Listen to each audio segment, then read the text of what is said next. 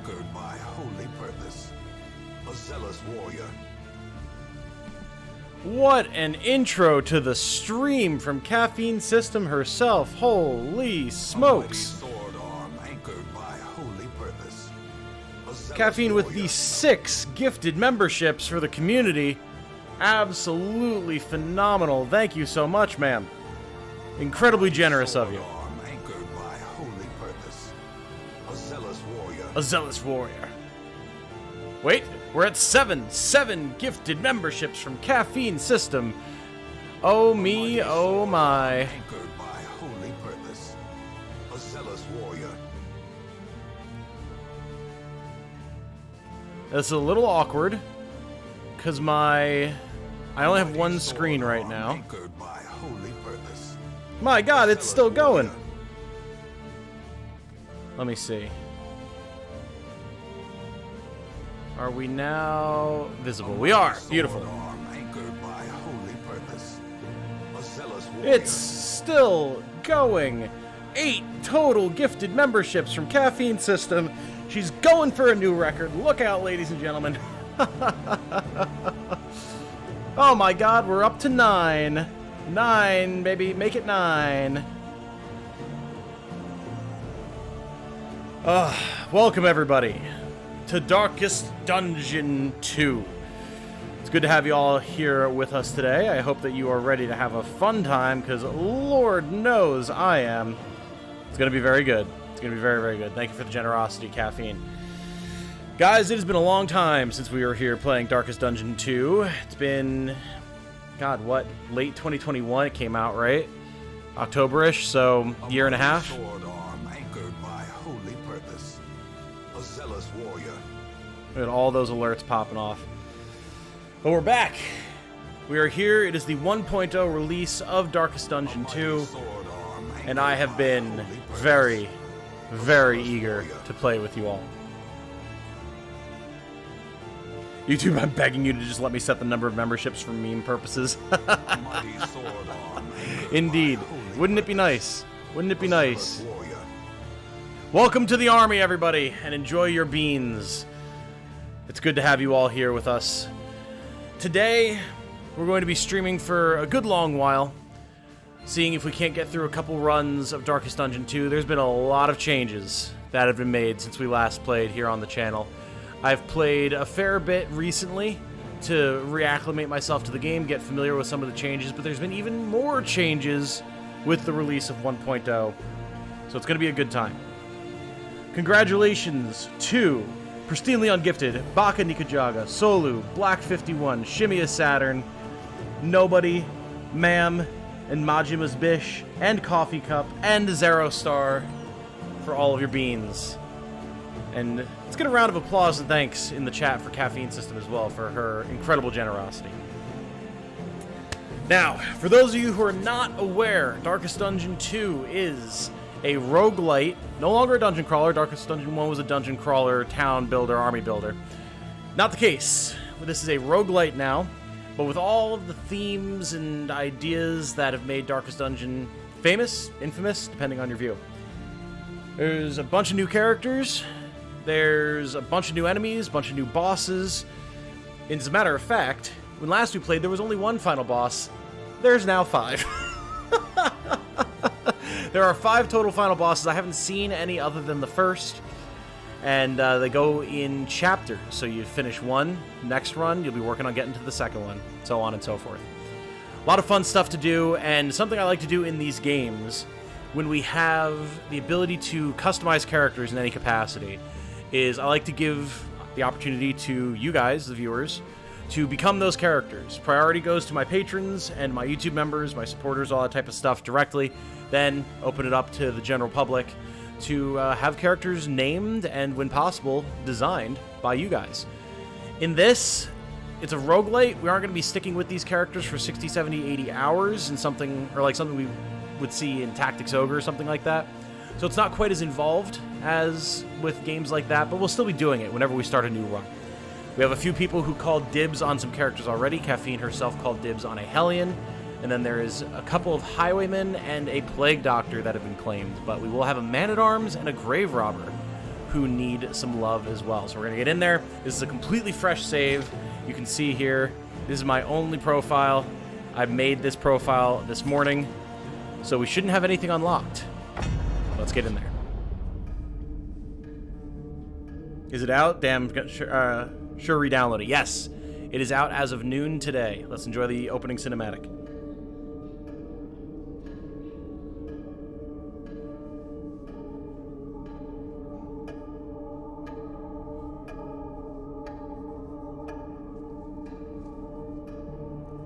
Thank you, Box in a Corner. We'll see how the first run goes. They made it a lot easier. We'll talk about that once we get in there. For the first one. Ruin has found you at last. My protege. My friend. Our calculations were correct. The ephemeral equation is unbalanced. The Earth spins on a strange and terrifying new axis. And everywhere, unbridled consequence. The world is a wasteland of failures past. And yet, you must ride out into it, unafraid.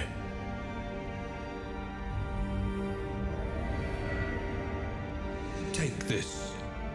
It is hope, the very last of it. It is yours now. You were bold once. Be bold once more. Free yourself from this suffocating stillness. Fix your gaze on the horizon. And face the fearsome truth of the darkest dungeon. There it is. Woo! Oh, I'm so excited. This is going to be so good. Guys, I am, just so you know, still at my family's place. I'm not at my apartment with my girlfriend right now. Been helping out with some health stuff that's been going on. So, hear a little bit of noise in the background, a little bit. The borderlands. Half swallowed by the stain. There's a little bit of like lag. The internet isn't as good as it would normally be, so my apologies for that. It should be more than functional, though. My stream of Advance Wars the other day went quite well. So you can see now we have a prologue as opposed to going right into the first chapter, which is interesting. This is not how this used to go, so let's see how this works. And we're right back in there. So first things first, I wanted to check. I think my graphic settings might have gotten reset a little bit. Yeah, definitely want VSync on, which normally you don't, but I've been getting weird tearing in Darkest Dungeons, so we're going to turn that on, and everything else should be good. Now, I've played this game before, but if anyone has any questions or anything like that, please let me know. I'll do my best to answer them, and we will address things that come up as we go as well. I glimpsed it lurking at the ragged edges of your mind. I watched its venom spread through the veins of the world, and I trembled at its terrible reverberations. The crossroads. Who will step forward into the light? And here is where we get our characters. There's been a ton of new dialogue added, lots of new lore, lots of new voice lines, all that type of good stuff. The party! Well, this is easy. We choose 4 heroes at the start of every run, and they're who we bring with us. Now, at the start, we only have these 4 heroes unlocked. The Plague Doctor, the Grave Robber, the Highwayman, and the Man-at-Arms. A solid team. But there's a lot of other options that we'll get to, especially a few new characters, or returning faces, I should say, really. But these will be the baseline for now. First of all, science our Plague Doctor here. Hands. This is not Paracelsus today, no. This is Tenchi. Plague Doctor has been claimed, as well. Hunted, our Highwayman, harried, very much the same. Fugitive seeking to outpace the past. Oh, here we go, indeed. Okay, so chat. We've got our Plague Doctor and our Highwayman. Easy, simple. I need a name for a Man-at-Arms. More devastating than the horrors of 100 campaigns. And again, we're going to be going through characters a lot here, so we're not going to be raffling things off, anything like that. Just first things first, patrons, YouTube members. Just First person I see. Whoever wants to claim the Man-at-Arms, go for it. There will be plenty of opportunities for characters, so don't worry if you don't get in right now. Avarice slips unseen into the catacombs of the mind. We'll need the same thing for a grave robber. If anyone has any names for the Man-at-Arms, specify the name and that you want Man-at-Arms. If you have a name that you would like for the grave robber, give me a name and say grave robber so that I know. You only have to manage 4 characters this time around. Yes, you choose 4 characters at the start of a run, and they stay with you for the entire run. If someone dies, you need to get to the next inn, which is the next checkpoint, and another hero will randomly be added to your party from the list of heroes that you have unlocked that you didn't bring with you initially. There's also the Bounty Hunter, who you may remember from Darkest Dungeon 1. You can't choose him right off the bat, but you can hire him at specific inns to join you for a section of the journey, replacing one of your heroes. I see Zero Star saying Rook for the Man-at-Arms, and Majima's Bish saying Valkyrie for Grave Robber. Sounds good. Sounds good. We've got Rook, excellent, and Valkyrie. Very good names. Very, very good names. Remember, we'll be every run getting new characters coming in here, and if someone dies, we'll be getting new characters as well, so we'll have plenty of opportunities for names. Now, I was informed by the patch notes that there is a way to customize appearance, but we might not be able to in the prologue. Like potentially different skins, at the very least different color palettes, and apparently different weapons as well that are just visual, but still. I'm not seeing anything like that here. We see all of our characters' skills. We'll go through these as we start using them. Let's see what quirks our characters have. This is very important. You get different quirks at the start of every run, and they can have a very big impact on your run. Starting off with Rook here, he has Fanaticator versus the Fanatic. Yes, an enemy type, Fanatics, minus 20% damage taken, so he'll be able to tank against them more effectively. And he'll also deal more damage to them, and he has a 25% to actually remove stress from himself when hitting them. Really, really good. Fanatics belong in the Sprawl location, so if we can get to the Sprawl, that'll be really good for him. But Hypochondriac imagines contracting every manner of illness from enemies, so anything to do with illness will probably increase stress for Rook here, so we're going to have to watch out for that. You start with 1 positive and 1 negative quirk on every hero. Rawl has Slippery. If HP is less than 75%, have a 20% chance to gain a dodge token at the start of the round. Very nice. Very nice. And Mellophobic. Music is the trigger for deep-seated resentment. Interesting. Not something that we should run into that often here. If we had a Jester, this could be a problem, but I don't see it being a problem too much on this run, which is nice. Grew up with the Skullduggery Pleasant books, so I love the name / codename Valkyrie. Hell yeah. I dig it. I dig it. For Valkyrie, we have Sprawl Scrounger, knows where to find resources in the Sprawl, so we have 2 characters that want to go to the Sprawl now. That's going to be very, very good. And then Selfish, puts their own interests first. Minus 10% positive relationship chance and plus 10% negative relationship chance. So we're potentially going to see some drama here with Valkyrie. Valkyrie might be causing issues on the stagecoach for us today. We'll see what happens with that. And then Tenchi wants to go to the Tangle, knows where to find things in the Tangle. I like the Tangle as a location. It's one of my favorite locations, along with the Sprawl, actually, so this is perfect. And then Torn Rotator Cuff, minus 10% damage. Not great. You obviously don't want to see damage negatives on any of your characters, but a support character like the Plague Doctor, who's doing more damage over time stuff, healing stuff, of all of our characters, this is probably the best one to have it on if we had to have it, so. Something new that was added to all of these heroes as well, they have paths. So I believe there's 4 of these per character. Everyone starts with Wanderer, and then they get 3 unique ones that actually completely change the way that the hero works from what I've seen. Changes the way their skills functions, changes the way their stats work, changes where they want to be in the ranks. It's very interesting. So even though the roster is more limited than Darkest Dungeon 1, there's a lot of customizability within the actual characters, which is nice. Keeps you from just playing them the same way every time. However, we do all start with Wanderer. All this does is give us extra Candles of Hope when we reach the second inn. Candles of Hope are our meta progression now, or at least one form of it, where we can go and unlock pretty much whatever we want. Gone are the days of profile levels, where you just had to get hope at the end of a run and level through the profile levels and just get whatever unlocks you would get in a linear fashion. Now we can upgrade whatever we want in whatever order we want using these candles. We can spend them at the end of runs. And then the story, this is still the same. We can visit Shrines of Reflection to unlock hero stories, which will allow us to unlock their new abilities. So we're going to be watching out for those wherever we go. But yeah, that said, we have the unusual suspects. This is our very first run. We're getting in there.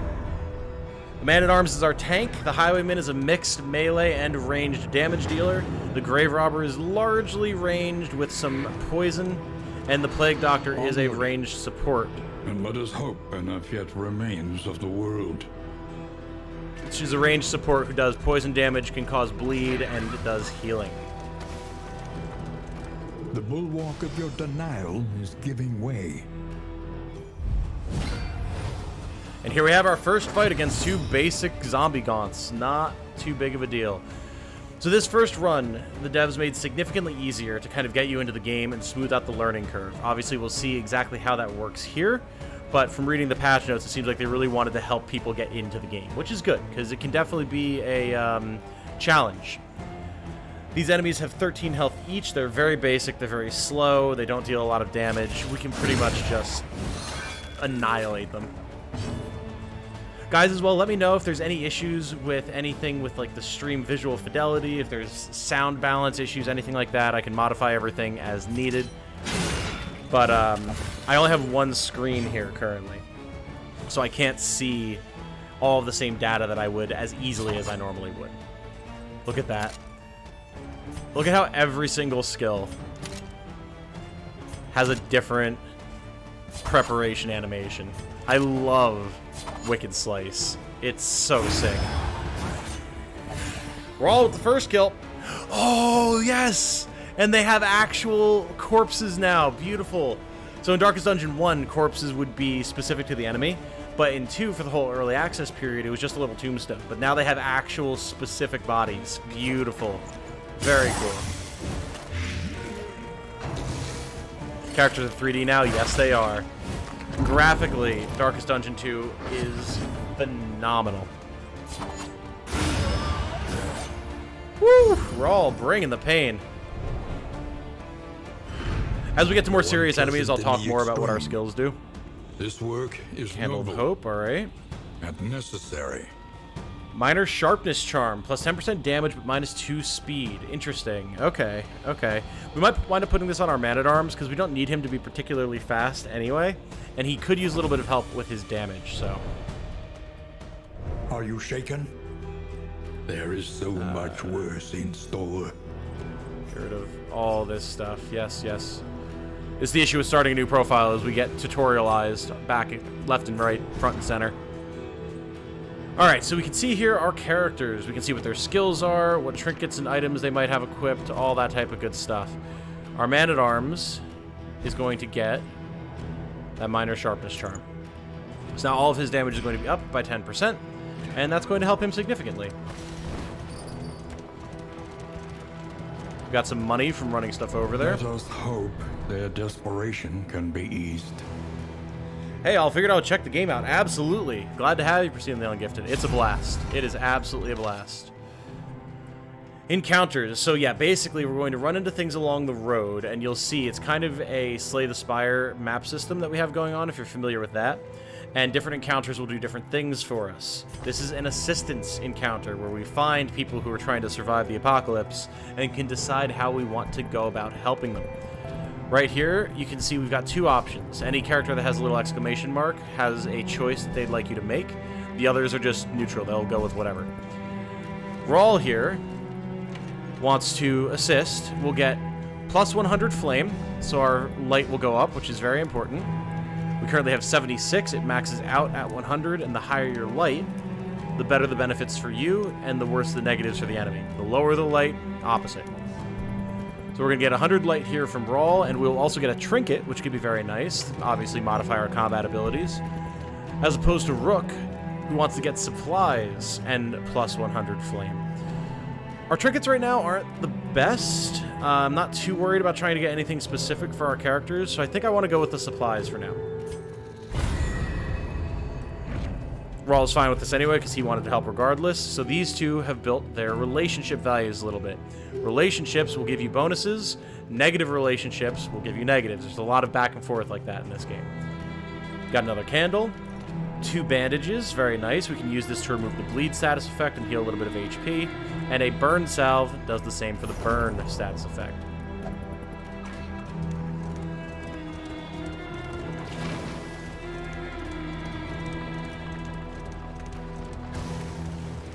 Yeah, do let me know if everything sounds good, looks good on the stream. That would be lovely to know.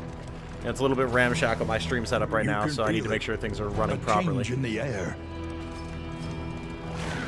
You can see here we have all these obstacles in the road. You want to run them over to get extra Even items. your valley is not immune to the spreading stain. Oh, we got a big boy. All right. But yeah, you want to hit every obstacle that you can in the road. It seems like it would be counterintuitive, but you actually get food, trinkets, money, all that type of stuff. So the more things you can hit, the better off you'll be. There are actual road obstacles that will cause damage to you as well, but that's just will happen by going down a road that has one of those obstacles. You can't avoid it. Now, we've got a big boy here, the Woodsman. He's a gaunt enemy type. We can actually zoom in here to see. Is the natural prelude to action. This is a new feature as well. Came along in the early access period after we had played it. As we learn more about them, we'll see what their attacks do, what damage they can deal, all that type of stuff. For right now, though, we can just see the model, its name, and its resistances. This guy can hurt really bad if we're not careful. The Widows are not damage-dealing enemies so much as they're stress-inflicting enemies, which is a problem. We definitely want to get rid of them if at all possible. Both enemy types have their own advantages and disadvantages to targeting first. And if you don't know what I mean by the stress system, our health bar is not the only thing that we have to pay attention to in Darkest Dungeon, if my mouse would stay. Thank you. We have HP, like in traditional games, but we also have a stress bar. If our stress bar maxes out, our characters will have meltdowns, they will lose relationship points with their allies, they will lose a huge chunk of health, and generally may wind up becoming an issue for us. We want to avoid this happening if at all possible. The lower your stress values, the better. As stress goes up, even before it maxes out, people will start bickering, infighting, causing relationship problems. You want to avoid all that. So that said, we have block tokens right now from the flame. So we're going to focus on the stress enemies in the back right now. Generally want to deal with stress-inflicting enemies before damaging enemies. It's easier to heal than it is to calm down. These enemies don't have a lot of HP, so we're not going to worry about too much setup. We're just going to try and bring them down. Everything looks and sounds good so far. Awesome, awesome. So you can see horror that's going to inflict stress at the start of the turn. We got stunned over here on Rawl, which is annoying. And we can't really hit these two with damage, so we're going to try and put some Blight on the big guy. Blight is a damage over time effect. You can see this Widow is taking 2 damage per turn for 2 turns. Tenchi here can inflict 4 damage per turn with this Noxious Blast if it affects this guy. Let's see. It did. Beautiful. So now for 3 turns, he'll be taking 4 damage a turn. Very nice. Since Rawl already got hammered a little bit, rather than attacking, we're going to go with a defender here from Rook. So as our front line, he can actually guard one of our allies. So now if they try to attack Rawl, they'll hit Rook instead. Oh boy, good thing we did that too. Wow.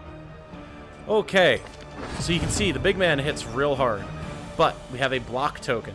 This is how they've kind of taken RNG out of the game a little bit. Rather than just having like flat damage reduction, chance to miss, dodge, all that type of stuff, those things will still happen, but they'll be applied in the form of tokens instead. So we can give ourselves block tokens, or you can get them through various other means, and so long as you have some remaining, you'll take 50% damage from the next hit. And you can see how many we have because we have 1 icon and then a white dot below it to indicate another charge. That would have dealt 14 damage out of our... What? All heroes How much are health human. do we have? I'm surprised it actually doesn't show us our health here. But I think it's like 40-something. There it is, yeah, 42. So it would have hurt pretty bad. That would have been a quarter of our health.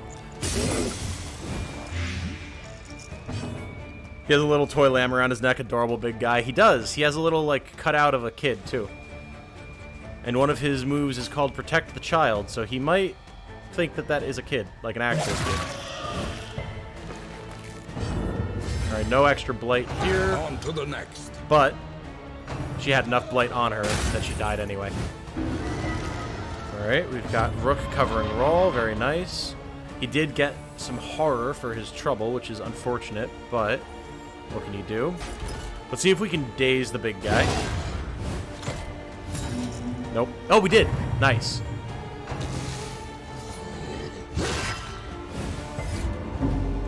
Alright, all of our block is now gone off of Rook. He'll be taking full damage unless we re-up that. Let's keep trying to put poison on the big man. Good. 12 damage for 3 turns now. We've stacked that very efficiently. And let's take shots on the back line. Heyo, happy Darkest Dungeon 2 day, says Canadia. Welcome. Thank you, my friend. It's good to have you. Thank you for stopping by. Let's put some... I like getting the poison darts on. It only deals slightly less damage than the thrown dagger at base, and getting blight can be very, very nice, so I generally tend to go with these.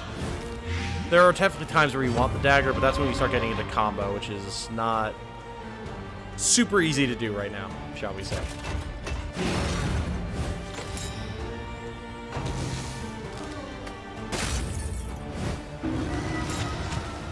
We're getting horror applied all over the place. There's Protect the Child, yeah. So, the Widow is now covered. However, she only has 2 health remaining, and she's going to take 2 blight at the start of her turn, so she will be killed instantly, so we don't have to worry about her anymore. Now we just need to deal with Big Man here.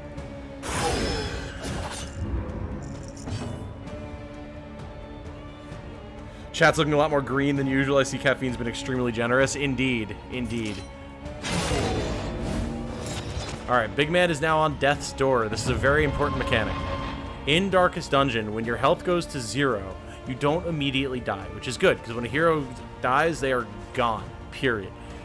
What instead happens is you drop to Death's Door. The next blow could be fatal. Any damage that you take on Death's Door has a chance to kill you. And you can see Big Man here. He has 25 base death blow resist, so he has 25% chance to survive when he's on Death's Door and takes any damage. It used to be that only heroes would have Death's Door checks, and when you reduced any monster's HP to 0, they would die immediately. That was how it was in the first game. Not so anymore. Some enemies, not all, you can see this Widow has just no death blow resistance, they will just die. Some nastier enemies like the Woodsman can resist, so bringing them down can be a little bit more of a challenge than you would like. But we still got him. Widow down, beautiful. Poison's always a great equalizer in RPG games. Oh, yes. Oh, yes. Alright, we got another Candle of Hope, and some Chalk Dust removes stealth and cannot gain stealth for 2 rounds. This is good. You will encounter stealth enemies sometimes. Basically like a holdout. Yes, exactly like that. Rest and resupply await you. Everyone essentially has Roy equipped at all times, which is pretty nice. Let's get some of these combat items equipped. Due to the nature of these items, it doesn't really matter too much who has what. So we'll just get these bandages on, the burn salve, and the chalk dust. Combat items are very, very nice. They don't cost an action to use, so you don't have to worry about like using up what would be an attack to use an item. You can use them for free, and they can have a lot of beneficial effects. So always having combat items equipped on someone who has an open slot is the way to go. There's not a single reason that I can think of to not do that.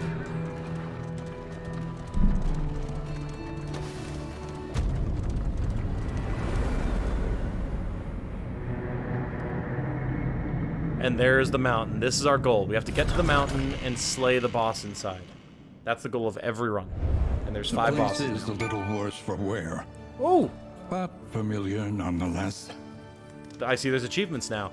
I'm playing on the Epic Games Store, as it was an Epic Games Store exclusive for early access, and there's really no reason to buy the game a second time unless I was going to be playing like on Steam Deck or something like that. So you'll see stuff like that pop up that's Epic Games Store related. If you were on Steam, which the game is now out on Steam, then you would have normal Steam achievements. We're at the Torch and Crown. Every inn tends to have its own effect. The first inn doesn't really have much, but other ones will have different things that it'll do for you. We got 2 candles for reaching the inn. Very nice. Again, that's our meta progression resource. Oh, And that was the prologue. Okay, you found your fortitude at last. Collect what hope you can and end your expedition here. Oh. Okay. So they literally are just introing it. Got it. So that's why we aren't getting anything. Okay. Well, normally when you get to the inn, there would be a whole bunch of different stuff that you can do, different ways to, like, upgrade your characters, get new items, all that type of stuff. But we can't do that Learn here, a little and begin again. So you can see there's all these different things that you can do to get more Candles of Hope. Again, we're going to see very shortly here how we can use these. But for now, we completed the valley, which is the starter area, and found some candles along the way. And so that's the 5 that we got.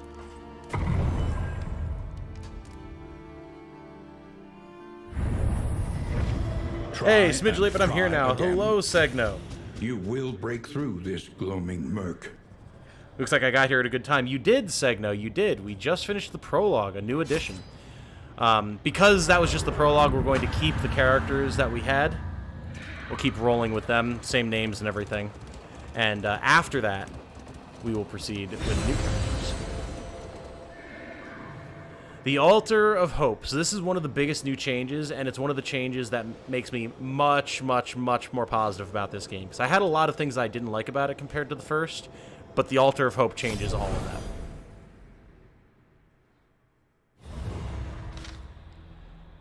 So in the Altar of Hope, we can access all of these various different locales to get upgrades. Right now, they just want us to go to the working fields as part of the prologue, but you can unlock new characters, get trinkets, get upgrades for your coach, all sorts of different stuff. To recall a thing is to make it real once more. So you can see every single unlock has a cost in terms of your Candles of Hope.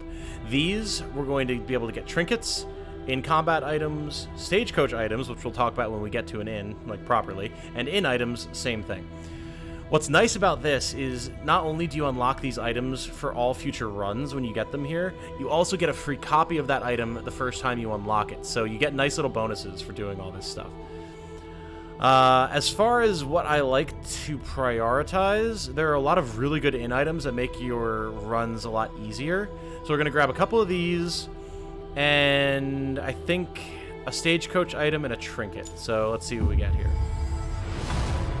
A welcome Stale bread. advancement in the Nice. science of survival. So one of the ways that you can heal up your heroes when you get to inns is by feeding them food. You start off with exclusively slime mold, which is obviously, as you can probably guess from the name, not great. Stale bread is a lot better. Heals you up and gives you some max HP until the next inn. Very good. Let's grab another one. Every twinkling Whittling recollection tools. is another implement at our disposal. This is a stress recovery item, so we can have someone use this to take 3 stress off of their total, and it looks like they were whittling a little highwayman, which is cool. Now let's grab a stagecoach item. A drop of sanity. Ooh, In a sea of Almanac of madness. Sprawl. In the Sprawl, plus 15% damage. Nice. Now, since we're starting a new run, I'm assuming our characters are going to have different quirks, so this is going to be potentially less useful if our characters don't want to go to the Sprawl anymore, but it's still nice to have, and since we're guaranteed to get this for this run, I'm inclined to go there anyway, because plus 15% damage is a lot. And then finally, let's unlock a trinket. Love how Rawl has no stress, but his character art looks the most stressed. I know, right? Prodding Pendant. Indelible trinket. When stress damaged, heal 33% with a 10% chance of having that happen. Okay, very cool. Very, very cool. So now just whenever we take stress, we have a 10% chance to heal. That's really nice, actually. It's a low chance, but you take a lot of stress over the course of a run, so that should wind up being quite useful for us. If you guys couldn't tell as well, like you saw the tentacles on that little trinket there, this game is incredibly heavily inspired by H.P. Lovecraft and his works. So it's their own mythos and everything, but like the signs are obviously there once you know where to look. That's all that we were allowed to mess with for now, so we're going to embark. Sanctuary. As fleeting as Whittling a dying tools. Nice to remember that star. knives work on things other than meat. I know. You can see we're traveling through the abyss itself right now.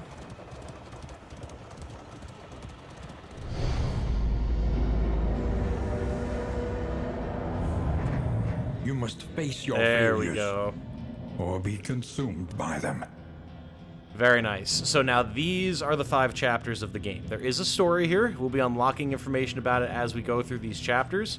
And each one of these chapters has its own unique boss, challenges that we need to address, special enemies that'll start showing up as we get further along. It should be really, really cool. The sense of progression is going to be a lot better than it was in early access. You have cowered in your Unsurprisingly. crumbling denial long enough. And the implication is that our character is in some way responsible for what's happening here, which was sort of kind of the case in the first game as well. I remember So our first meeting on the steps of the university. A collegial handshake that would doom us both. Your insightful questions during my lectures gave me pause, and I recognized in you something of a kindred spirit. Despite our differences in age and position, we shared a keen fascination for archaeology, folklore, and, of course, occultism. The crossroads, where lost souls hope to find their way. there we go. So now we'll be able to repick our characters. Karagat says, "Hi, just dropping by to say thanks. Been watching it / listening to the Tactics Ogre playthrough and has been keeping me company these past weeks. Awesome. I'm happy to hear it. Glad you've been enjoying." I absolutely adore that playthrough, and as soon as possible here, we'll be continuing it with the post-game content that we haven't done yet. It's just, there's a lot going on right now.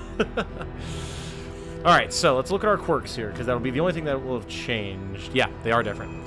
So we now have Iron Stance, we have plus 30% move resistance, very nice, but we're greedy, always focused on their share. Pride, more devastating than the horrors of 100 campaigns. So our Highwayman now has Precision Striker plus 7% crit chance on melee skills, so our knife's going to be hitting real hard. But Afraid of Cadavers. Pair me not with the Husk of the Departed, or I shall crumble myself. Combat start versus Cadavers, 50% chance to gain +1 stress, not the worst. Hunted, harried, a fugitive seeking to outpace the past. Our Grave Robber is Bon Vivant. Plus 5% positive relationship chance, minus 5% negative relationship chance. Okay, so the opposite of what we had last time, basically. And Soft. Minus 5% max HP, plus 10% meltdown chance, and, 15% to be blinded when taking damage. That's less than ideal. And then our Plague Doctor is a Tactical Thinker, plus 5% crit, and a 15% chance to gain dodge at the start of the round. Very nice. But is afraid of water. Understood. So let's rename these guys again. We've got Rook, Rawl, Valkyrie, and Tenchi. Nice. And I'm assuming in the Altar of Hope is where we'll unlock the ability to customize these guys in terms of their appearance. We'll have to see.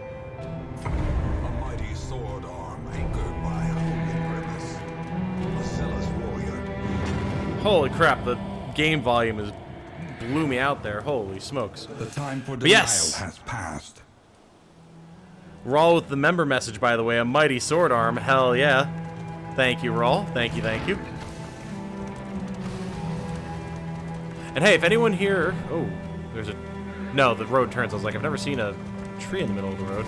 If anyone here would like to get priority for having characters named and designed by them, you can join as a member or a patron. Open arms.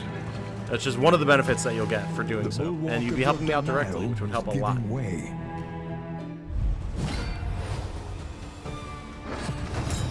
All right.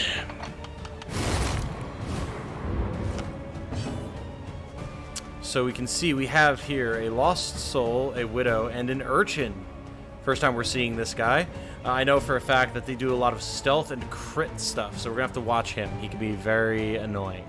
And as a matter of fact, we're going to go for taking him out very quickly.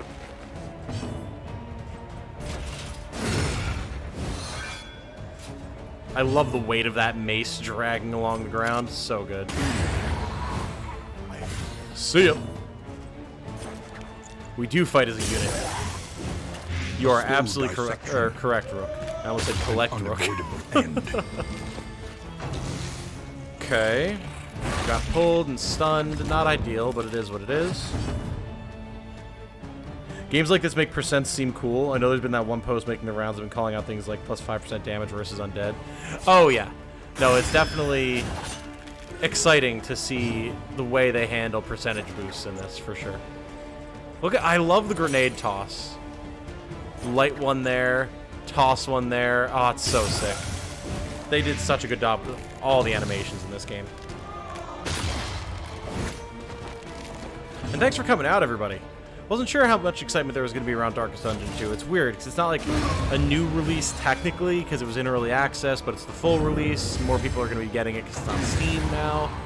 So, you never know. We are the flame, burning brightly for all the world to see. Nice. So this is the standard reward for your first fight in any given run. You get mastery points, which we'll talk about when we get to the inn. Then you get money of 2 varying types, which do different things. And a greater hail draught gives plus 20% max HP. That's awesome. We'll definitely be equipping that, probably on our man. Push on to the inn. Rest and resupply await you. You can see the inn is right here. You always have one battle and then the inn. Do not let the flame expire. This is very important. So I mentioned it before. We have our flame here. It gives different bonuses based on how high or low it is, as I previously mentioned. And if it goes out, you will get jumped immediately by cultists, and it'll be a very nasty fight. So you want to make sure that you keep it high at all times.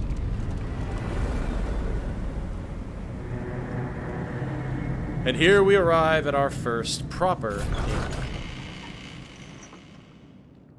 If you guys hadn't seen already, I did also put out a tips video for Darkest Dungeon 2. I have my first one out now. It went out at noon, and I have another one that will probably be going out later tonight. And I have a bunch more videos planned as well if people are interested in them. So if you haven't checked that out yet, do so after the stream. It'd be very much appreciated. The Torch and Crown, a glimmer of hope in the quickening dark. So we heal to 50%. If we were underneath 50% max HP, we will go up to 50, and we have 1 stress point knocked off. And then we have minus 10% positive relationship chance and minus 10% negative relationship chance at this inn. So not going to be a lot of relationship changes here. We've got 2 candles for getting here. We have our items. Let's proceed. And now we can see we have all of our items and different options available to us here. So we can buy more provisions. For wealth no longer has meaning. The Radiant Flame it ever did. Oh, yes, they said they were going to be adding this. A helping hand for when all seems lost.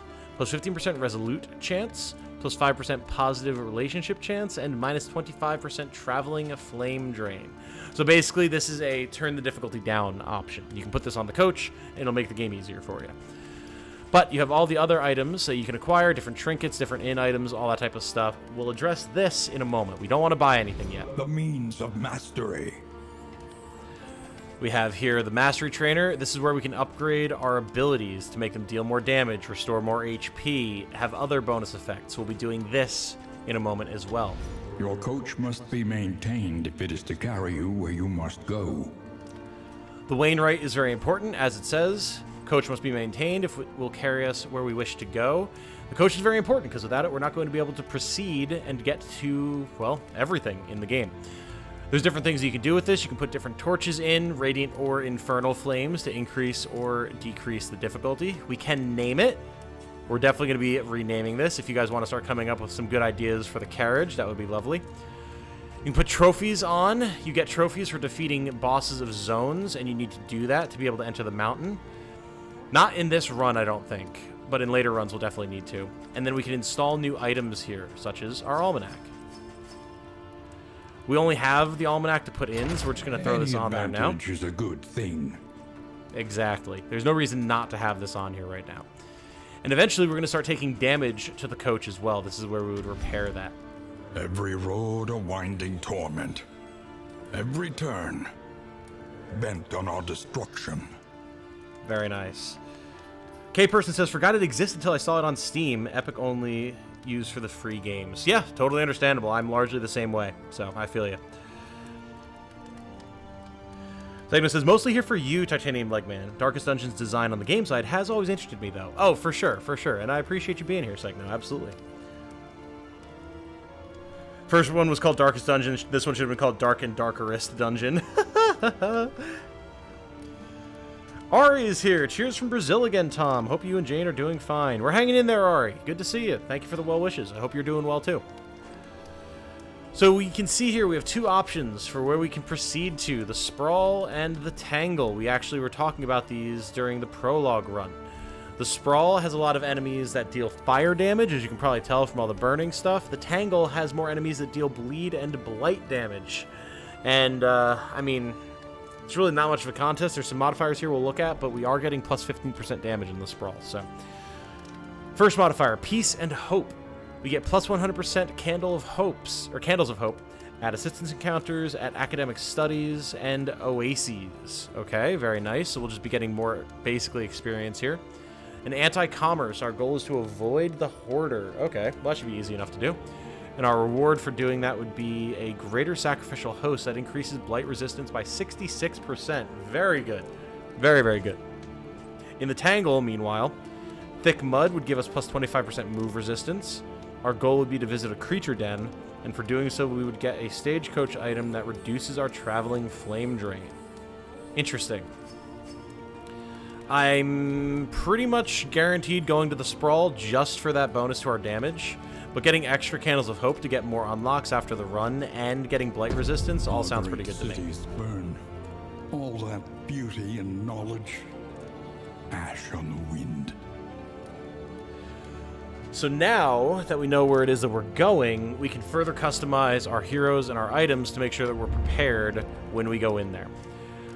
Here at the Provisioner, there's two things that we're going to want to buy, and I see we have both of them available to us. We want bandages, because enemies in the Sprawl can cause bleed, and more importantly, burn salve, because we're definitely going to be getting burnt. So we're going to buy these. It's 6 relics per purchase here. We get these as well. That brings us down to 28. We can potentially buy some in items, not that we really need them.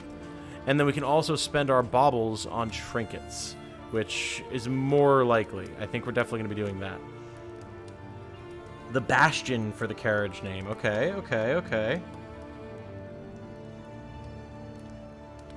Titanium Carman. That could be good. That could be good. Not sure if it's the bitrate or something, but those horses seem to keep shining out as 3D models behind their consistent art style shader. I was noticing that too. I think it's definitely just the horses. Weird how little I've heard talk about this game, given how insanely popular the original was. Yeah, well, now that it's out in 1.0, there's going to be a lot more buzz around it because it's out on Steam. You know, in the early access period, there's less to talk about, people less interested. It was only on the Epic Games Store, all that type of stuff. Now, I would love to be able to get something that would increase our burn resistance, but it doesn't look like that's available, so I think we're going to hold on to our relics and our baubles for the most part. We'll be able to get better stuff down the line, and we could potentially buy stuff on the road as well, so I'm happy with what we got there. Now, the Mastery Trainer, this is very important, because these upgrades are going to last for the whole run, and you can only upgrade an ability once. So what we choose is going to be pretty important. You get a good boost of mastery points right at the start, and then they're fewer as you go through the run. Now, one thing I know that we're going to want is here on Tenchi. Tenchi's Ounce of Prevention increases the entire party's blight, bleed, and burn resistance for 3 turns by 15%, and gives disease resistance plus 15%. By upgrading this, it goes up to 25% for the different dots and 30% for the diseases. And in the Sprawl, this is absolutely going to be vital. So we're going to pick this up. And along with that, we're probably going to pick up Battlefield Medicine as well. This is the way to remove those dots when they get applied. And it'll give us some extra healing. And it'll remove a blight, bleed, and burn from Tenchi as well as Tenchi's target. So... Also, sometimes, guys, I will refer to the characters as, like, he or she or whatever. This is not me referring to you guys. It's referring to the canonical gender of the characters, just so y'all know. The Plague Doctor and the Grave Robber being female, the Man-at-Arms and the Highwayman being male, canonically.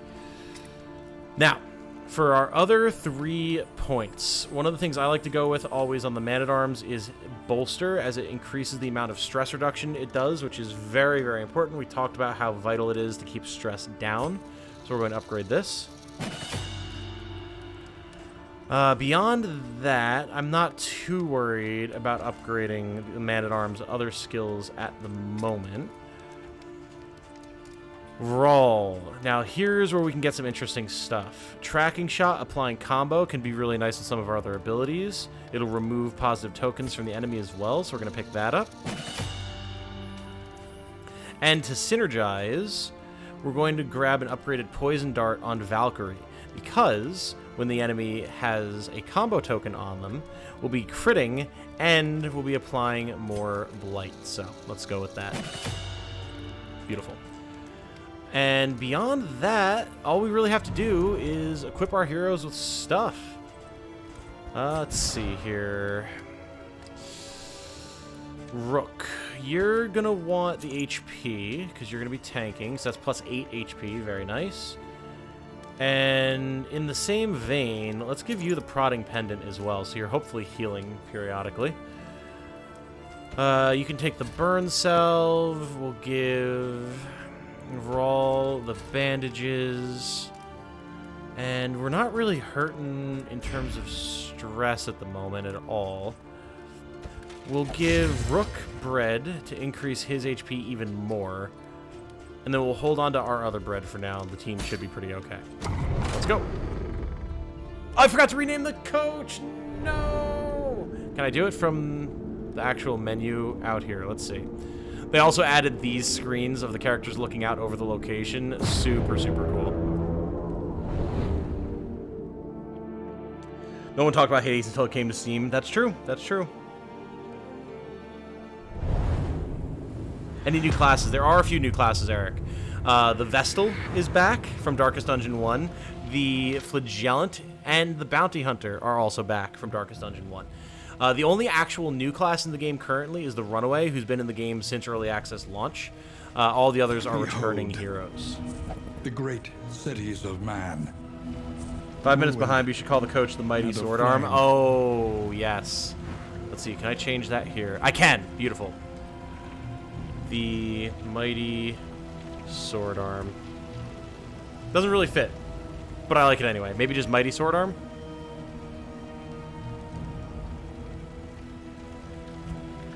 Yeah, that works. That works. Cool. Alright, so now we can see here, we have the actual Slay the Spire style progression map here. A lot of things to look at. We'll address them as we come to them. First things first, you have to choose which way that you want to go. And our characters, as you can see, have preferences. This is where that whole relationship system can kind of start coming into play. So Rook wants to go to the Hoarder. However, our goal is to avoid the Hoarder. So we're not going to do that. If we go to the Hoarder, we won't get this trinket. So we're not going to be doing that. That's going to make Rook upset. But that's just, you know, it's how it happens sometimes, guys. You can't always get what you want.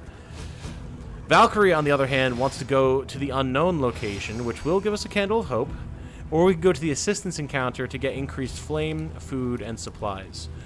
We don't need flame at the moment. We are at 100 flame, and Valkyrie wants to go to the unknown, so we're going to go left.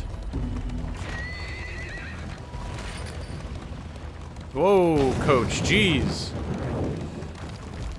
All right, we got bombarded there. So you can see we actually lost some armor. That's important. If that armor goes to 0 and we get attacked again, we'll wind up being forced into a battle where we have to repair the Let us coach. hope their desperation can be eased. We got an assistance encounter anyway, okay. Not sure how I feel about the coach change instead of a traditional dungeon crawler, but I love that this dev team isn't scared to change things up. Yeah, that's one of the things that I was skeptical about as well, Eric. They've made a lot of changes to make the game feel more like the original while still being a different format, though, which makes me really happy. Now, these fine folks look like they're, like, militiaed up and they want help. What are they offering? We can get flame and scouting. Ooh, okay. Being able to see what's coming would be nice. Oh, we can lose flame, but they'll repair the coach. Interesting, interesting. So we can give them some hope and get our armor back. That could be good. Or we can give them some money, and they'll give us combat items and flame. Huh. If we were also missing wheels, I'd be more inclined to go for the wheels and the armor, but we would only get the armor out of that, and we would lose 5 flame for it. We don't really need to get flame bonuses right now, and scouting would be nice, but it's not necessary. I think we're going to go with this. We'll still get flame, but we'll get a bunch of combat items, which will be super useful. Can't always get what you want, but if you try, sometimes you just might get what you need. So we got Laudanum. Removes horror and stress from characters. This is very nice. And a Pouch of Lie, which clears all corpses. That's a mechanic I hadn't talked about yet, but as you probably noticed, enemies do drop corpses when you kill them, and those corpses gum up the works and make it harder to get to the enemies that you're trying to take out. Looks like we also got some milk-soaked linens and bandages while we were on the road, too. Nice. We're definitely going to take the milk-soaked linens, because that can remove blind, which I think we can encounter here, if I'm remembering correctly. We already have bandages. We have burn salve. Our stress isn't too bad at the moment. Let's take the Pouch of Lie so we can clear corpses. We don't have a bunch of really good ways to do that yet, so... Now, what does the team want here? Anything in particular? No, actually. The team is big chillin'. Well, that's good. We can go wherever we want. We can see here we have scouted there is a rough patch which will reduce our wheels here. And since we're going to the same location regardless, let's bear left and see if we can at least avoid that. We venture blindly forth, at the mercy of the road and its myriad dangers. Nice, we can see some positive relationships brewing with the team. Souls of a dying world, empty of hope. Drunk horse driving. It's definitely hard to manage the horse. And so you'll see sometimes we can wind up in road battles. So we've seen these guys before. These are not the region-specific enemies. And it used to be that these battles would be on a 5-round timer. They've removed that. Thank God. That was one of the things I hated the most. Because if you didn't finish the fight within the timer, it would just end, and you wouldn't get any rewards. But you would take all the damage that you took. But it was like, what, did the zombies just be like, it's been 5 minutes, you're allowed to go. Like, it made no sense. So I'm glad they removed that. It was really dumb. Okay. So, we know this guy in the back is going to want to try to gain stealth. So let's hit him with the tracking shots if we can. Okay, now he's debuffed. He can't gain dodge. He'll be comboed, so we can actually hit him with the poison darts for bonus damage. Well done. Nice. Who dropped all the hope? Well, that's the idea, right? The flame literally is the last vestiges of hope that humanity has, granted to us by the academic, our narrator. And so we're trying to bring it to the mountain and reignite the hope of humanity. So it is literally a resource. Early results are encouraging. Plague Doctor's new design is nice. Looks like she's ready for a fight. Oh, yeah. Oh, yeah. All right, so that guy's dealt with. Hey! I think that was a subscriber notification. Are the notifications a little quiet for you guys? 'Cause that was a little quiet for me. I might need to go turn it up a little bit. What do you guys think? Let me know, because I can definitely do that really quick. But Cold Harbor, thank you for subscribing. Good to have you. Yeah, let me know if you think those need to be turned up a little bit. I just added some new ones, so adjustments could be needed. Wayne June is the giver of hope canonically. True facts. Wayne June is awesome. Alright. Well, we don't have to worry about this corpse back here, clearly. And Big Man is scary, so let's work on bringing the blight. Seemed really quiet, yes? Okay. So let me do this really quick.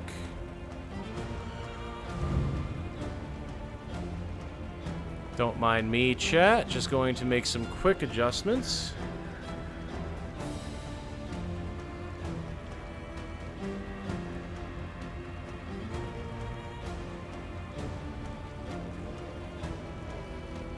Let us see. So, alert box. Subscribers. Volume up. Yeah, it was only at 14%. Let's bring it up to 50%, shall we? I'm going to do a test. This is a test. Let me know what you guys think. These are beaten, broken souls. And yet our fortunes ride with them. How does that sound for subscribers, chat? Let me know. And then I'm probably going to need to bring up the super chat one as well, because that's also low. Testing super chat now. What the hell? That's still so quiet. Let me bring it up even more. Assign no anguish to an empty purse. Oh, there we go. How does that sound? How you guys feeling about that? That's perfect.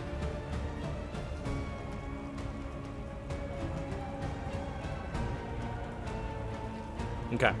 If other changes need to be made, cool. But I think for now, we are good to proceed. I think they should have kept the 5-turn timer, but given you a choice whether or not to leave. Thought of another possible name for a stagecoach, so definitely not enough space for it. Chariot of Holy Purpose. Ooh, that would be good. That would be good.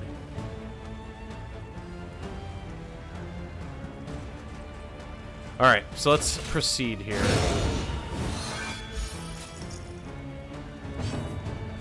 Thank you for bearing with me. The nature of doing it live is, well, we're live. And sometimes changes need to be made live. Alright, big man's coming down slowly here. Let's actually bandage up, get that bleed gone. And we'll probably keep poisoning him. So let's try and finish off this guy. Beautiful. Well done, Rawl. Well done. Measure out Much your better still as violence bitch quiet. Got it. and apply Okay. it judiciously. Could you stop making my man-at-arms bleed, please?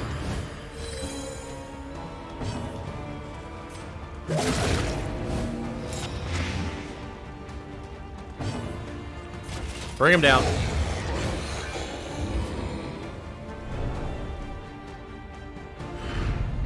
Gotta go. See you later, Segno. Find. Cool. We got ourselves some relics and charred books there. Nice. Money. As far as sound goes, all other sound levels are good. Voice versus game volume are good. Should be. No one's been complaining about it, so we should be alright, but let me know. Changes can always be made.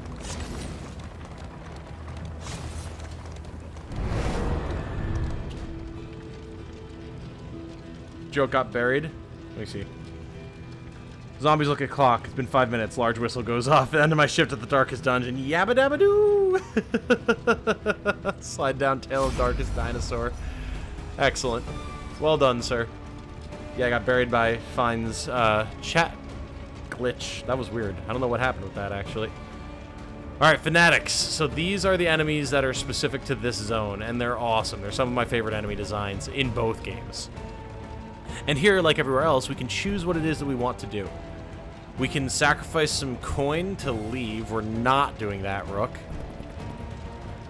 We can just fight. Rawl wants to just straight up fight, which is fine. And Tenchi also wants to just straight up fight. So Tenchi and Rawl agree with each other. Rook's going to be unhappy either way, but I mean, we're not leaving, so...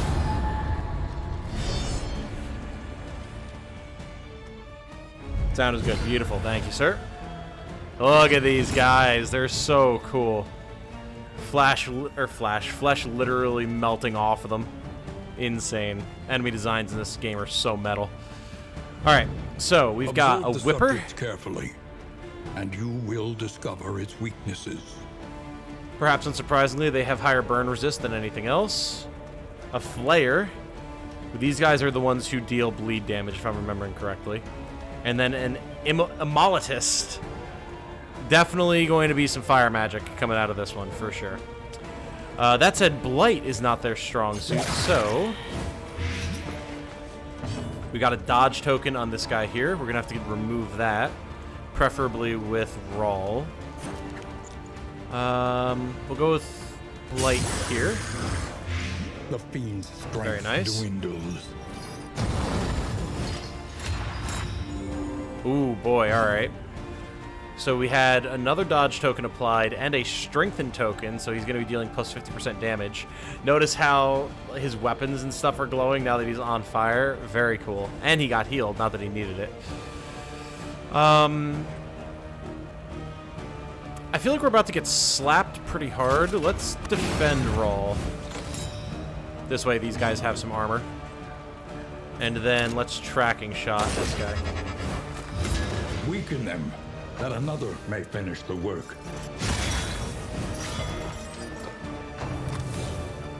Woo!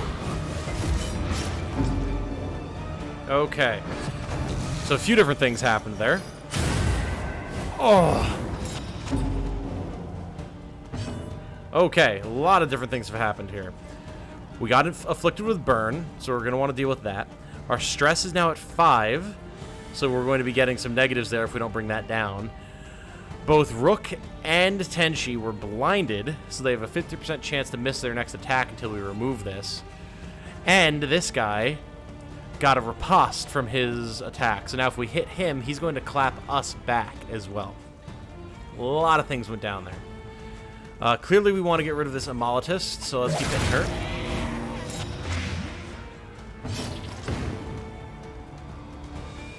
They've got great teeth, I know, right? Love how Valk's just like, whatever. Yeah, as you do. Let's remove the burn. And we can reduce Rook's stress and give him extra block. Let's do that. So his stress went down by 2. He gets increased block, block plus. So now he's only going to take 25% damage from the next hit instead of 50%. Very nice. We have plenty of bandages, so let's use that as well. Keep us topped up here. And then you can see we got shuffled around a little bit. Heroes have certain attacks that they can use in certain positions.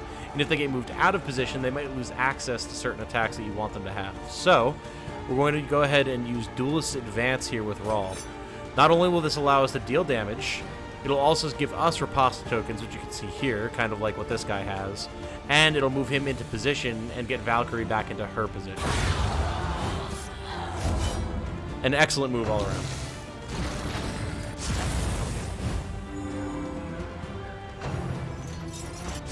Was it the torch that tipped you off? Yeah, you know, it was kind of involved.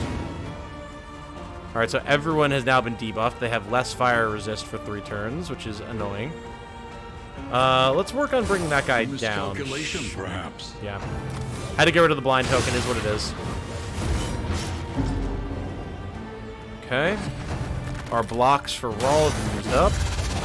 Oh, man. We got our riposte there. This guy now has 2 ripostes and the dodge token. And we are literally all burning. Less than ideal. You can see how this game gets very tough very quickly. We're going to get hit with the riposte for this, but let's track and shot. An opportunity. Ooh, interesting. Squandered. Okay, fair enough, fair enough.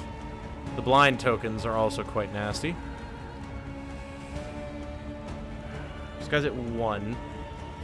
But he doesn't have Death's Door resist, so he's actually going to die to the Blight guaranteed. Fair enough. Let us then...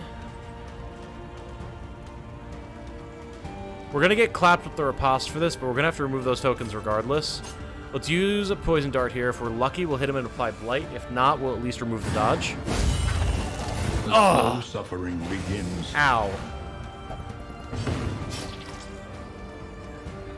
Darkstream for the win. Indeed, Danielle, indeed. The whole Fading Fire thing is definitely a nod to Armored Core 6 Fires of Rubicon. Of course. Obvious, really. Alright, well now that the dodge is gone, we can safely start laying into the guy, so let's do that. If anyone's going to get riposted, I'd rather it be here.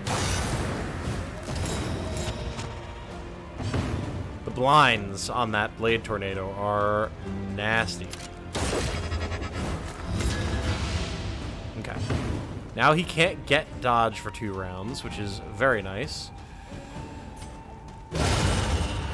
And there's the death blow. Okay. Whew. We lost a lot of HP there. That was pretty rough. In this weighty gloom, a spark. Bunch of money, though, so that's good. Howman's so ludicrously good in terms of mobility. Oh, yeah. Oh, yeah. We've got a lot of stress on Rook. We're going to have to work on bringing that down. As we're riding here, we should start getting some HP back. But there's immediately another fight, so...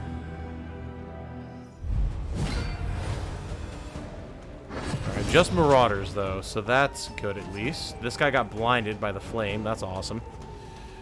We can try to use this opportunity to heal a little bit where we can. We're probably only going to be getting bleed from these guys, so I'm not too worried about hitting us with the ounce of prevention. Lethality writ Nice large. crit. This fire is out of control. I'm burning. I'm burning. I'm burning. I'm burning. You're on it with the jokes right now, Canada. Alright, let's take aim. Give ourselves some dodge and crit. Gonna be a big hit next turn for Roll. Valkyrie. Let's keep stacking Blight. Ooh, he resisted it. Alright, fair enough. And we didn't get the dodge. Annoying. Tom, remember Breacher Leper? Oh, of course I remember Breacher Leper. And Breacher's still in the game, so Breacher Leper could make his glorious return. We'll have to see. Alright, they have no Death's Door resist. This guy's dead to the Blight. Let's keep trying to spread that around. Nice. Dwindles. We're getting to the point where we'll be able to start applying heals, which is good. Bring down the Gunner. Yeah, man, if we could get Breacher Leper again, oh my. Oh, look at the bodies for these guys. Very nice. I like that. Now, we can get some Battlefield Medicine to get some heals going. That's good. Audrey has a... Or Audrey. That's the base name for the Grave Robber. Valkyrie has a self-heal, so we can use that with her. Ooh. Nice hit, Roll. Very nice hit. That crit token, man.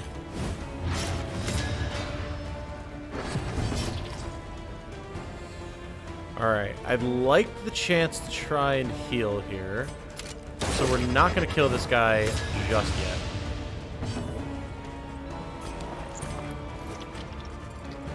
Go here. This wound, at least, has been tended to. And then we can go here with the Absinthe. Oh, we're actually not under 25%. We're at 25%. That's always annoying. So we can't actually drink here because you need to be under 25% health to get the heal from this. Quite annoying. Afternoon, Legman. I've been so ready for this sequel. How's it play so far? It plays really good, Chris. It plays really, really good. I already did enjoy the overall gameplay in the early access period, and with all the changes they've made... Whoa. Camera, please. With all the changes they've made since then, it feels awesome to play.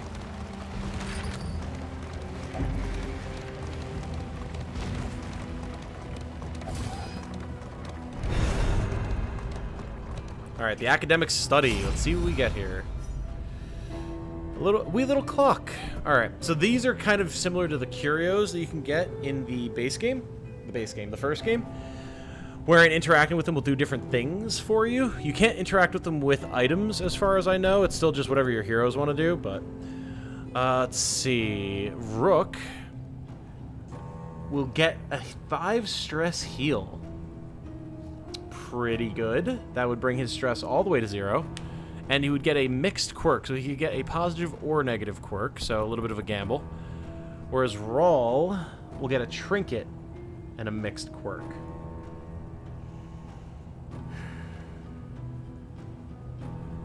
We have ways of reducing stress. Rook can do that for himself. Let's go for the trinket here. Rook approves. We got on guard and then off guard. Interesting. And an oversprung pocket watch. Interesting. Huh. So a 50% chance at the end of our turn to get an extra action, or a 50% chance to get stunned. Huh. I don't have ways to deal with stun? I don't know that I want to use that. Still think the move to 3D looks amazing. Oh, absolutely. 100%. May as well get some laudanum on there. So we have both of these. Okay, so we have On Guard, gives us +1 speed and 2 dodge at the start of combat. But we also have Off Guard. We get Daze at combat start and 15% chance to become vulnerable at the start of the round. Very, very interesting. Huh. Didn't expect to see both of those simultaneously. Throw these bandages on. I don't think that we're going to be using that trinket. I'd rather just know that I'll have my one consistent turn instead of potentially losing a turn or getting extra turns. That's not really my jam. Now, options here. Tenshi wants to go to the assistance encounter on the right. Rook wants to take the unknown path down the middle. No one wants to go to the cache, which is good. Because I don't want to go there either, because it'll be another armor hazard. The lair is over here, but we don't need to fight the boss of the lair, and I don't really want to fight the boss of the lair with this team either. That boss is really annoying. I'm with Rook. Let's go down the middle. So I want to try and find heroes altars. The unknown See what we can find. Be wary. Oh, to wash, that sucks. Yeah, I'm not super big on that trinket there.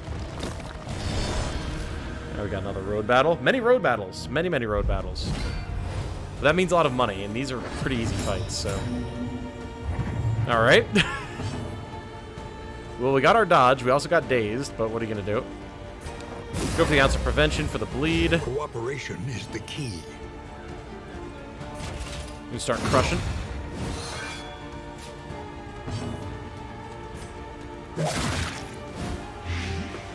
Spread blight around a bit. Oof.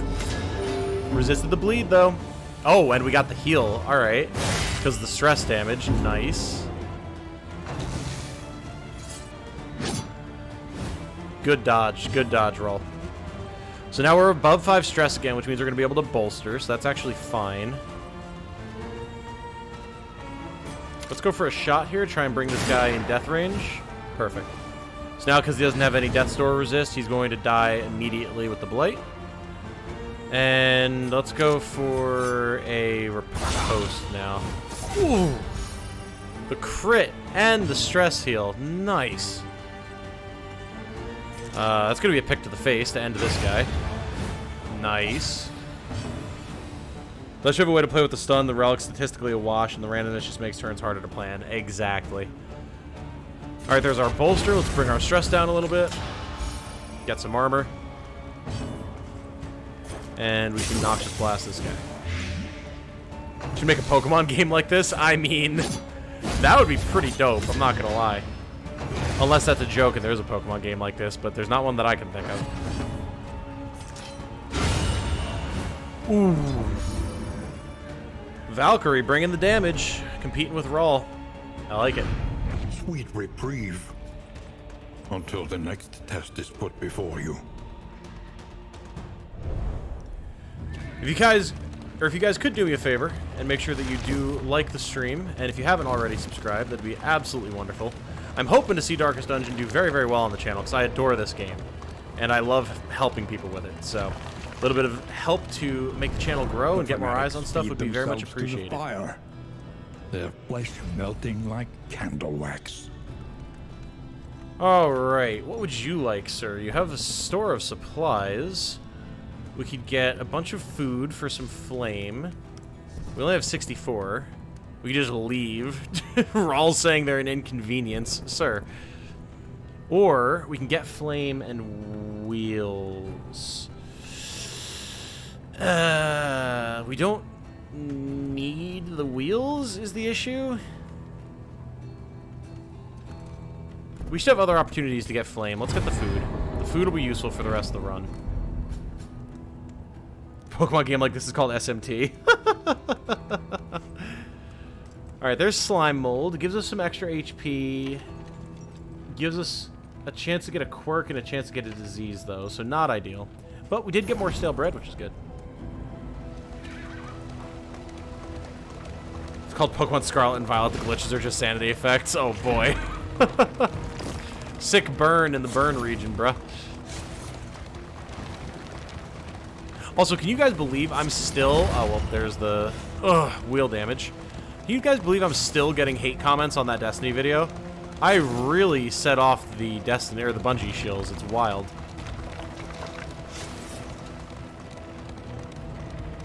I'm truly amazed that people are that dedicated to simping for a multi-billion-dollar company. Despair.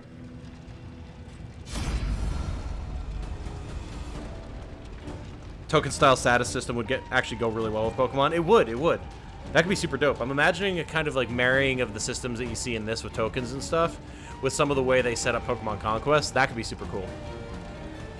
All right, more fanatics. Rook just wants to bail, gain stress, and lose flame. I'm good, thanks. Brawl wants to fight, and Tenchi also wants to bail. Guys, we're stalwart warriors. We can fight this. We are getting more and more unfriendly between Rook and Rawl. We're going to have to watch that. Oh, we got one of the big boys. Okay. Yeah, this is a pretty nasty enemy group. Resist. Nice. I think that was going to be a blind. Let's see. Can we... What can we learn upon closer inspection? Blind and stress. So we got the stress, but we dodged the blind, which is good. Big man here, the pit fighter. We want him gone ASAP. So let's start dumping poison into him. Nice crit, Valkyrie. Didn't see that vid. What did you say that got him all riled up?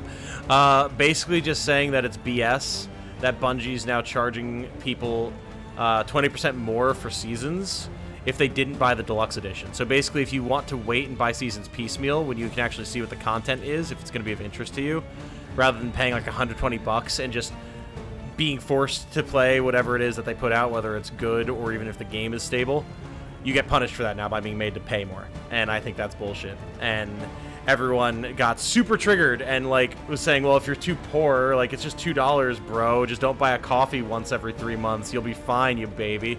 It's like, people, that is not the point here. Get off your high horses. I promise you, you'll feel better. Just NPCs, don't bother with them. Oh yeah, for sure. A couple of them I've taunted because they deserve it, but the rest I've just ignored. It's just wild to me that people are that invested. We have this milk-soaked linen, so we can get rid of the blind on Valkyrie, so we should definitely do that. And there's going to be a lot of fire going around here, so let's take the chance to do some prevention. Cooperation is the key.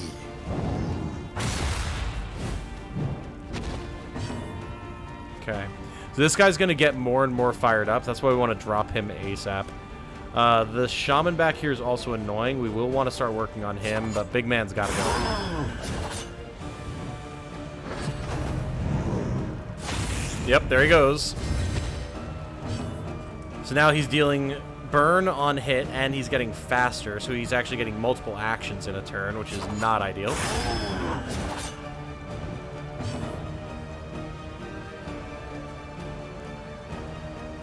Let's see. He's got 7 health left. He also has Death's Door. So we want to drop him to that as soon as possible and let our Blight start trying to finish him off. Very nice. Valkyrie's been critting like mad. Okay, Tenchi getting pulled a little bit. Not a huge deal. This guy's ignited himself. Oh, the heal, you bastard. I was really hoping we could finish this guy before that happened, but alright. So now, the shaman in the back is guarding the pit fighter. Oh, notice how his name is red because he's on fire now as well. Very cool. Very cool. Guarded by the shaman for 2 actions. Let's see if we can apply some extra bleed with Incision here. Nope. Yeah, the dodge. Fair enough. Well, let's just use these up. Good. Now we can hit Big Man again. He's back on Death's Door, which is good. He's going to punch. Oh, and we didn't get the dodge. Resisted the Death's Door. He's throwing hands all over the place. All right, let's get Tenchi back into the back line where she belongs and get Rawl back into the front line where he belongs with a kill. Beautiful. Fun with capitalism, poverty tax or digital goods, baseless and mega cringe. Well, and that's the thing, right? Like, it's not even poverty tax. It's just, hey, I don't feel like buying content I don't know what it's gonna be, you know? Like, I'd rather wait and see if it's gonna be, like, good.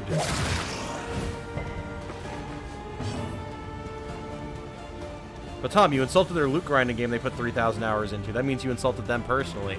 It's just so weird, because it's like, it's my loot grinding game that I've put 3,000 hours into, probably. I'm still gonna call it out. Alright, get some blind going here so they're less likely to be hammering us. Rook, you can hit rank 3, so do that. People get that invested by design. Companies' goals and customers get those customers emotionally invested in their purchases. That way, no matter what, they will have a legion of fans to defend them. Indeed. Indeed, exactly.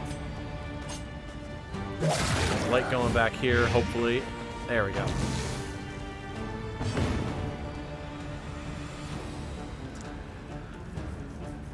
Well, I mean, since we can keep hitting rank 3 and not a whole lot else we can do with Rook, may as well.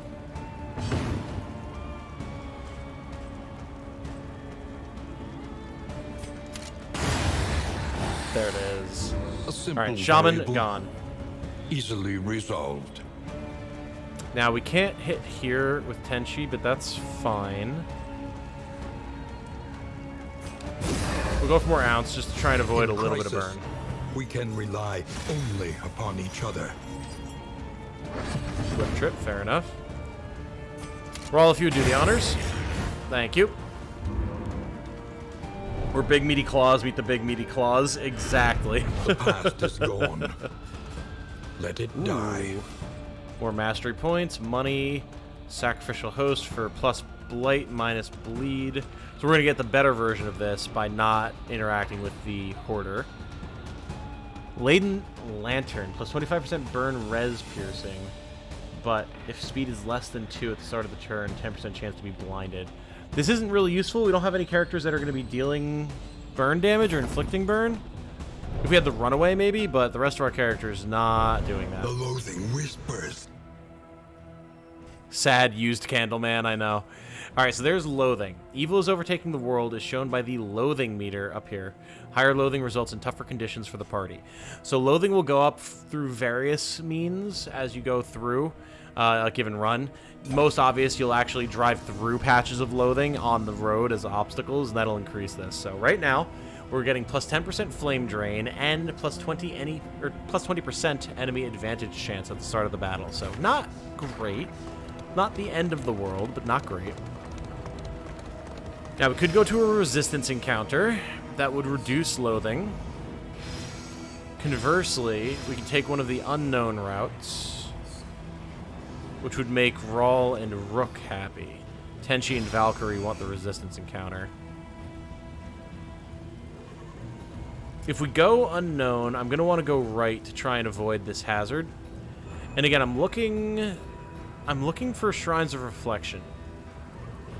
I'm not worried about the loathing right now. So let's go right. I want to start getting the Shrines of Reflection so we can start unlocking our heroes' other skills.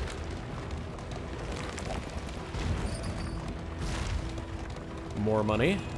Echoes Got a of road battle. humanity, twisted by hopelessness. Also, I'm glad to see you back, Segment. Alright, big man and a couple of widows. We're gonna have to watch the big attack here. Rawl got his dodge and vulnerable tokens. Not the end of the world. Let's do a little bit of stress reduction. And we'll start getting the riposte immediately, since we have the dodge anyway.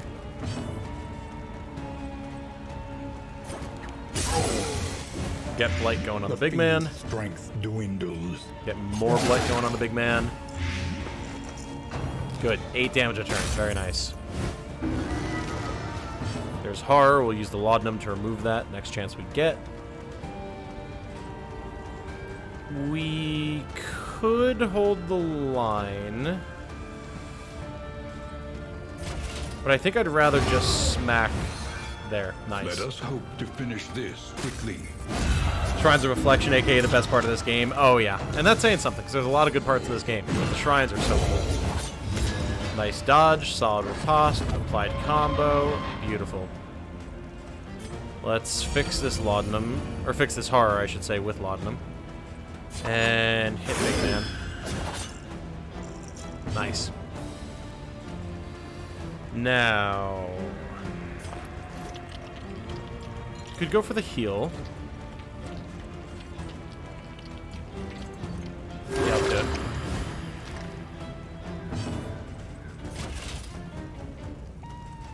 Let's actually Rampart here to get back into position 1, so we can start using some of our ranged stuff overall again.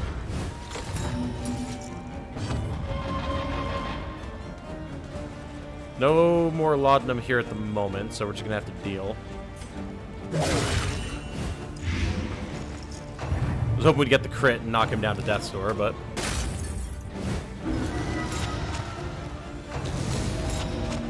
And Red Hook clearly knows it because they've barely changed since early access launch. Yeah. I mean, why would they? They're so good.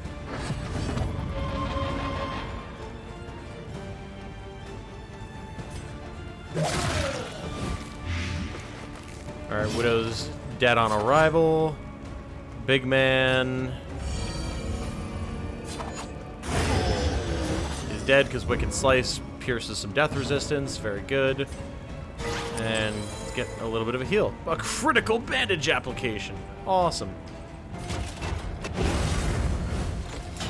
Not really anything else to do there, so there she goes. Nice. This is going quite well thus far. Although they definitely made Chapter 1 Denial a lot easier, Wealth is so worthless without purpose. can't brag too much.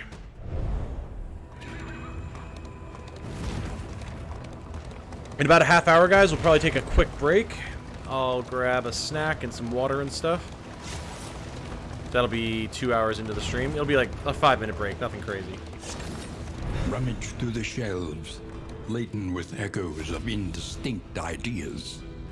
Alright, what do we got here? Torch is dropping. Shadowy. Our heroes have less death blow resistance. Enemies get another plus 10% advantage. Rook wants to touch it. We'd gain relics, books, and a mixed quirk. Tenchi also wants to touch it to get a trinket and a quirk. Let's go for the relics. We're getting close to the inn, so being able to buy more stuff would be nice. An unexpected find. Okay, 16 relics. Did we get a... No, we did not get a quirk change there. Alright, cool. Works for me. How do you see this game so far? Easier than the original, harder, or somewhere in between?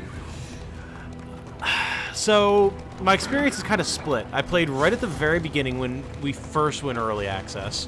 And then I played a bit, like, over the last week or so in early access. And now... Wheels oh god, askew. there goes the wheels. Cook limping. Be prudent. Now, with the full release, those are my 3 areas of experience with it. On initial early access, the game was way harder than Darkest Dungeon 1, I would say. Part of that could have just been because I didn't know the game nearly as well, of course. But there just was less...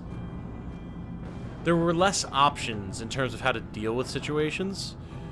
Now there's way more. And they've made the game easier in the initial stages for the 1.0 release. So it's hard for me to say, but right now I think it's a little bit easier.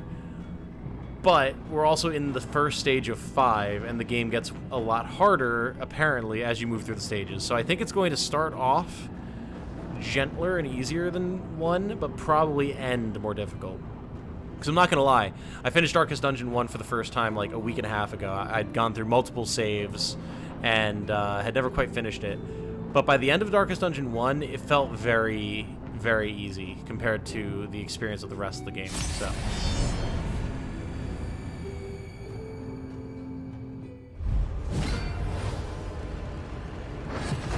And here are the cultists.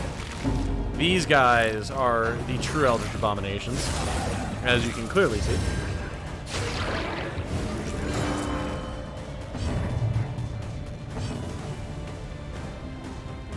Remind yourself that overconfidence is a slow and insidious killer. No, you know what? It's a fair reminder. It's a fair reminder box in a corner. Absolutely.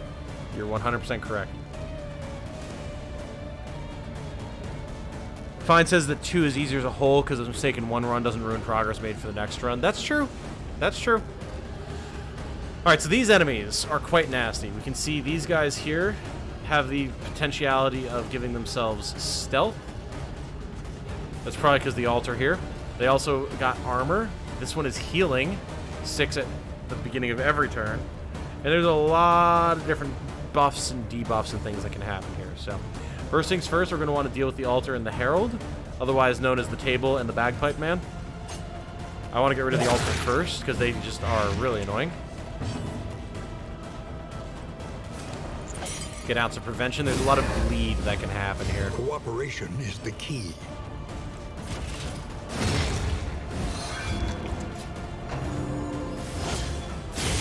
Hey, hey, hey, this is Incompletionist. Hello, hello, my friend. You got here at a perfect time. We're fighting cultists. Well, we still got hit with the bleed. Not a whole lot that can be done about that. Reduce Tenchi's stress a little bit. And go for the Duelist Advance here. The thing that's nice about Duelist Advance is these guys have a proclivity for hitting the front 2 rows. So if they do, they'll get riposted, which would be quite nice. Get a crit as well. More dodge. And let's get more poison on the... Oh, it's stealthed, you little bastard. Okay. We'll get poison on the herald. Malaise, measured and steady. More armor being applied to this guy. Jeez. It's healing as well. Relax, little altar. Trying to spread around as much light as possible at the moment. Okay, we've got armor and crit here. Patch up that bleed. Alright, the altar's dead on its turn. It's going to take 4 blight. It only has 4 health. Doesn't have death blow resist. So now... let's Rampart back into position to remove this armor. Resist the sun. Fair enough. This one's also buffing itself. These crits are going to be real nasty if we're not careful.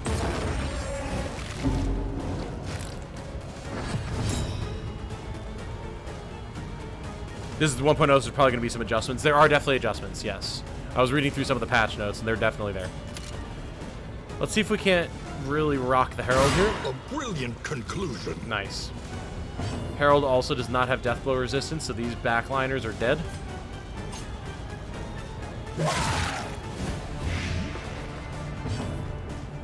I can only listen to this incompletion. That's totally fine. Totally fine. Just happy to have you here, my friend. Let's guard. Get some armor.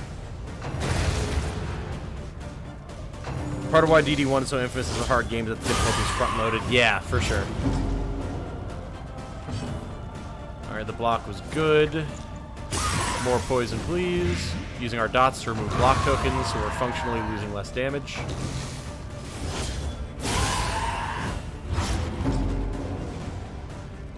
Rook is getting hammered right now. There's a fight like this at the end of every locale, by the way, so get used to these enemies. We're going to be seeing them a lot. We could pierce the block with Pick to the face, or we could get extra crit and blight here. Do that. Lethality writ Nice. large. Oop. I'm receiving a call from Jane. I will have to answer her later. Okay, so we could remove the bleed, but we wouldn't get the heal here. So instead, let's take this last block token off and get blight. Nice. We are at 5 stress here, so let's bolster to remove that. Okay, this called Stun Death's Door. The blight will more than likely kill it, so we start working on this one.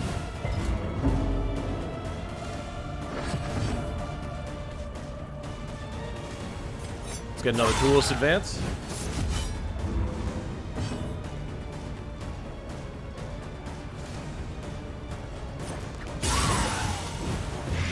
Remember these enemies being a huge pain from early access? Yeah, now that I know how they work more, it's a lot easier to deal with. You gotta get rid of the front line first. I don't know if they've been toned down at all. I didn't stay on top of all the patch notes. They might have been. Nice. That blight proc, man. It's so good.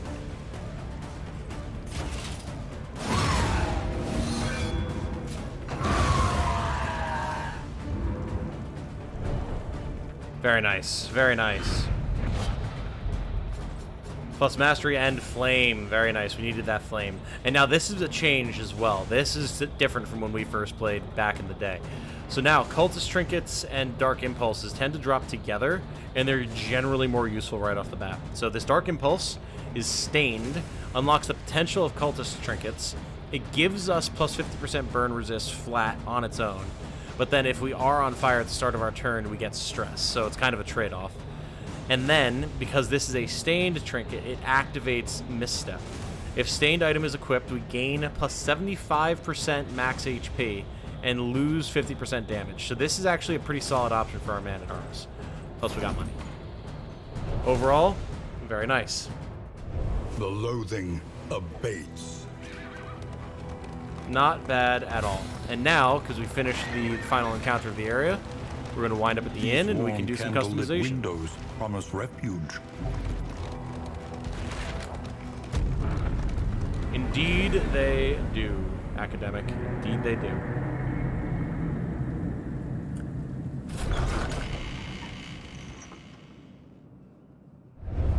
Rest now for a time. Alright, the Rusty Blade. Who commands the lawless pillagers and profiteers? So we get plus 20% damage versus pillagers. Very nice, very nice. Got 5 candles for reaching the inn. We got the greater sacrificial host, and we got some quirks. Let's see what we got. Tenchi got on guard. Very nice. So just extra speed and dodge for Tenchi. I'll take it. Valkyrie got hypochondriac, so she's scared of getting sick. Fair enough. Rawl got last gasp. If HP is less than 50% plus 4 speed. Okay, cool. I mean, not my favorite quirk, but it's definitely not bad. And looks like we didn't get anything on Rook. Okay. There's our greater sacrificial host. Very happy to take that. We lost some stress. Very good. And we're nearly maxed out in terms of our inventory for the coach. That's something that we do have to keep in mind, but we will be using some of this stuff. So, in terms of the provisioner, remind us of a time we have before good options. the end. Good options. Again, we'll come back to this once we select our route, but there's some nice stuff here. Experience, Mastery trainer, we have however 3 points to painful, work with. is the greatest teacher of all. The Wainwright, this is something that we're pretty much always going to fully upgrade. We want to get all of our stuff back here. Repaired and refurbished. Ready So, for the league I don't care ahead. what it is that we can buy in the shop with these baubles. I want these to be maxed out. Absolutely.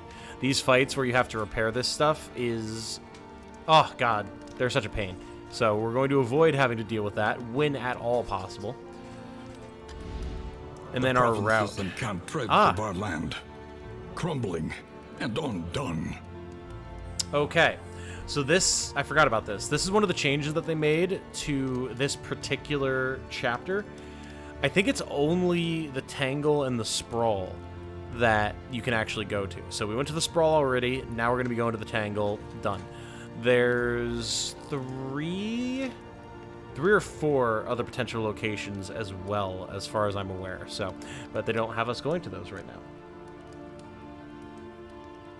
Definitely lose some of what was really cool about the first game by removing that town progression aspect, but it's given other system rooms to breathe a little. Yeah, I agree. Reminds me of people thinking that Breath of the Wild was crazy hard just because they got their ribs removed by a blue bokoblin with a spike club on the Great Plateau. Yeah, as soon as any challenge is thrown in your way, the game's brutally difficult, obviously. Like running out of fuel in FTL. Kinda. I guess, yeah, actually very similar now that I think about it. Marked roads, plus 25% safe routes. I like that. That's nice. Fog of War. Avoid the Watchtower. Alright, and we'll get a mastery point if we do that. Cool. Well, we're going to be going to the Tangle, so Bleed and Blight are much more likely, so we're going to want stuff for that. Let's get our upgrades here first.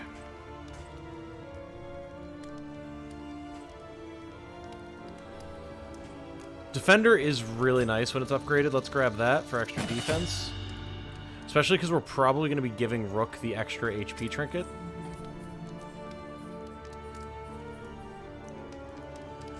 Let's see here.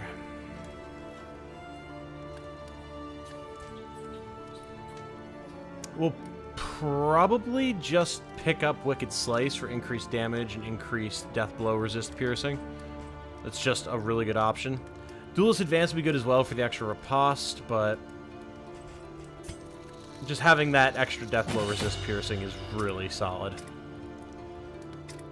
And we're getting a lot of use out of our Blight. So let's grab that. Beautiful. Now, the Provisioner.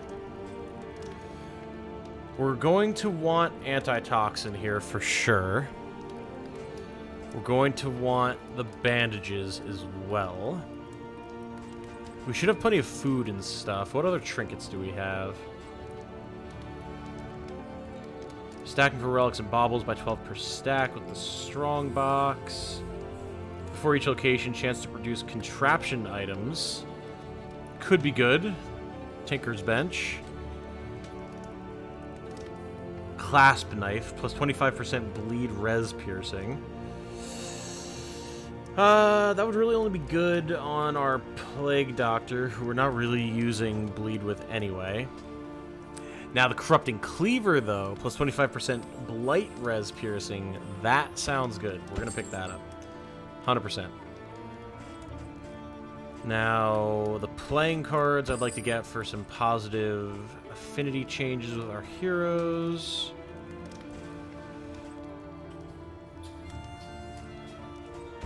We've got some Calming Incense and some more bread. The Anti-Venoms and the bandages. Cool. Can we just appreciate that the game tells you what to prepare for, especially in the day and age of wikis and whatnot? Obscuring that kind of stuff is more tedious and exciting. Yeah, I think that that's a reasonable thing for them to do. Because, I mean, that was kind of part of learning the game in Darkest Dungeon 1 as well, was like what each locale did. You know, what types of things you would be facing there. So having that be apparent here as well is nice. I do like that.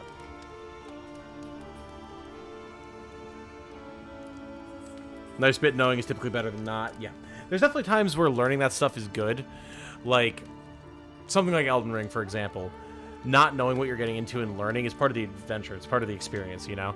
But with a format like this, where you're going to be going through the same locations a lot, knowing what to prepare for and quickly learning what each area is, kind of what its deal is nice. Alright, let's reduce some stress here. We'll do the Calming Incense on Rook and Valkyrie. We will get everyone some extra HP. Or at least nearly everyone. Surely I've spread somewhere. Jam. Honey. Nope, unfortunately. And playing cards. 75% chance for a positive relationship change, 25% chance for a negative relationship change, and this affects the whole party. So,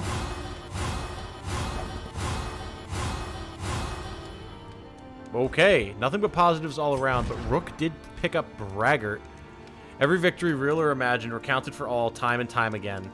So 10% chance to gain Taunt on hit, which is actually good for us. But then minus positive relationship chance and plus negative relationship chance. Not ideal, but it could be worse. It could definitely be worse.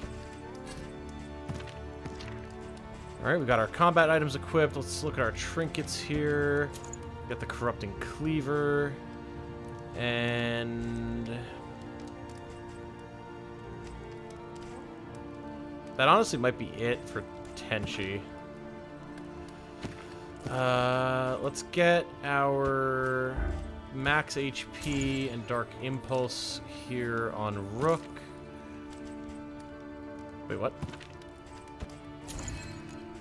There we go. We'll get Blight Resistance on Rawl, as well as HP.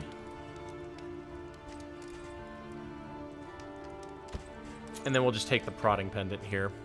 Cool. All right.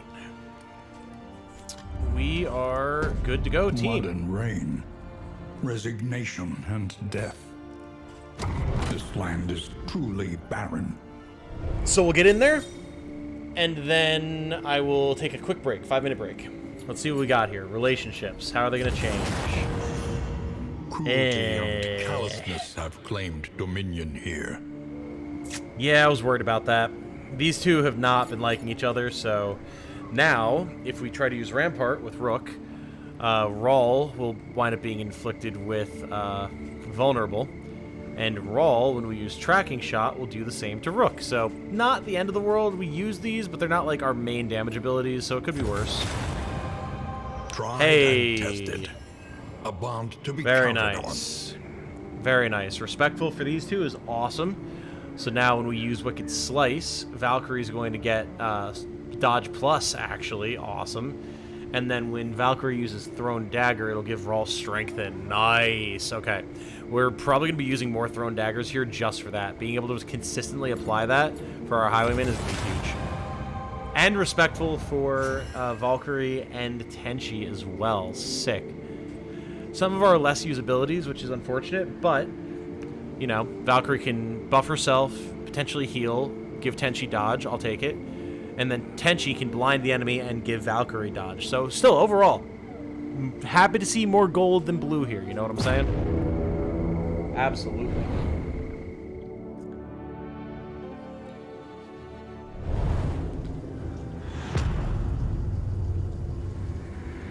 Nobody likes to hang out with a braggart, indeed.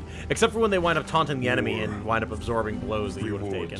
Only resignation.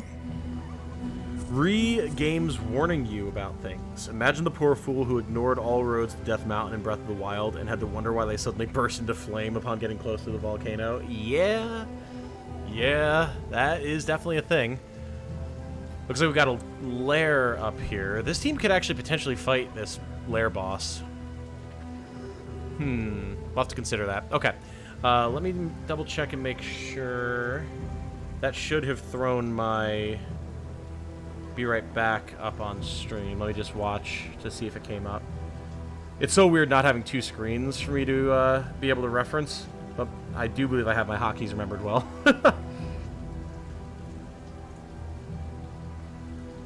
Hey, yeah, there it is. We'll be right back. Okay, guys. 5 minutes. I'm going to grab a snack, use the bathroom, get some water, answer Jane's text, and then we're going to keep going. So don't go anywhere. We'll be right back.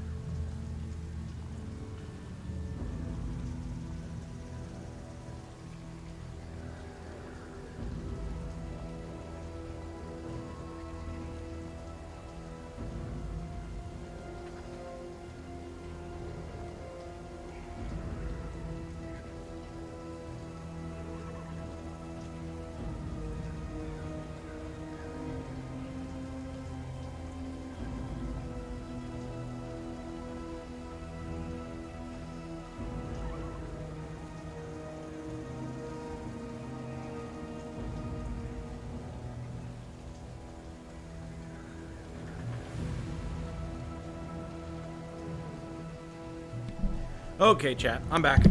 Thank you for your patience. Quickly had a snack, some crackers and turkey and pretzels, and grabbed some water. And I'm ready to continue the journey. Should be a good time.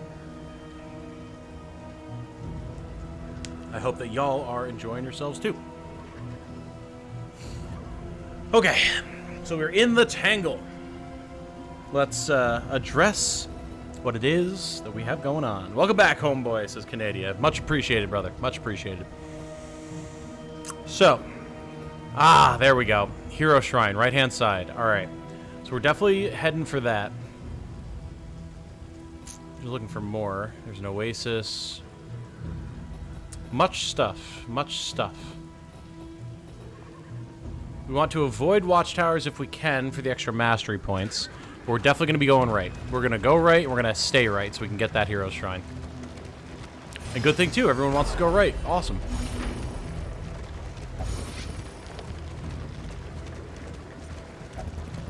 Welcome back. So hot out. Oh, is it hot up in New York?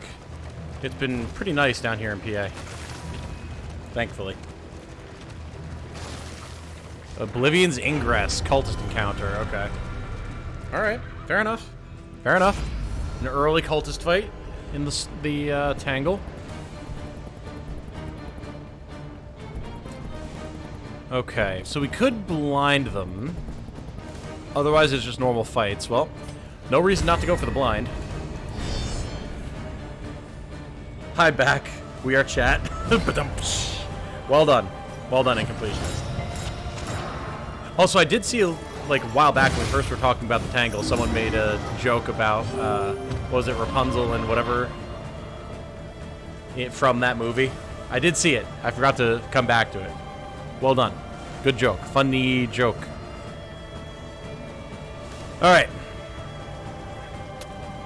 Everyone's got tokens. Got block tokens, blind tokens, dodge tokens. What the? Oh, what do we have going on here? Learn upon closer inspection. This enemy is blessed by the shackles of denial. On spawn, plus 20% stun res or move res or debuff res. Plus 20% max HP, plus 2 dodge, and plus 20% damage. Interesting. Okay. So we've got a super version of a cherub cultist. Alright. Curious. Well, let's toss a dagger to strength and roll, shall we? One cultist looks like Death from Soul Eater. Oh, you're right. The guy in the back. He has the mask. Yeah. You're right. You're right. Okay. Add more blind here. Remove a dodge token here. Nice. Adorable little cherub. Yeah, just the cutest little guy. You know? Pinchable little cheeks, you know? Alright, so we don't want to use tracking shot if we can avoid it. We could Wicked Slice, but again, we want to work on the back lines. Let's just go for the standard pistol shot here.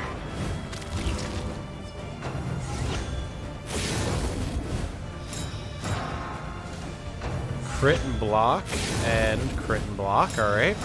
This is going to get nasty very quickly. Rook.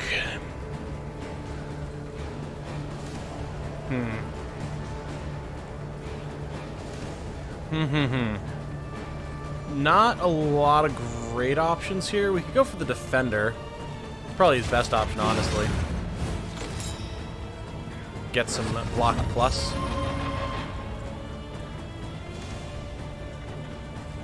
We need laudanum. Who has the laudanum? No one. We don't have any laudanum. Alright, understood. More daggers, please.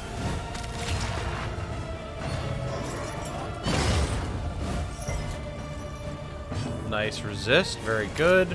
Finish off the Herald. Good. Alright. A promising development. One problem down. Nice. The blind coming in clutch. Now, we want to deal with the cherub next.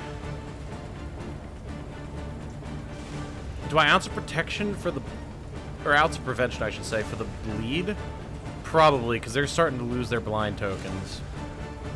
And then we can start focus firing here. We could even, like... We could crush. Because we have reduced damage anyway, so it's not a big deal if we miss due to the dodge. And then that'll open the cherub up to attacks from the rest of the team.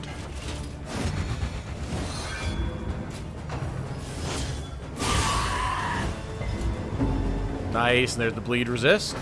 Perfect. Okay. Annoying, but we do have Laudanum we can use here.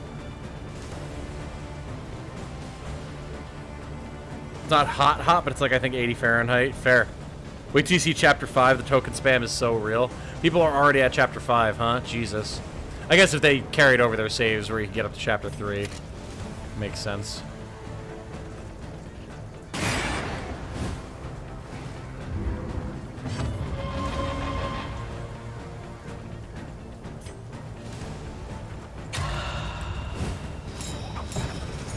At least get some dodge and speed going here. Remove the blind with the milk-soaked linens. Now she'll be able to attack again. Light it up. Light it up.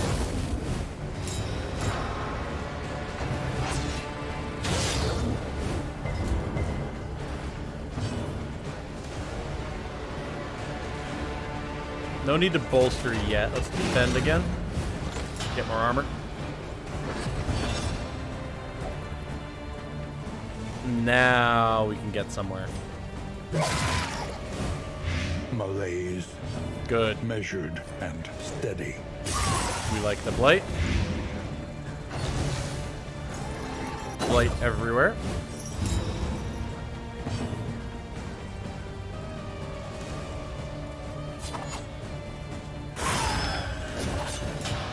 Nice damage. Valkyrie's able to dodge for days.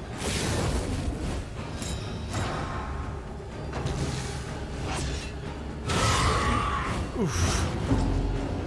There's the blood. Alright. Patch you up. Remove the dodge. And get some damage in for good measure. Beautiful. Cherub down. Now it's just these guys, the evangelists. Shouldn't be too much of a problem though. We've got plenty of blight. Like, they're getting block tokens, but not sufficient ones.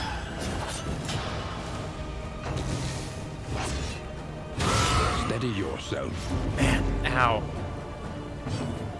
Alright, Valkyrie. Drop this to 0 so the blight hopefully kills it, yeah?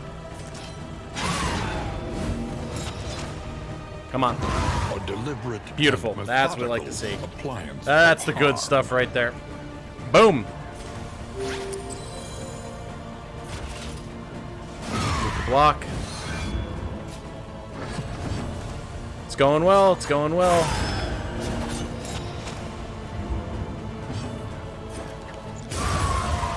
Death blow. Boom. Cultist down. Magnificent. We are the flame, burning brightly for all the world to see. Ooh, okay, this is a better Dark Impulse. Because the Dark Impulse we have currently is giving burn resist. We don't need that here. Bleed resist, on the other hand, though. That's a very different kettle of fish. Nice.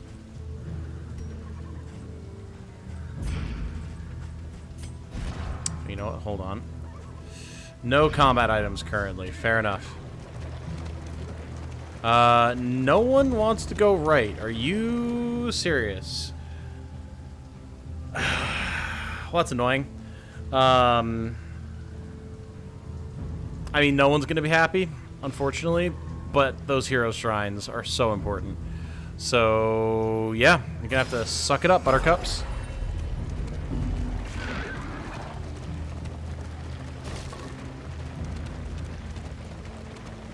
I know, cry about it some more. There you go, get the stress reduction. Oh, there's the loathing. There we go. Yep, so now that ticked our loathing back up, which is unfortunate, but so it goes. Giving in to madness is easier than holding out against it. They are heroes. The desperate few. Then the early access start you in the forest, then go to the city area. No, the early access still started you in the valley and then gave you a selection of where you wanted to go. You go to the Sprawl, the Tangle, the Fetter, or the Sluice, I believe. And then now there is not the piers, but a water area as well. And I think maybe one other? I can't remember. All right, what would you fine folk like from us today? We'll get light here and food, light here and wheels, or light here and in items. We're good on food, and we don't need wheels. Let's go for the in items.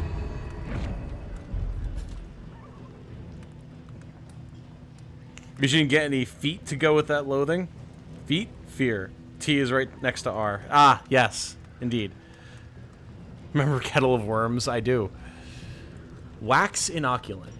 One target plus 33% disease resistance until next end. Okay, I mean, diseases can pretty much just randomly happen from most things. An elementary problem. So, is it not?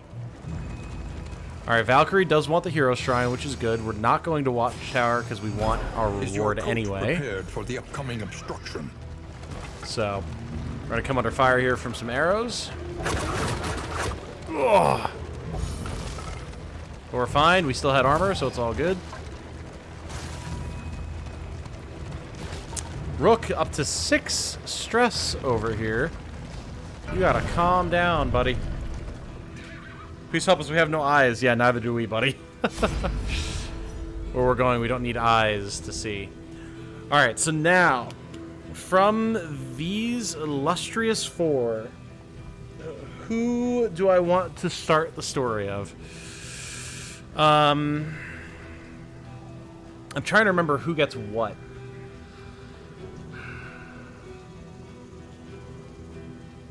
I believe we get Bellow on the Man-at-Arms, which can be quite nice. Removes positive buffs. Highwayman...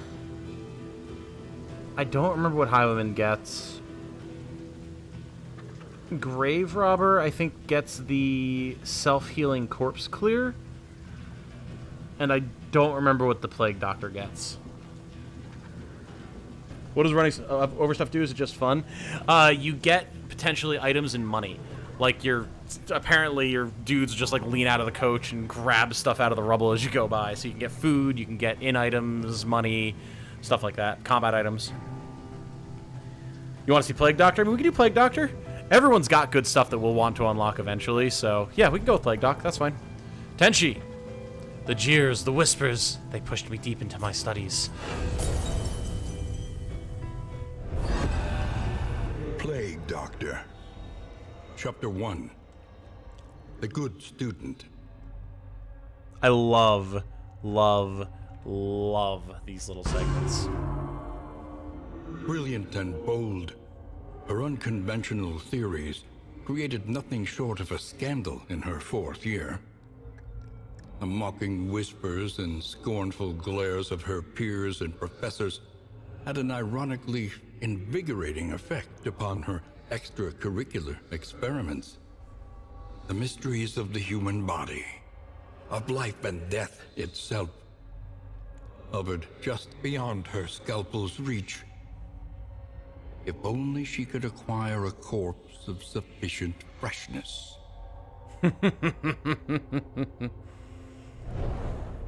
This is very reminiscent of a certain Lovecraft story about zombies. Look at her, there she is. Actually get to see underneath the mask. Still with goggles, but... So yeah, how this works is every time you do a shrine, you'll either get a story segment like that, or an actual, like, minigame battle that you have to do that tells some of the backstory of the character. Then once it's done, you'll get a mastery point and a new skill. So we got Emboldening Vapors. Target gains strengthened. Very, very nice. That'll be extremely useful. We're pretty much going to equip that immediately, because we're not really using our Incision at all. So we can put this on to give buffs to our Highwayman and our Grave Robber. Plague Doctor gets a wolf, of course. Absolutely. God, I wish. That'd be so awesome. Does Highwayman get the move that gives dodge and riposte? He might. I don't quite recall. Plague Doctor's just cool, and I would never want to meet one with their terrifying bird masks. Oh, yeah. Speaking of Plague Doctors with bird masks, have you ever played Pathologic? I have not. I've heard of it, but I don't really know anything about it. So we can come in here now with Tenchi, and we can see Emboldening Vapors is right here available for us to equip. So we use pretty much all of our other stuff, but again, Incision not really, because Tenchi's in the back line. We can't use it from the back line. So we're going to click this off, and we'll grab Emboldening Vapors instead. So now if Tenchi has nothing better to do, she can buff some of our damage dealers and make them deal, well, more damage. And that's why you want to get those shrines early and often. Another one of the tips that I put in my video is hitting up those shrines, man. Very important.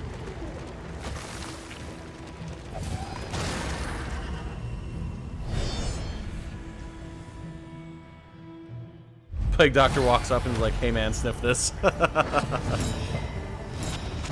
Battle advantages. Alright. Sturdy enemies. Plus 25% max HP and plus 33% move res. Nasty. Oh, and this guy's blessed as well. Alright. Fair enough. So once again, Woodsman's probably the biggest threat here, but Mr. Stealth back here we're going to want to deal with too. Let's go for the Emboldening Vapors.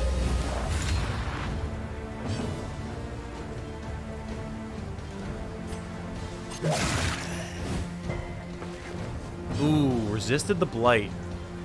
Rude.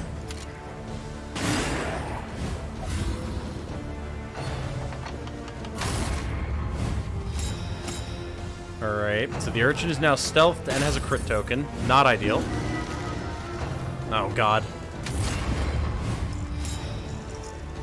The last thing we need is more stress ticking up on Rook. Let's deal with that. We can remove the vulnerability here with Bolster, give ourselves block, and reduce some stress. My friend wears a Plague Doctor mask as a COVID mask. I mean, it's a solid option. It's definitely a solid option. Now, to remove this, we would have to Tracking Shot. However, Big Man is also guarding here. So kind of annoying all around. Let's go for the Riposte.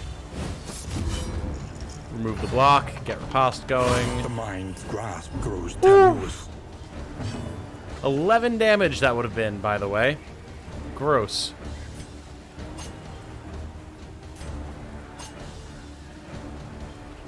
Anything that we try to hit the Urchin with is going to hit the Woodsman anyway because of the guard. Let's go for the Widow.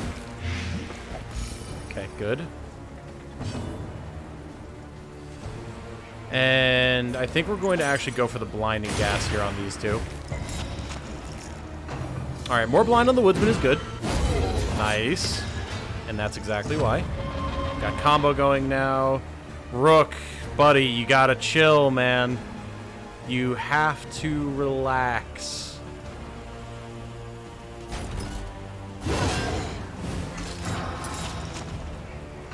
Give ourselves some block, get back into position. Reminds me of a meme. It's a Venn diagram. One side is COVID fashion, the other is Corvid fashion. In the middle is a Plague Doctor. Oh, that's good. That is very good. I approve. Very nice. Alright, Widow's done. As soon as that blight ticks over. So now, let's keep working on Big Man here. Get more blight going on him. And methodical appliance of harm. We're going to be able to bolster again with Rook. Guy's doing his thing again. All right, again, Rook. Let's not freak out here, buddy. Let's keep it under wraps. Keep it cool. Wow, this Woodsman does not want to swing at us. Interesting. Hold fast. Jeez. Oh boy. There it is. There's our first meltdown. Oof. Alright, well, big hit to Rook's relationship with the rest of the party, and a massive hit to our HP. Rough, but it is what it is.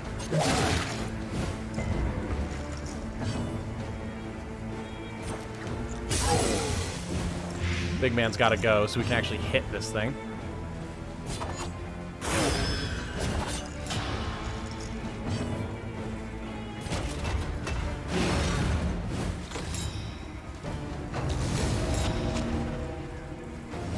Pathologic 2 specifically, basically a remake of 1, is in my opinion a strategic horror murder mystery with heavy survival elements that takes place in an Eastern European city out of time. Everything you just said is of interest to me. So I'm gonna have to look into that. That sounds really cool. Application of violence. Oh no, he's freaking out, man. Morbid gains. It's guaranteed to happen. It is guaranteed to happen. Okay. The work continues. All right. We are the That was rough, but burning brightly. It could have been for way all worse. The world to see. could have been way worse. We'll heal that HP back up. We didn't take too huge of a hit to our relationships. We completed a hero goal for Valkyrie as well. So you can actually see these. Hero, visit a hero shrine, land the killing blow on pillagers, scout a region with a watchtower, and use a glimmer of hope. So all of these are giving us candles as reward. So it's just little bits of bonus XP that you can try to get. Also, hold up.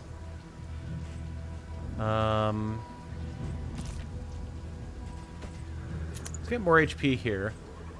Don't really need the crit. I'll get some bandages as well. I'd love more laudanum. That would be great. We got a resistance encounter here. That'll reduce the loathing, which will be good. Oh, there's a shrine over there on that side. I saw it. Resigned. The Lost Battalion shambles on. Love the sprites in this game. Oh, yeah, and Completionist. I think this game would be right up your alley, and I know like you didn't like the interruptions that happen when you're dungeon delving. You don't have that in this one, really. Okay, so we can fight. We can fight with plus crit. Both of these guys will wind up disagreeing with Tenchi, who wants to bail. We have no need to bail. Let's get the crit. Delicious candles. They should eat the wax like the pioneers used to. Oh my, oh my. Those are some big lads. Impervious enemies plus 55 or 50% stun resistant, 33% death blow resist. What? Well, fortunately, these guys don't have death blow resist, but the knight is at 90. It's gonna take us forever and a year to kill this guy. Holy shit. Alright, big man on campus is about to be a big problem. Got benediction on both of these guys as well, so they've got powerful stuff queued up. Boy, oh boy, alright. This is gonna be a knockout, drag down. Oh! Tenchi coming in. Knockdown, drag out, brawl, this is gonna be. But Tenchi's not having it. Came in for the swing. Defending Valkyrie. Love to see it. We need more of that in our lives ASAP. And that applied blight. Sick. Let's get more of that going. Her homeboy's got antlers. I vote run. Nah. Nah, we fight. We fight or we die. Go for the vapors.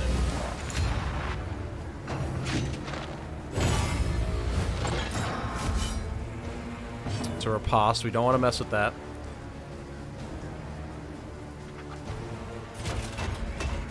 Defend here. You don't mess with the guy who's wearing antlers into combat. Well, that's the interesting thing. They're not antlers. They're tree branches growing out of the corpses who've been animated, presumably by the trees, because this game is metal. Nice crit.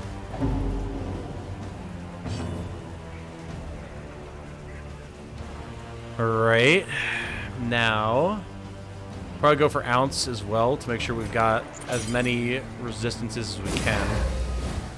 Cooperation is the key. We can bolster here.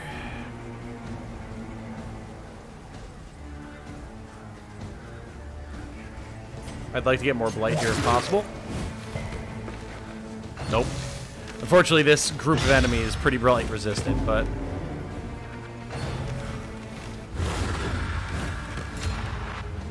Alright, he's charging up some big attacks.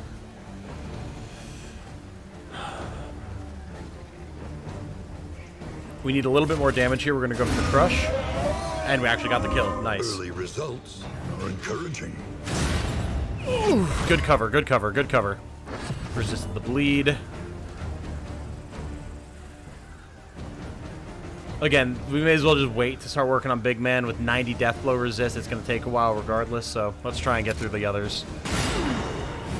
Nice. Oh, please stop adding stress. That's even worse. Come on, give me Blight. God damn. Big heal. Very big heal. Alright, now let's start bolstering. Branches are just extra bones? I guess so, huh? Someone said I can give you a surgery to double the number of bones in your body. You'd say yes, right? No? Double the muscle mass in my body, maybe, but not bones. No, I'm gonna say no to the bones.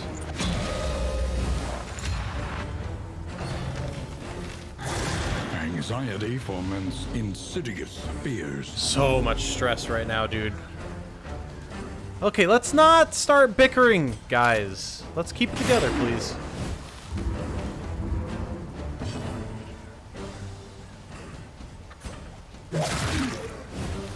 Malaise. There's some blight. Measured Nice. and steady. He's just gonna survive the blight, unfortunately. But not a whole lot that can be done. Why not? More bones. I've got arthritis. I'm good on more bones. Bro, same, Eric. Exactly the same. I am A-okay. Alright, now let's hit this guy. He'll be done. Alright. Big Man here. This is now our target. We can focus exclusively on him. No absinthe yet. And he has lower blight resist, so let's try and start stacking that. Still resisted it.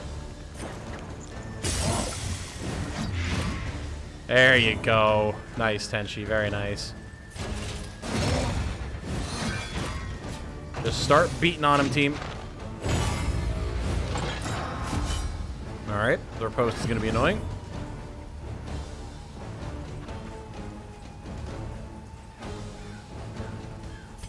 Well, if you want to riposte, so will I. Oh! I forgot. He doesn't even hit you with the sword. He just straight arm punches you. Jesus. God, it hurts. Oh. And it can cause bleed. It's so ridiculous. There is comfort in company.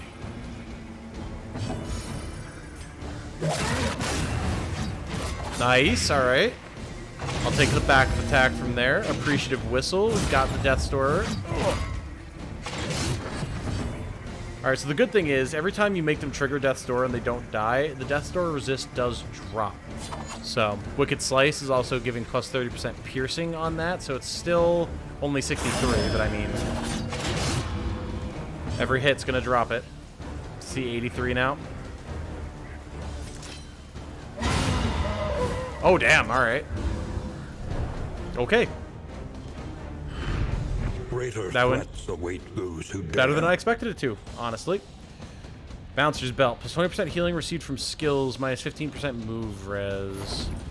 We're not doing a ton of healing from skills, honestly. The loathing abates. Jade would probably say yes as long as the bones are made of thistle. Ooh, true, true, true. Guys, it's a ton of fun. A skeleton of fun. This guy. Gotta go pretty soon. Back to normal work for the rest of my shifts. No more hiding in the side room with earbuds. Ah, well, fair enough. It's been good having you with us, The Caffeine. destination is never in question. And of course, thank you Only the again route so you take much to get there. for all the generosity. That was incredible. So, there's a lot of loathing. One could say we're going west of loathing here. We could bear far right and hit up the hospital if we wanted to. But getting up towards the Oasis would be nice. Let's go the middle path, because that'll take us through less loathing. We'll hit the assistance encounter, and then we can go to the Oasis. The tangled trails whisper of torment. Sir Swamp's a lot is freaking cool looking, though. Oh, yeah. The enemies in this zone are so sick. The Lost Battalion. Thank you for the stream. This is already so much fun. It is. It is. I'm glad that you're enjoying. If my Hellion arrives while I'm gone, cap for the name, please. You got it. Alright, we got some basic gaunts. Easy mode, easy mode. Fear and loathing. Yes, exactly, Daddy. Exactly. These enemies will not be too much of a problem to deal with. Give me the blight. Yes. These are... yeah, shufflies. I mean, that's really not bad. We'll just have our man-at-arms push forward. No problem. Alright, Rook. Get up there. Boom.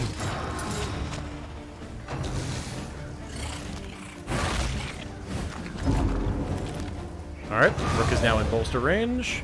Widow's down. There's the vulnerable proccing. Annoying, but is what it is. This guy's also about to be done, so let's just shoot.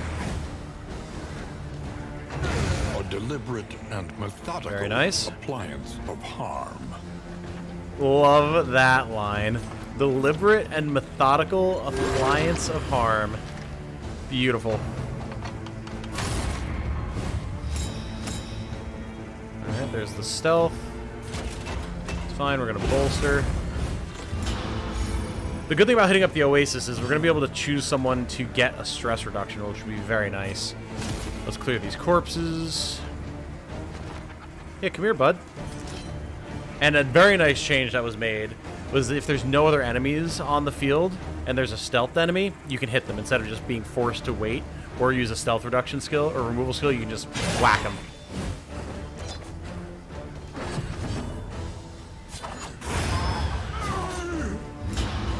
Beautiful. Get ye gone, foul knaves. The one pleasant in the extreme. This work is noble and necessary. Minor sharpness charm could be good. Could be good. Oh, where? Whomst gave my grave robber leprosy. What is this? Well, I mean, my God, you can actually get negative speed. Yeah, let's not do that. I cannot believe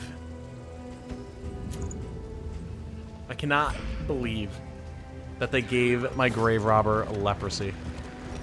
What absolute malarkey is this?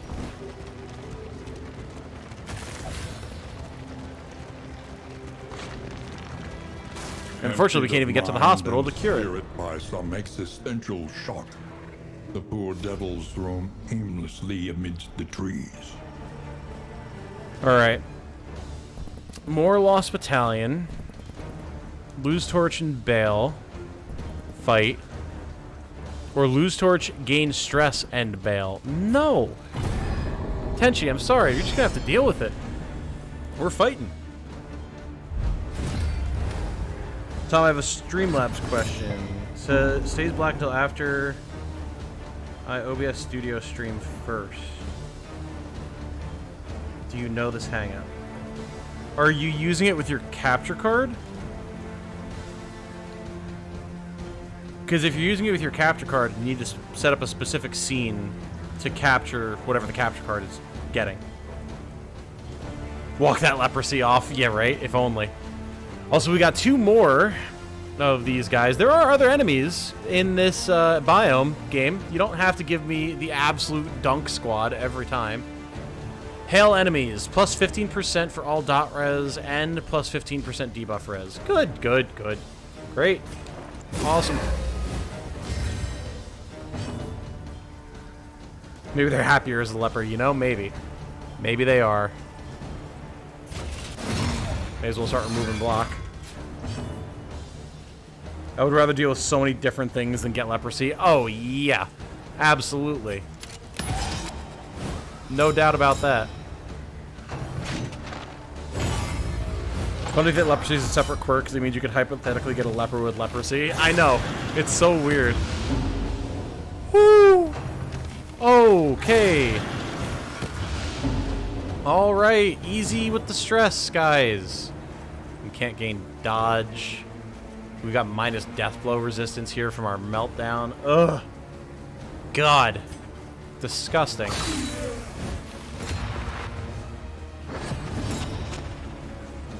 And off guard gave us vulnerable. Alright, this is getting very rude very quick.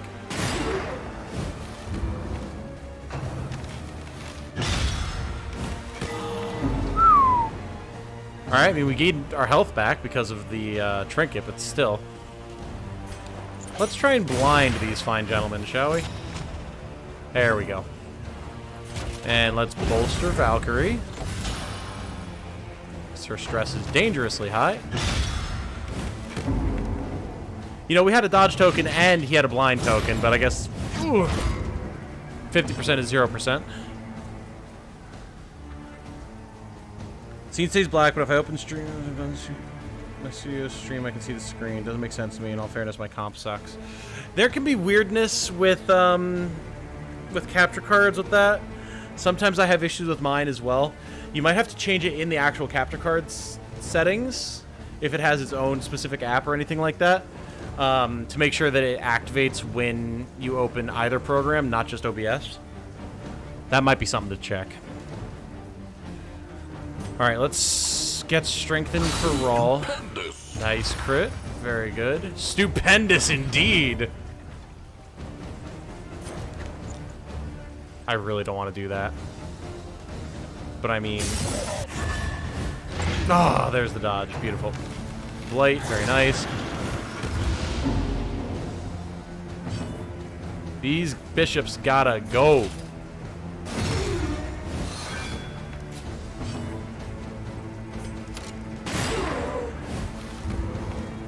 Alright. We are actually going to flashing daggers here for once. I never use this skill. But being able to remove a guard off of the big boy, finish off the bishop, is worth it.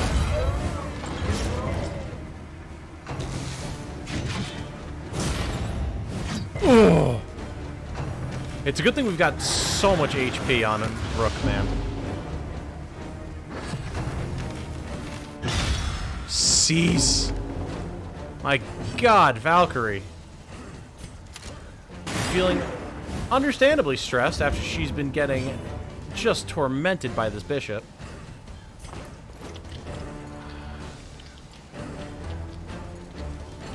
Let's get more blight on the big man. Nice. Oh. Let's say if I get turns to like do something, Relief comes rarely. that would be in great. these times. Thank you. Savor it.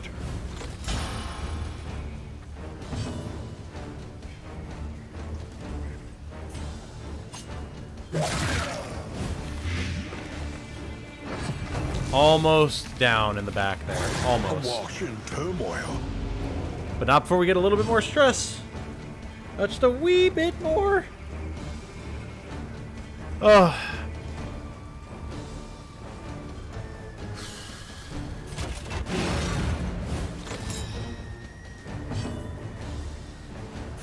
More blight. More blight is required. Oh, nice. Alright, alright, alright. Dearie me, you're a natural indeed. Thank you for the follow-up, Valkyrie. We'll be able to actually start working on bringing this guy down. Bishop's done from the blight. Let's see if we can just... Yes! Okay. Unfortunately, really not a whole lot else to be done. We're getting a lot of benefits from these respectful relationships that we have here, which is very nice. Because Lord knows we need the help right now with all the stress that we're gaining. The loathing Brutal. whispers. We did reduce the loathing, so that's good.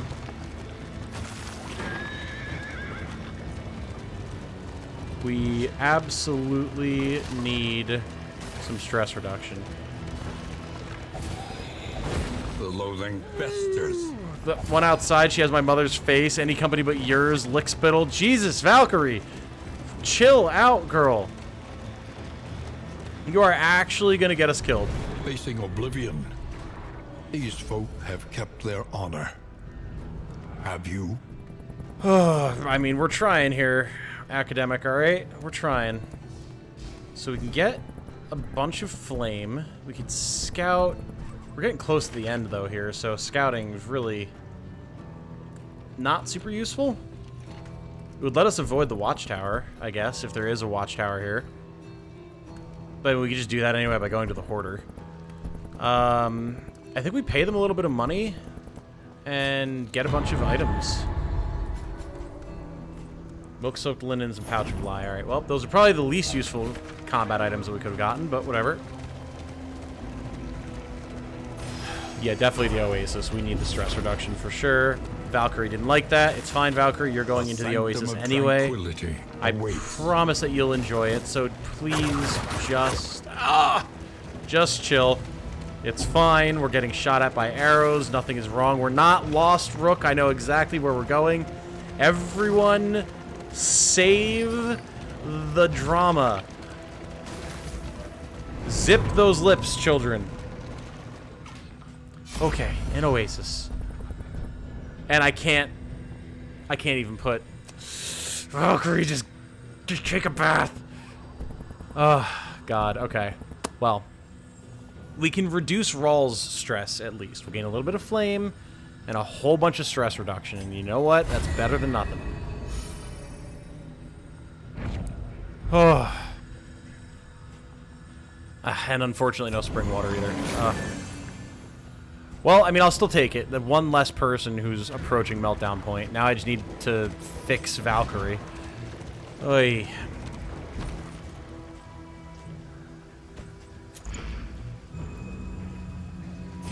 Let's go to the hoarder, see if we can get some laudanum.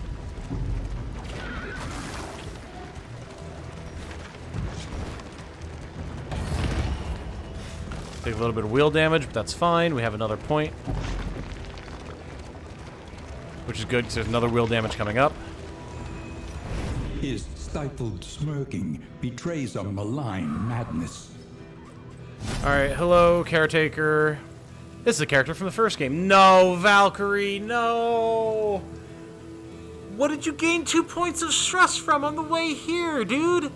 Oh, God, she's gonna melt down. Okay, well, we're gonna need these cards to try and patch up people's relationships, because yikes.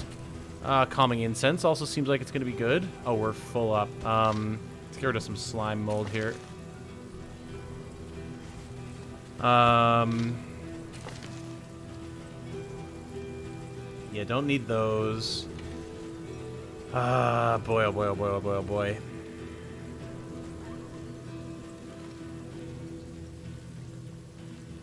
When do you get to the dungeon? We're approaching the end here. There's also dungeons along the way. We just haven't hit any up.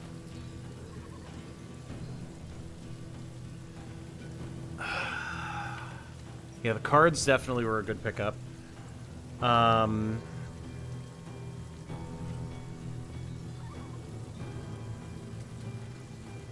Stress res and death blow res might not be terrible.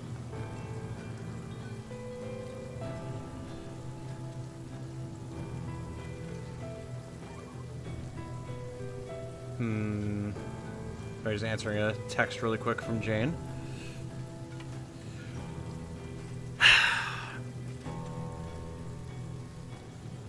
This could very well be good for Valkyrie. I think we're going to pick this up. Little expensive, but I do think it'll help. There's unfortunately no laudanum. But the glimmers of hope could be good. Alright, Hoarder, thank you very much. We're moving on. Cannot believe... Valkyrie, we were so close. Keep moving. We offered you so many opportunities to not freak out. Alright, someone had the goal to use Glimmers of Hope as well. Rawl, okay. So, let's swap out your anti-venom for that. And we'll toss the anti-venom here. Alright, here she goes. She's about to lose all her HP.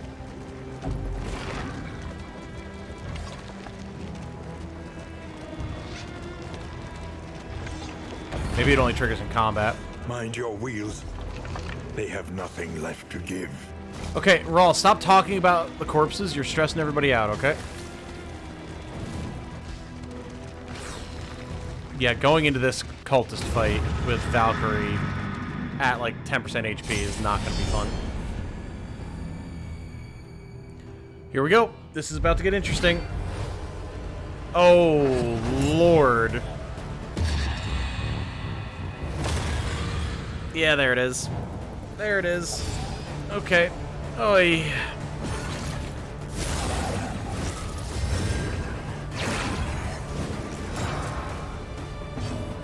Okay. A lot of things to process. Hello there, travelers. Hello, coffee cup. Alright. So, we now have both of these two at minus death blow res. We can immediately heal with battlefield medicine.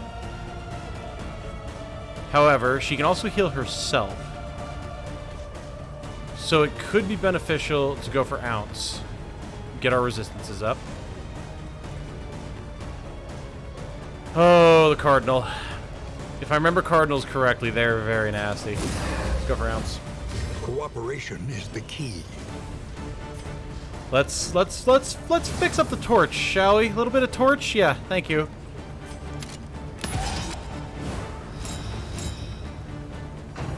The only HP point that matters is the last one. You're not wrong. You're not wrong.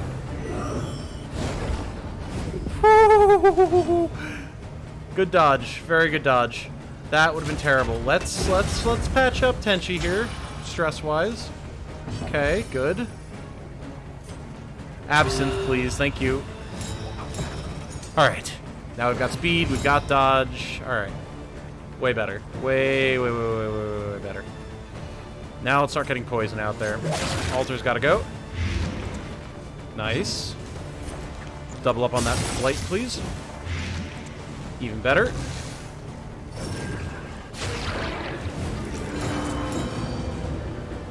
Alright, so this is going to be regenerating now. The altar's dead on its next turn, so we don't have to worry about that. Let's continue to patch up the torch. Give us a little bit more death blow res. Potential to blind them. There's not much point in hitting the evangelist right now, so let's shoot the big guy. Done. Nice. Good damage, good damage, good damage.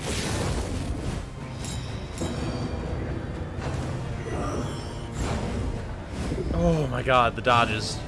I mean, you know, 75% chance to dodge is really good, but still.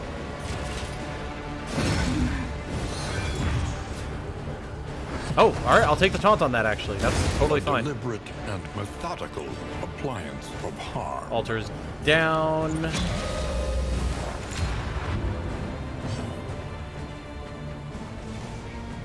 Don't even really need the bolster, honestly.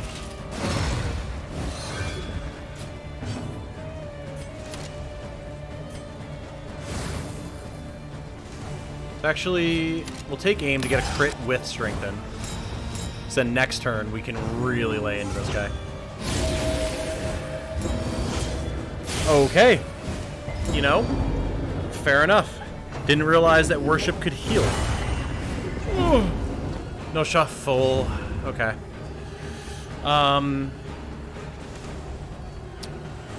Valkyrie. Let's get you back here.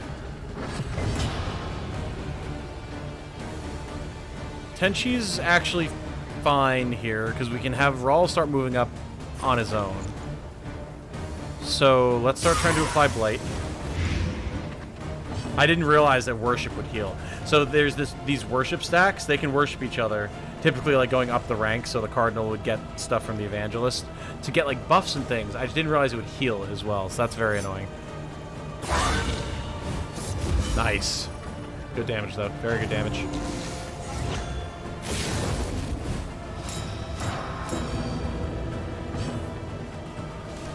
Alright. More Blight. Nice. These backup attacks. So good. Appreciative Whistle. Raw likes what he sees. I don't like the vulnerable. Don't like that at all. Let's fix that real quick. More Blight. Yes.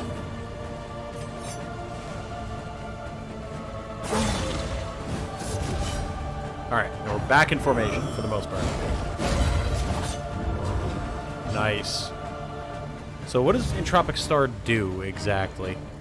It applies stress and vulnerable. Okay. I mean, that's not terrible. Combo gives us a little bit of a heal with Crush, which is nice. If you could stop crit healing as well... Oh, well, no, it didn't use its crit token, so it's just getting those. Yeah, if you could stop crit healing, that would be lovely. Oh, wait. Alright, bring him down, bring him down, bring him down, bring him down.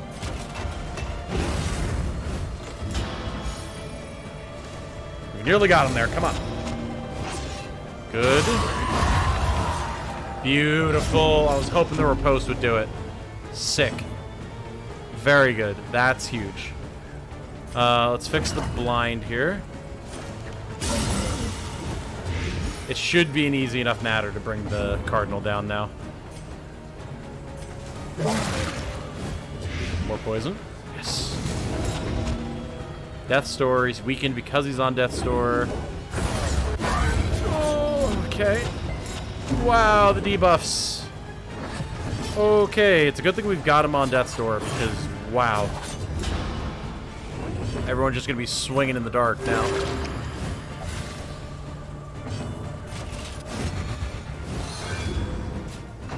So much blind. There we go. Overcome even the greatest of threats. Scary, scary, scary, scary stuff. Cut down these nightmares and blaze the trail to your redemption. Ooh, wounding words. If stained item is equipped, plus 50% damage, but minus 33% max HP. Okay. That very well might wind up going on to Rawl. Got plus speed for max HP, mastery flame. Cool. All right. That was scary, but we were actually able to bounce back from the meltdown pretty quick. Whispers. So the main downside there... Oh, we're maxed out. The main downside was just the fact that we wound up losing some relationship stuff, but I mean, we can handle that. Let's get rid of this. It's garbage. Also get rid of this. We don't need it. Okay, cool. Now we can shuffle stuff around. I was really hoping that they would add a way to sell stuff at inns to help. Oh, come on. With all this inventory management. Hello? What? Why can I not take this off? Hello?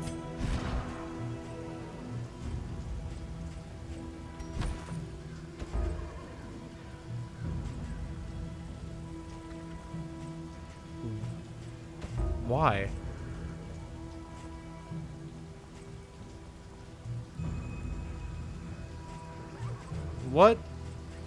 What is happening?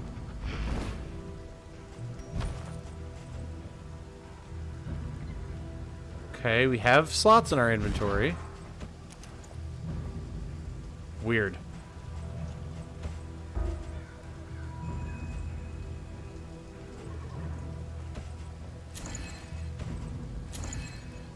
Ah, I see, I see, I see. So, we can't even equip this if we don't have a stained trinket equipped. Got it. Got it, got it, got it, got it. I was worried that we had some sort of bug there, but no, we're good. We are good. Now, in terms of other trinkets, go here. And... I mean, it's honestly probably all we want to do. Yeah, I think we're fine. All right, let's go. Forward! Crimson Tear Star Ring, kinda, yeah. Haggard, tired-eyed, all are welcome here. Hero goal is complete for Rawl because we got the flame used. Whew! Narrow passageway there.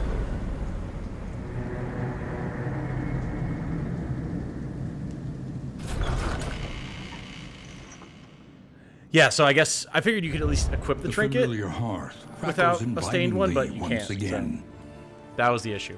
The Hag's Cauldron. Oh, no thank you, please. That's a reference to a boss from the first game. You'll find no rest in a hag's cauldron. Heal to 25%. You have plus 10% negative relationship chance and minus 10% positive relationship chance. This inn sucks. Well, come on, man. Alright, Valkyrie, what'd you get? Gaunt Fearing. Alright. Raw gain. Amateur Armorsmith. 5% chance to get Block Plus. Alright, at the start of the round.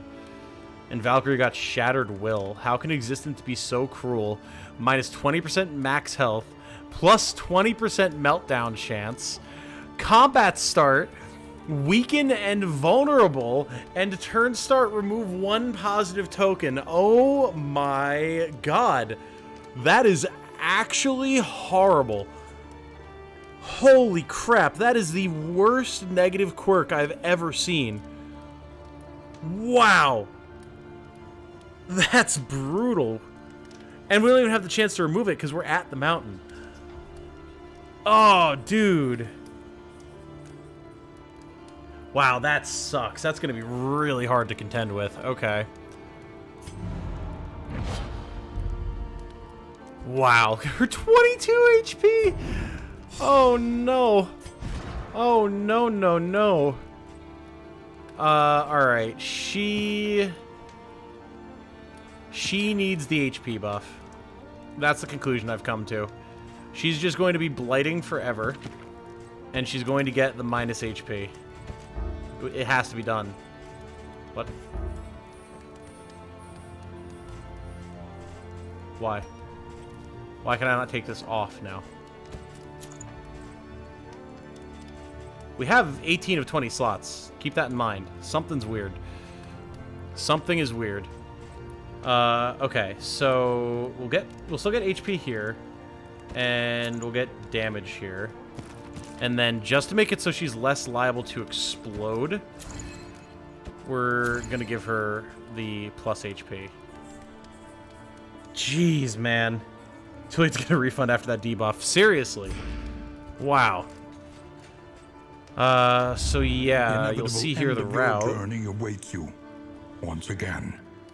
Just the mountain. It's the only place we can go. The means of mastery. So, we're going to want to just get everything upgraded that we're going to use regularly.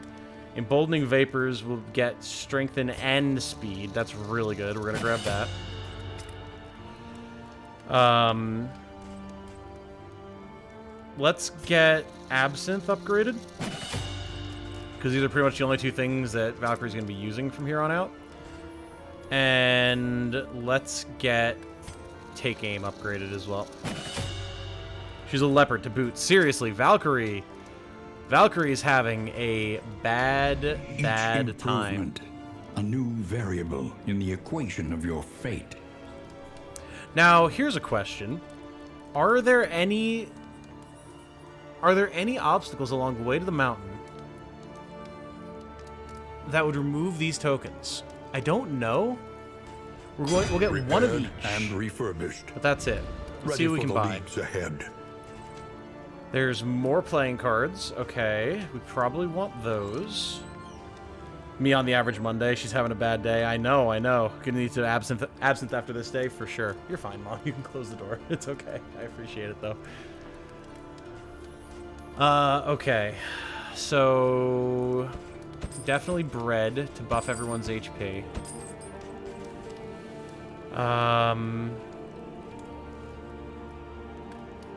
Stitching kit could be good. Playing cards, definitely. On the road to damnation. We have a lot of stress, too.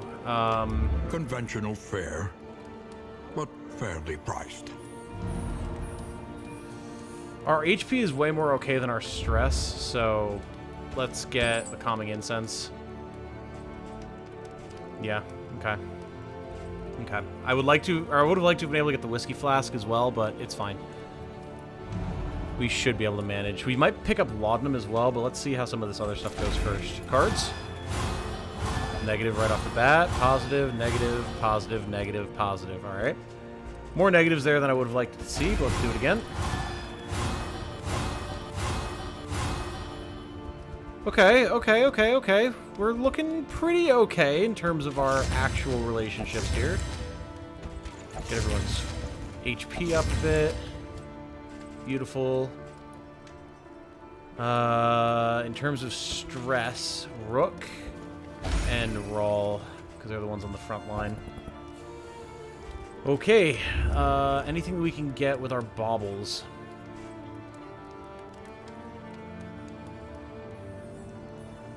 This Gilded Mind, I think. Pick that up. Power in such a And little laudanum. thing. Yeah. Whew. Gotta go, but thanks for the stream. Absolutely, thank you for hanging out, Canada. Much appreciated. Hope you had fun. It was good having you here. Alright, well, with that, we're pretty much set up and good to go. I think... I'm not too worried about damage on Rook, so let's get him some extra stress and death blow resist. Because if anyone's going to need it, it's going to be him. We aren't going to need the Pouch of Lie for this boss. This is the boss that I know, so I know we don't need it. And in terms of everything else that we have going on, I think we're largely okay. Oh, we got the whittling tools. I forgot. Oh, huge. That's huge. Valkyrie, take that. And we'll give disease resist here. Not that I think we need it, but alright. Guys, I think that's as good as it's going to get. It's time to go to the mountain. Final boss time. Casting its shadow over This is gonna be all good. the land. Still forward motion. I guess I can. Sure. We're not using these baubles A on anything smoother else. Why not? ride. For a time at least. Here we go. Now, I know this boss. I've beaten this boss before. Oh, let's see how this goes. This is the one final boss that we have seen in the past. Cruelty All and right. callousness have claimed dominion here. Hold the line we rarely use. Wicked Slice, that does suck though. That's one of our main damage abilities. So, fortunately, Rook can fairly easily remove Vulnerable from himself, so it's not the end of the world, but... Narrowed eyes, suspicious. muttered threats. Oh, All bolster. trust is lost.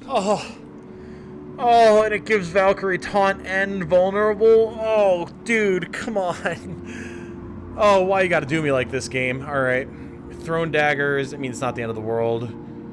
Plus, we can then use that to give Rook taunt, which is actually good. We want things to be hitting Rook. Guys! Covets what the other has. Come on! Take it. Crush is gonna give Tenchi stress.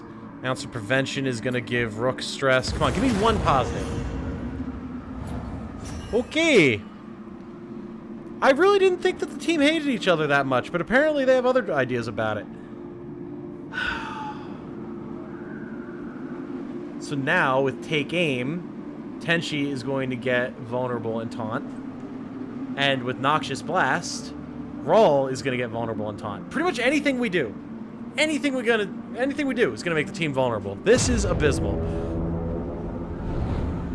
You try apologizing to the game for whatever I clearly did to it. I refuse to apologize, damn it. We're going to the mountain. I've got nothing to apologize for. And I'm gonna kick the game's ass for thinking it can do this to me. Temple of failure and regret.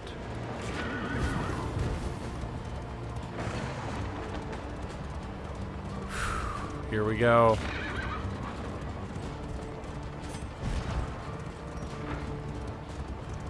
Man. Here it is. Battle 1. Oblivion's Ingress. So I've never played this game before, but can you replace team members during a run? You cannot. Technically. You can get the bounty hunter to show up. There'll be a little flag at the inn, and you can click on it to replace one of your heroes with the bounty hunter for one region of the map. He's really powerful. He'll leave after that region, but you can do that. The only other way that you can replace anyone, as far as I'm aware, is if someone dies and you still make it back to the inn, then a random hero will be put on your team to replace them. Okay. Well, we can at least try to patch up our relationships a little bit here. Like things keep getting worse. Yeah, I know. I love this area. It is really cool. The Temple of Failure and Regret sounds promising. Oh boy.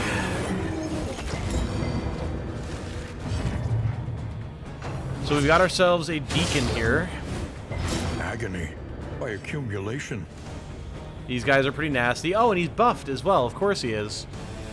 Of course he is. Alright, let's strengthen.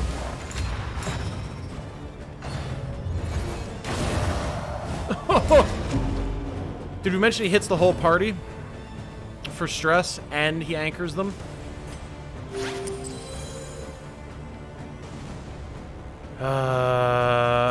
I mean, well, we got a bolster. It sucks, but it is what it is. It's got some poison on the Herald. See, thanks. Only played DD1, didn't know DD2 even existed until you started streaming. Well, hey, there you go. Now you know. And I mean, it is damn good. It is damn good.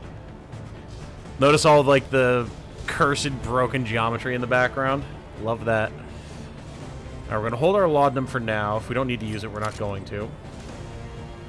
I mean, people are just going to be vulnerable and taunted. It is what it is. We got to get this big shot here. Boom. Beautiful. That should be enough. Yep, Harold's dead. Huge. Worth it. Absolutely worth it. We'll defend here. So that damage is going to Rook instead. Bleed, alright. We can deal with that. Not a huge problem.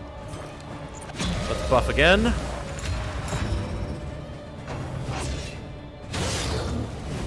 It was a one-year exclusive on Epic Games Store, yes. But as of today, it is out now on Steam. Full release, 1.0.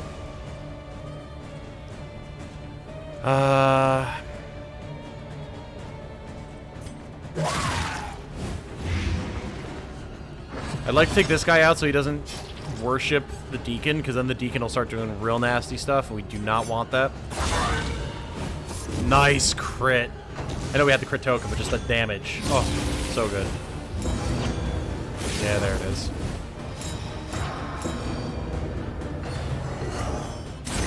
Anxiety for Alright, it's fine. We had block plus there, no big deal, no big deal.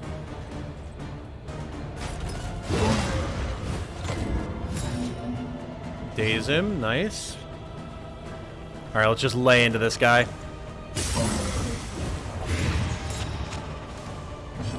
Now, on the offensive indeed. I really need you to not resist this stuff right now, though, dude.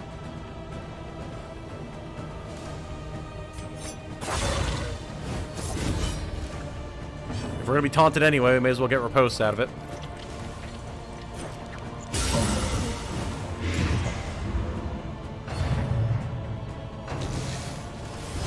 Fine, everything's fine. Alright, big man's on death's door. Blight triggers will hopefully kill him.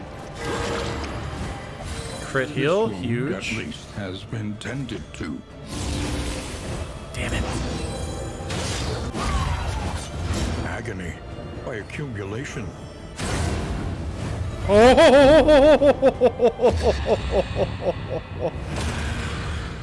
Oh, mama.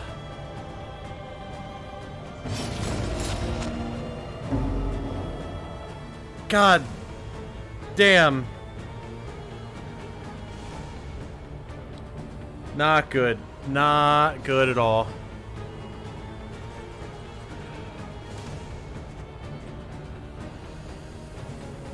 Oh, boy.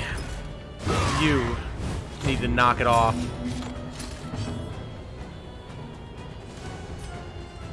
And that took the blight off of him. That's so annoying.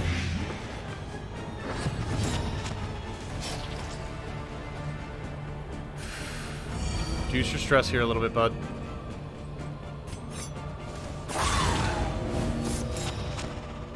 Please die. Oh, the days. Fair enough. Alright, that's fine. That's fine.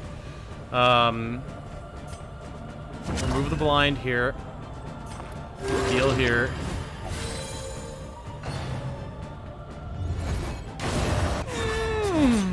Okay, good riposte. God, we have to end this. This has to end. Alright. That one's down. Stream having problems for anyone else? Oh, how's it looking now? Here, let me check. Let me check. It looks like it's on YouTube's end because I'm not dropping any frames. So you might just have to refresh, guys. Refresh, refresh. Refresh, refresh, refresh. Better now? Okay, good. Sweat-soaked brows, unsteady stances. Exhaustion takes hold.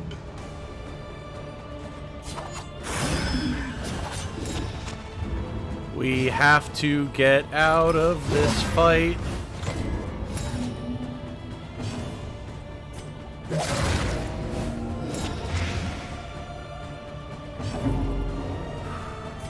It's our last battlefield medicine.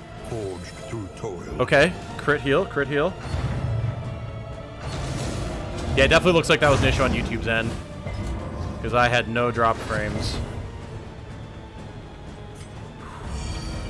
Bring the stress down, bring it down, bring it down. Oh, God. Even the greatest of threats. What a fight. And that's not even the final boss. That's just his flunkies.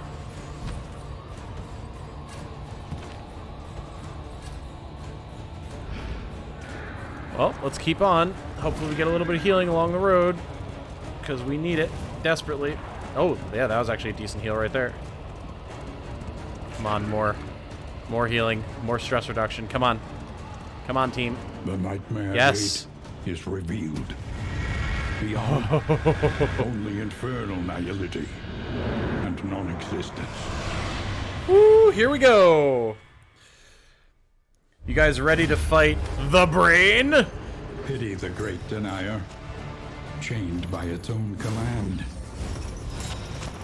Okay. So this is a little bit of a puzzle fight.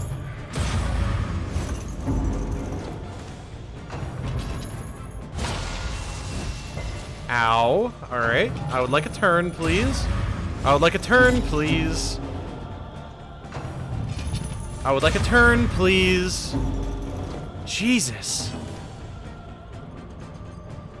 Holy crap.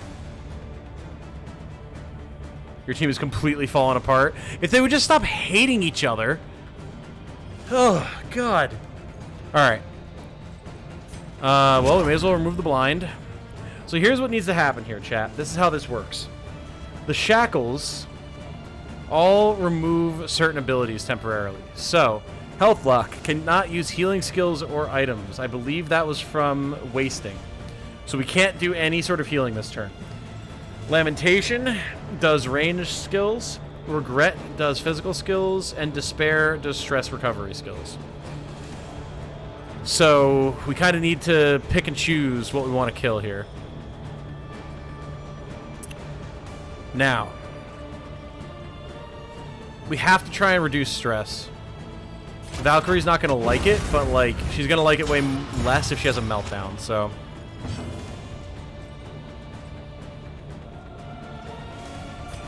Get an ounce up here.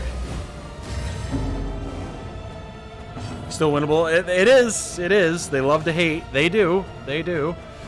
Now, fortunately, we can inflict blight on some of these.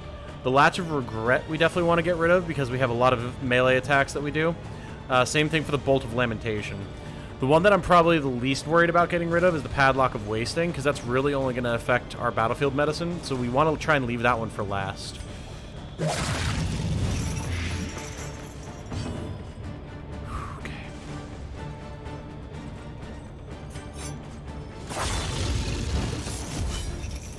And you see they have a lot of HP as well. Denial of Reach. There goes our ranged skills for the turn. Rook's not going to like this, but it is what it is. Okay. We can heal here, which we're going to do. A calculated generosity. While we have the chance. But a welcome one nonetheless.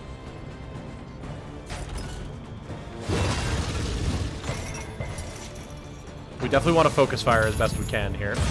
Anxiety foments insidious fears. Oh, the stress! We are feeling very stressed.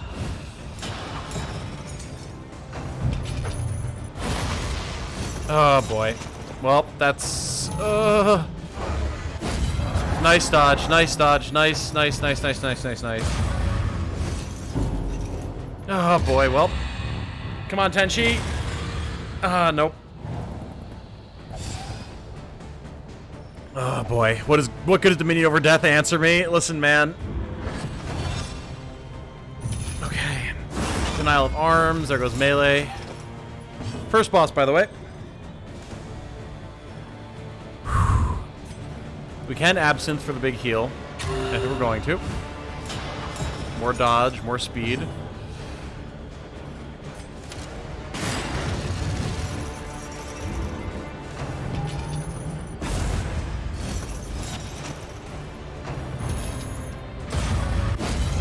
Nice dodge. Huge. That kept Valkyrie from having a meltdown. That's very, very big. Even though she's taunted, she's got the dodge plus, so that helps immensely. Let's remove the blind here. Tenchi, heal yourself. Nice dodge. Very big, very big, very big. Oh, oh God, the damage. Alright, no healing skills this turn. That is not great.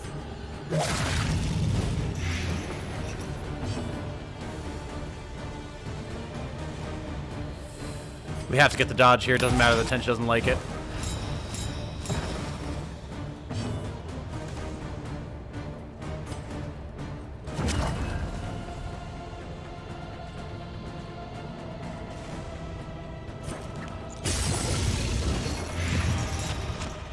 We'd be so much better off if the entire team... Perhaps they have given their last.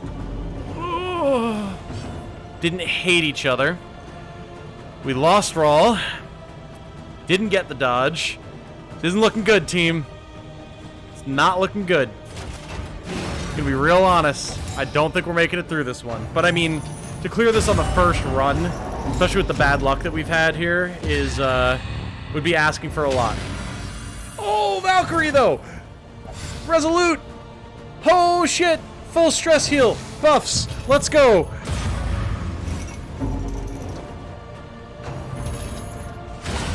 And now, the greatest.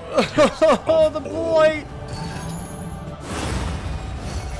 No stress recovery. I mean, that's fine. Steady yourself. Oh, boy. Hold!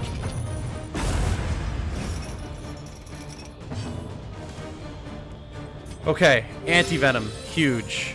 Get him off death's door. Thank you. Malaise. Okay, Measured. that's done. Steady. That's a shackle down. You're saying there's a chance. So you're saying there's a chance. Plus, honestly, Rawl, I hate to see you go, but you being gone frees up a lot of our abilities, because you were being a little bit of an asshole. I'm not gonna lie.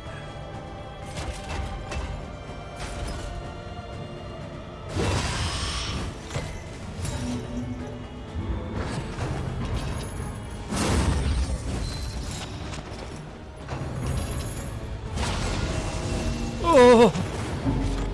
Oh, and now burn? Man. More blight is required. Oh, there goes Rook. The front line is gone. It's not looking good, team.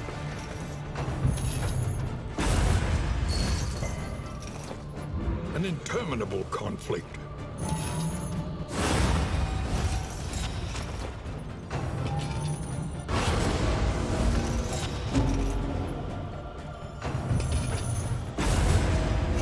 Holy.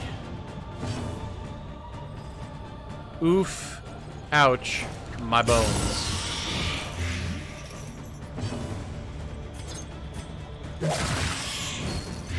The fiend's strength. We finally got blight on it. That's good. Rude. Seriously, man. They are rude dudes. darkness encroaches, inexorable. This is gonna be GG here, team. We are not making it through this one. The enemy weakens and wanes. Oh, there goes Tenchi. Nothing can survive such a wholesale, organic failure. Nothing can survive such a wholesale organic failure. And an abrupt end. Oh, rip to the OG, the first four going down Learn from each attempt. in a blaze of glory. Deepen your understanding. And victory However, will come. we did get a whole bunch of candles, so that's good. That's good. That's fully to be expected, honestly. Beating the final boss on the first run is certainly doable, don't get me wrong, but it's definitely not easy without any upgrades whatsoever. And again, when our characters all decide that they despise each other at the very start of the final zone going up to the mountain, doesn't bode well. And we had, like, largely okay relationships, but it was just the negative ones that all triggered, so it's rough, but it is what it is. What are candles for, asks Prowse. Well, let's show you. Stagnant and sprawling. This hellish abyss extends beyond sanity itself. So you come here to the Altar of Hope after each run, right? And in the Altar of Hope is where you get to spend those candles. So now we can go to each one of these locations. So we have the Working Fields, the Living City, the Timeless Wood, and the Intrepid Coast. It looks like there's something here, and then the mountain we have to unlock all heroes to gain access to, apparently. So you come into each of these, and this is where your meta progression is. Such implements will serve us well. So, like, I can use candles to unlock new trinkets, new combat items, new stagecoach items, new inn items, all that type of stuff. So then all these things will show up in future runs. If we go to the Living City, will carry the day. this is where we get to get new heroes. And look who's with us. The Flagellant from Darkest Dungeon 1. Looking a little bit worse for wear. We'll get into that. We'll get into that. So not only can you unlock heroes here, but you can also upgrade them. So, like, first upgrade, plus 5% death blow resist for everyone that you already have unlocked. And then you get that once you, like, spend enough to get a hero. After that, you'll start getting trinkets specific to those heroes.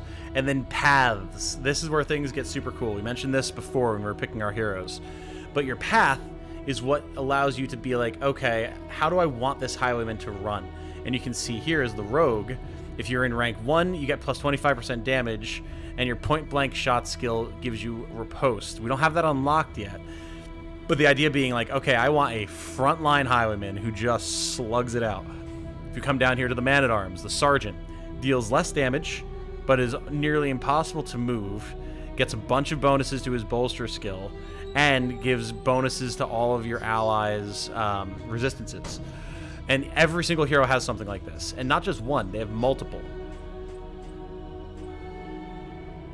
So there's a bunch of different ways to play all the characters now, which is so cool.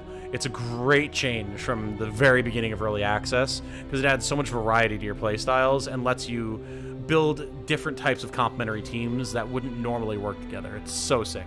I can't wait to play with it. A lot of heroes. Flatulent? No, Flagellant. The Flagellant. And this isn't anywhere near as many heroes as there were in Darkest Dungeon 1. There's a ton of people missing. Don't know if they'll ever all get added back. They probably want to make some new classes too, but what we want to do is unlock some of these heroes. First thing I want to do is get everybody unlocked, so that way we have as many build crafting options as possible. We only have 39 candles. It takes 8 to upgrade a hero. So at 8, 16, 24, 32. We can get 4 people currently. We definitely want to get the Hellion, because by Caffeine's request, she wants to have a Hellion. Hellion. So we're going to get the Hellion. Very done. Very nice, very nice. Good frontline fighter. I'm getting the Leper, because the Leper is my absolute favorite. Leper. And then I want the Vestal for healing. Vestal. And I gotta try the Flagellant, man. This is new with 1.0. I've not had the chance to experiment with Flagellant in this version of the game. Flagellant. Awesome. Awesome. All right, we have 7 candles left. We need heroes with memories. I don't actually know what this means, so we're not going to mess with this at the moment. Look to those but who we have are known going to fear go and failure here in ample portion. to the working fields, and we're going to get some more upgrade items. Let's get a stagecoach item. A drop of sanity in a sea of madness. Next team, Leper, Hellion, Plague Doctor, and Highwayman. Highwayman and Hellion for Light's character and Caffeine's character. Leper and Plague Doctor to round out that team. Yeah, I could do that. That, or I could do Vestal as well. I might do Vestal instead of Plague Doctor. We'll see. Trapmaker's Kit. For each location, chance to produce a trap item. Increases stacking for traps by 2 per stack. Cool.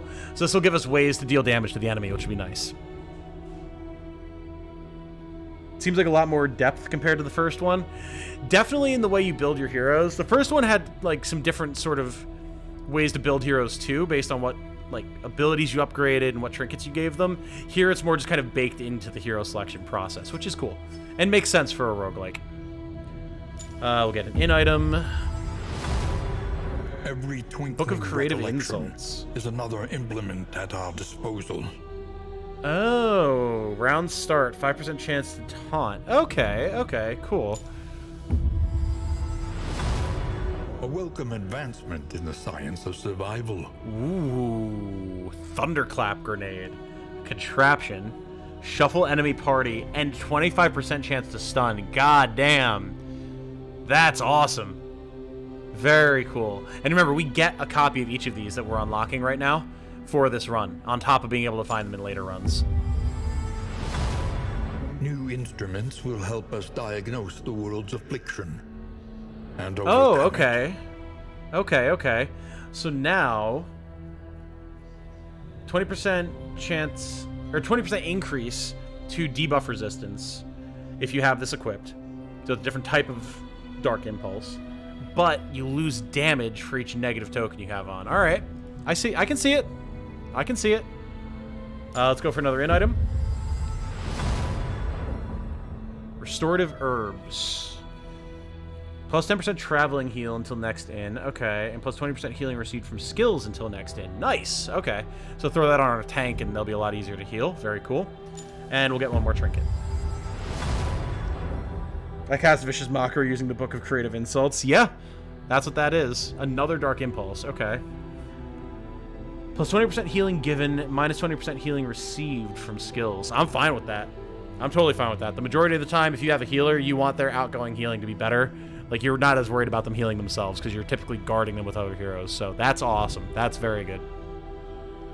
Sick. Lot of power upgrades there. A lot of power upgrades. The road calls move on. once more to its dark passenger. Hey, Tom, I'll have to rewatch doing kiddo stuff all weekend. Hey, no problem. Spend time with your kid and completionist. Absolutely. I appreciate you just hanging out. And I hope this one looks more interesting to you than the first one did. Because I love both, but this is really cool. The seat of your denial, perched precariously in the murky gloaming. So we didn't clear the final boss of this chapter, so we have to repeat it. Stands The to reason. shackles of denial must be destroyed.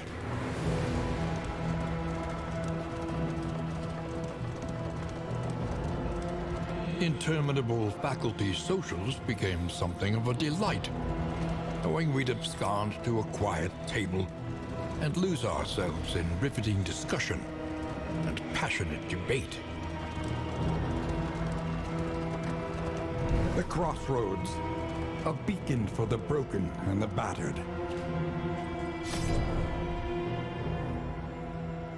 All right, let's get the next team set up here. Look at him. Okay, I have not seen anything about what the Flagellant can actually do.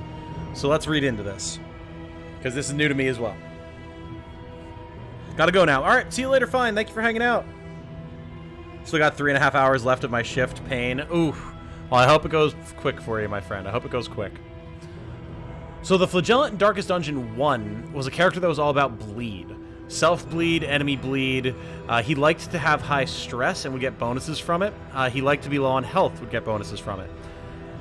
You can see he's looking a little bit worse for wear as a result of that lifestyle. Let's see. An undying appetite for pain and punishment. Front rank, likes blight, he's durable, and has sacrificial support. Interesting. His goal is to land the killing blow on 2+ Gaunt. Should be easy enough. Skills. Punish. 3 to 6 damage, plus 30% blight res piercing when target is comboed. However, deals 10 damage to himself, and then inflicts blight 3 on the target. Very cool. Very cool. Fester. Requires target corpse, clears the corpse. Oh! And gives adjacent monsters blight. Interesting. Okay. Note how he can use this from any row as well. That's super cool. So yeah, so you kill a monster in the middle of the formation, clear its corpse, give blight to everything around it. That's really nice. Deathless. Deals 20% damage to self, but heals a target for 25%. Okay, okay, very cool. Endure gives self +2 stress and target -2. So yeah, he's functioning very similarly in a lot of ways to how he did in the first game. I'm wondering if he gets bonuses for being low on health and high on stress. Stress? Lash's Gift. Requires self HP less than 50%. Heal for 25%. And give target damage, block, and stress. So is he targeting himself with this or others? Acid Rain, more, Suffer, Sepsis, Undying, and Necrosis. Jesus Christ. I have to actually sit down and watch the full stream, but what I caught so far seems much better. Anyway, I'm out. Awesome! We'll see you later in Completionists. Hey, Star! Hi, Papaya, indeed. Past the 3.5 hour mark, I see. We are. We'll probably go for like another hour and a half. So, on the first round, our Flagellant here will get +5 speed. That's pretty dope. But then Blundering, -2 speed total. Combat start 50% to get vulnerable. And 1 damage when moving, 25%. Ugh, gross. Okay. I really want to use the Flagellant, but we might hold off, honestly. Because those are some interesting... Those are some interesting quirks. Although I wouldn't mind bringing him. Then we have the Vestal. Look at her in all of her 3D glory. I'm so glad that the Vestal is back, man. I missed her so much. One of my favorite classes. Interesting that they've used an actual historical thing as a class. Indeed, indeed. See, the Leper's already unlocked. No Occultist yet. Yeah, we're working on unlocking everyone now. So we still have to get the Runaway, the Occultist, and the Jester. And the Bounty Hunter. But we've got everyone else unlocked. The Vestal does a lot of, like, buffing and healing and stuff like that. She's very good. But yeah, so we're definitely bringing a Highwayman. Hunted, harried, a fugitive seeking to outpace the past. This is... Sizo, I believe was the name? Right? I have to check Discord. Have you completed any of the campaigns yet? No, we just died on the final boss in our first run. We got some really bad luck and our team just started to fall apart at the end, unfortunately. But still, good progress for the first run. Let's see... Shinji, that's what it was, not Sizo. Alright. And the Hellion is pretty much all frontline. So yeah, I don't know that we'll have room for the Flagellant here anyway.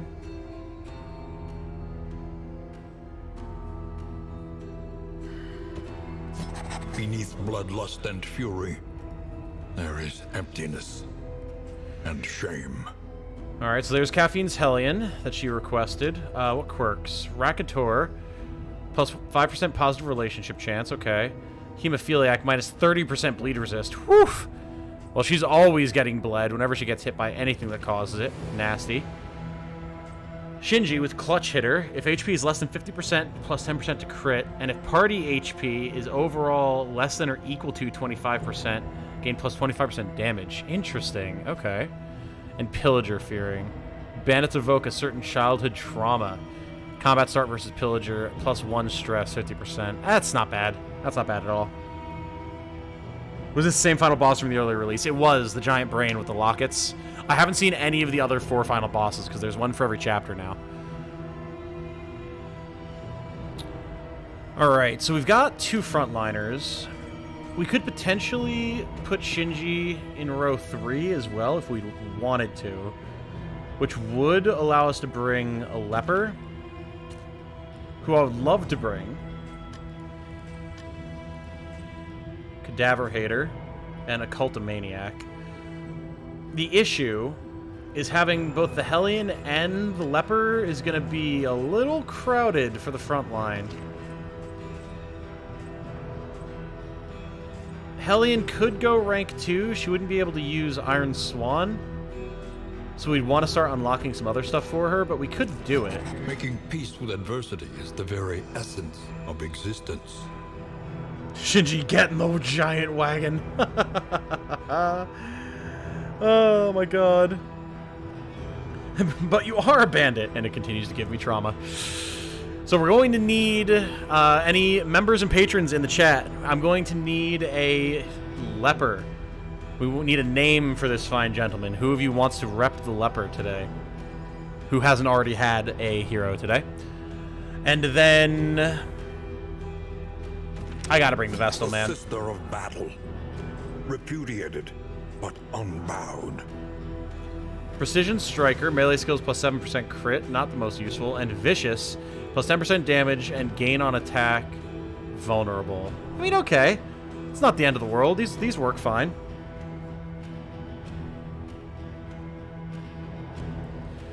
I'm also going to need a Vestal name.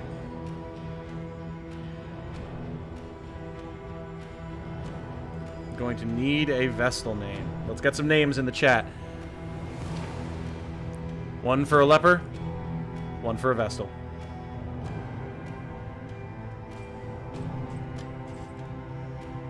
I mean, this will work as a team as well. We're definitely going to want to unlock some things, like we're not going to be able to use Hand of Light at all with this team. And Iron Swan as well is very rarely going to see use, because Leper wants to be frontline 100% of the time, as you can see.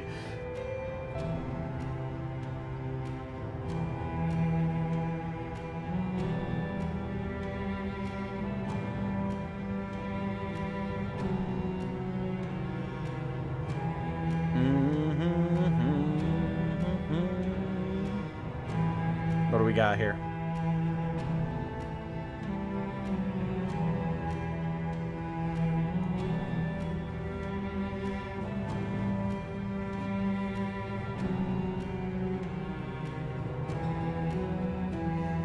Vestal Gunhilda?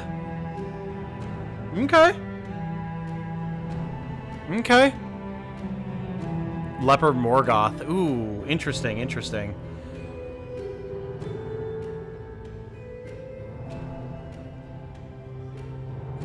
I'm gonna go with Morgoth for our leper. If anyone wants to give us a Vestal name. You've no supporters cardboard for one of the two. Look at how heavily armored these two. Cardboard? Really? Look at the breastplate on this guy. Look at all of the plate armor on her. How are you gonna say cardboard?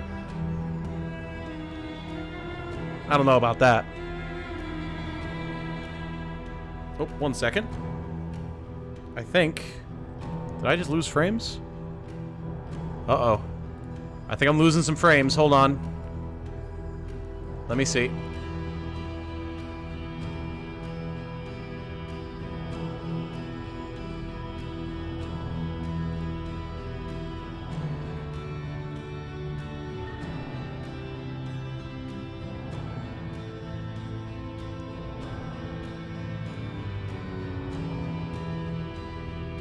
Yeah, it looks like...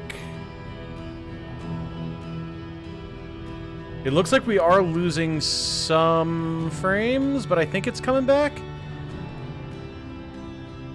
Yeah, it looks like it was just a momentary dip. We should be fine. We should be fine. Okay. Just wanted to check.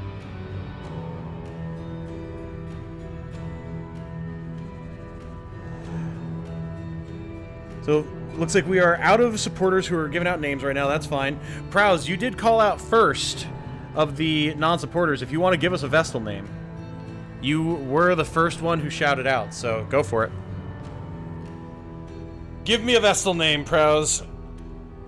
Unless you're literally just saying me, which would be really funny for a Vestal name.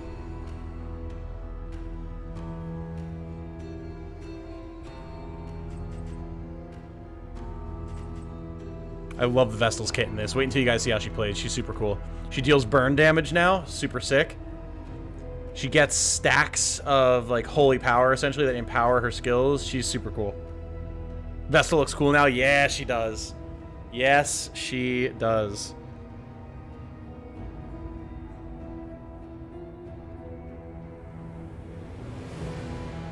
Didn't expect to get picked. Well, we had, Star gave us a name for Leper.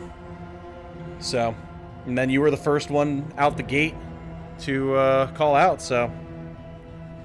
You great cheese on those abs, I know. Not to, well, I mean, maybe. I don't know. I was gonna say, I don't know if you want leper cheese, but...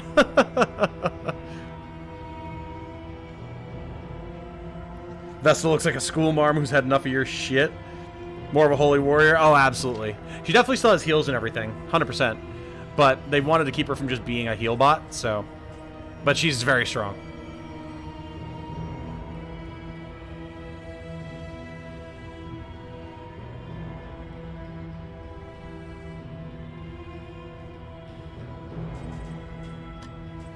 Did I check?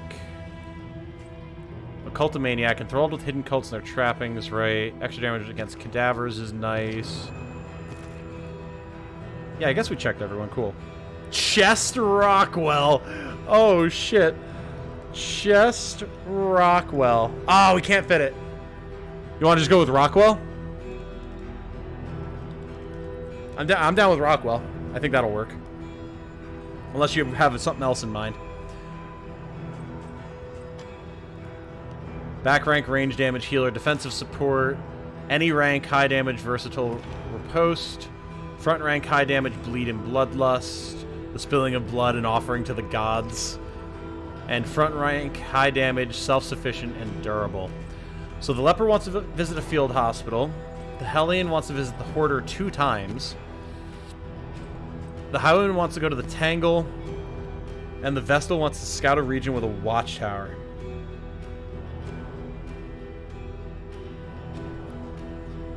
Chest Rockwell? Oh, we could try that. Yeah, that's spelling. Hold on, let's try that. Chest Rockwell. We could do that. That'll work. That'll work. I think it's a happy medium. What's it take to be a character? I give backers on Patreon and YouTube members first dibs in the chat. And then once they've used up their first go or we don't have any responses, then I open it up to the general public. So if you want to guarantee that you get a character first and foremost, you can join as a member or a patron. Otherwise, you can hang out, and eventually we'll need names, so you'll be able to toss one into the pile. All right, team. Let's go. We're not going to get all the way through this run, but we can at least start making progress. Sounds cool. Mainly lurk anyway, so good luck in your games. Absolutely. Appreciate it. And hey, if you ever hear and I'm asking for just general names from viewers, you can always throw something out there. It'll happen every time we start a run, so. Ahead, only trial and tribulation. Appreciate the well wishes, Daddy. You see? Even Cardboard box! I'm doing it. Box in a corner. Stain. Cardboard box. That's what it is. It's the cardboard box. 100%. As soon as we get out of this fight, I'm changing the name of the carriage. Cardboard box is perfect. Love it. Alright, so we can If It Bleeds with Calf. Get some bleed going on these here gaunts. We can also just smack them for a good amount of damage. But we'll go for the bleed.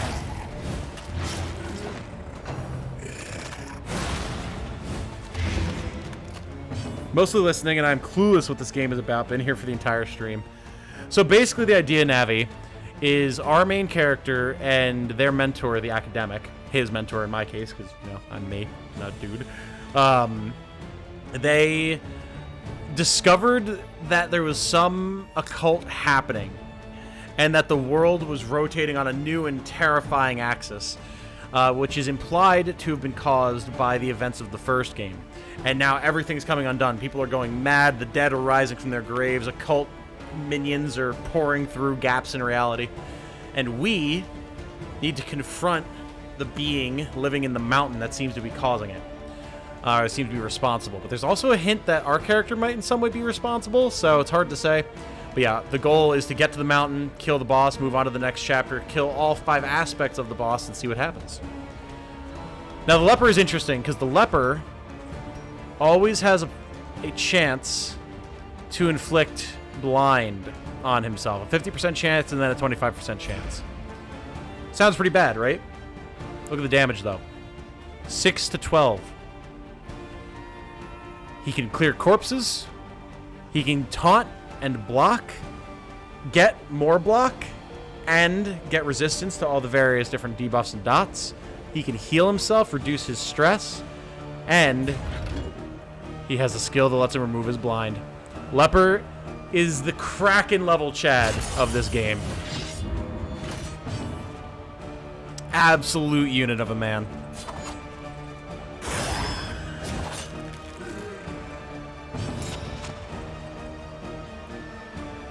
So we can see here, our Vestal, Chest Rockwell, can ignore, dodge, and stealth and remove them.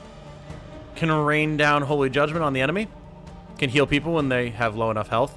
And the one I like the most, Consecration of Fortitude, puts a little buff on an ally that makes it so that they get block at the start of every turn. Very cool. Not really needed here, but very cool.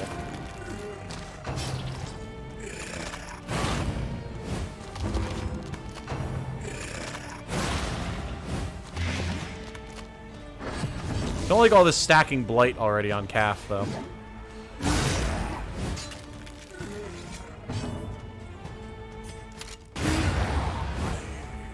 See ya. And now, because we're no longer blind...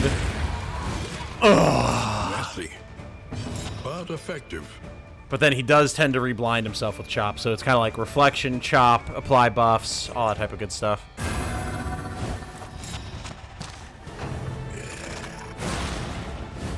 Look at him. Just takes it right on the chest. What a guy.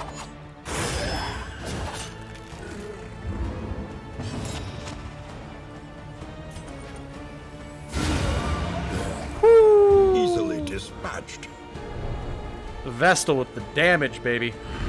Jumping in late and wanting to see how this plays. Love the first game. It's a ton of fun, Beanstalk. We actually got here at a good time because we just started a new run. Are you shaken? There is so much worse in store. Thanks, academic. Much appreciated, bud.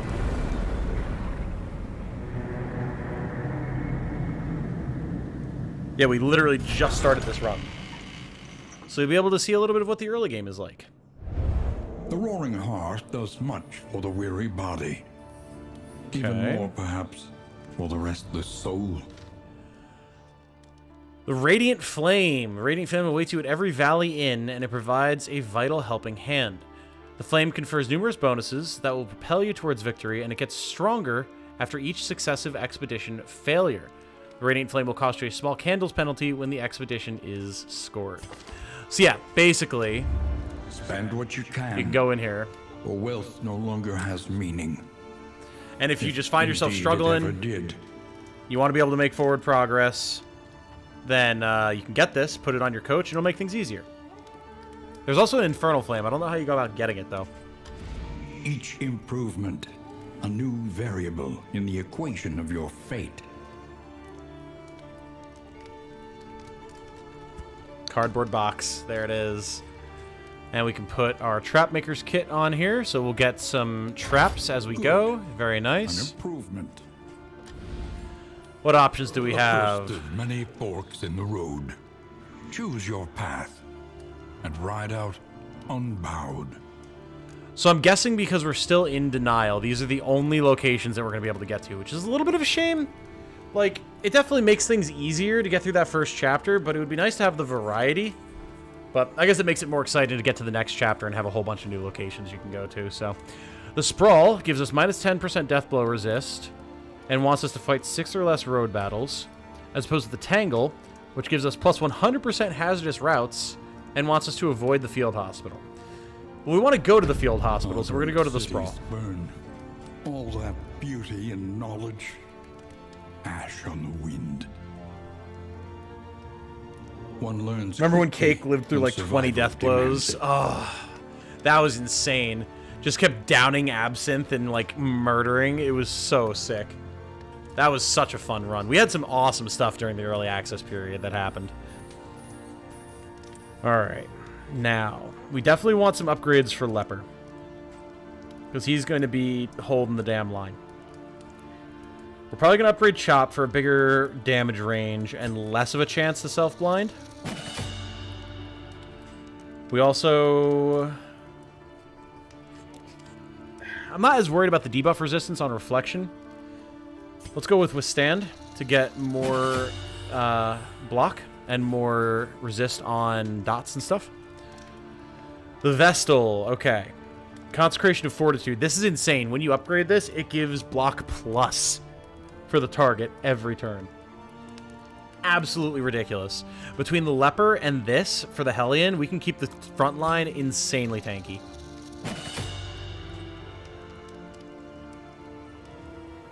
We could get more heals, and be able to heal at a higher threshold, which wouldn't be bad. Not as worried about our damage here. Shinji... I wouldn't mind Take Aim. We're not really going to be wanting to use Duelist Advance, because it would put Calf in a bad position. Let's go with Take Aim. And Calf... We're probably going to be doing a lot of If It Bleeds. So let's get that. A little bit more crit, more bleed damage. Works for me.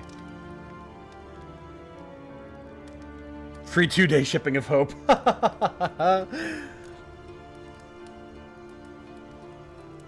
Tangle is one of your goals. Indeed, indeed. But we will wind up going there, because if those are the only 2 locations that we're allowed to go to, then we'll wind up going to both. Now, the Provisioner. Definitely cards. Let's get cards going early. 100%. Trinkets I'm not too worried about. If there was like a burn resist token, maybe, but there's not.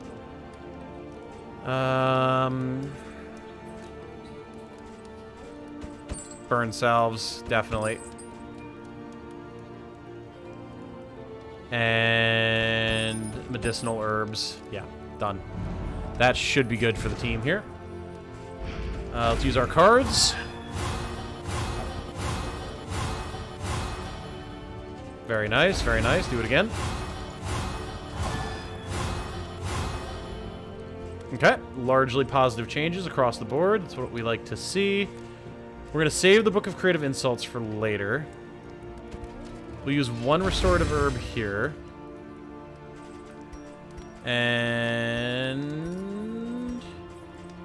that should largely be good. Let's go.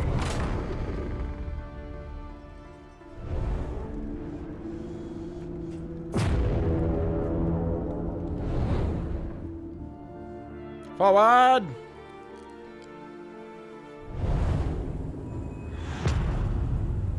Yeah, I'm so happy with so many of the changes that they've made compared to the early access period. Like, oh, it's just so good, dude. The great cities of man. Ruined. Okay, so there's a lair here. We have not done a lair. I don't want to do this lair because this team is not equipped to fight the lair boss at all. The Leper is terrible for this lair boss. So there's a field hospital off to the left. We do want to get those. And there's a watchtower. We wanted to get that as well. Let's hang left. Morgoth's not going to like not going to the lair, but buddy, you would not want to fight that lair anyway. Whisper of torment. That boss is bad for you. So many bodies hung and everything. The Jeez. loathing whispers. Oof. Alright, already hitting the loathing. Fair enough. Look at all, like, the fanatical signs and everything. Oh, nice! We found a little hidden shrine of reflection. Sick. Alright, so all 3 of these guys we want to start getting new skills for. I love the leper's story, but his base kit he's like good for right now. Vestal's pretty much okay as well. She's got 1 skill she can't use, but that's fine.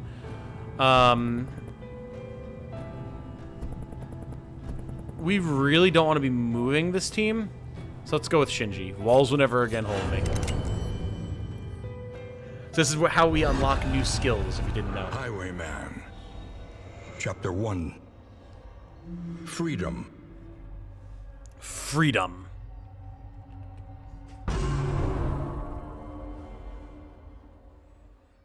Here we go. A prison riot. A fleeting chance to escape incarceration. I love these little games. So sick. Okay, so we have to beat all 4 of these guards by ourselves. We get dodge, and we have some very specific abilities. Knee strike gives 100% extra damage when target is comboed. Lunging cuff does damage, pushes us forward, gives us block and combos. And then stone missile gives us dodge, removes the alert when they would call for reinforcements. I do kind of remember how this works, so look at him. Look at him just reeling back. Boom!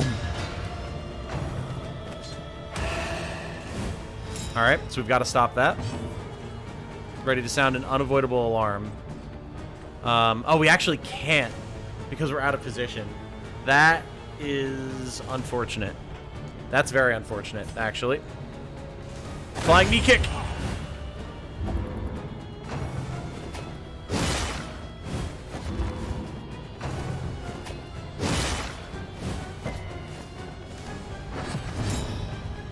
Yes, okay. It's gonna take him a while. Let's actually move back. Nice dodge. Now we can throw a stone to stop this guy. Gives us some dodge plus. Knowing one can't handle the powerful wisdom. Unfortunately for any roguelike character to enter my grasp, I might always try for the most risky move. Fair. Fair.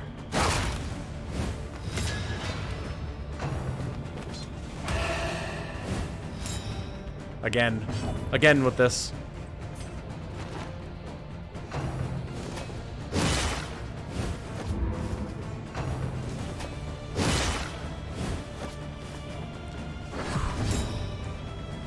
Alright, we got some dodge right off the bat. We're gonna get more right here. Always easy to just start another run. You're right. You're right. I do hear you on that.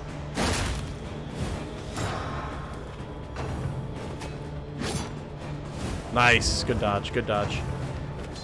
You would think, man, fighting 3 guys all by yourself, that's going to be pretty nasty, isn't it? But, like, it's not nearly as bad as you might think, as you can clearly see. Now, if we can just knee this man. Oh, wow. He sounded that really fast. Okay.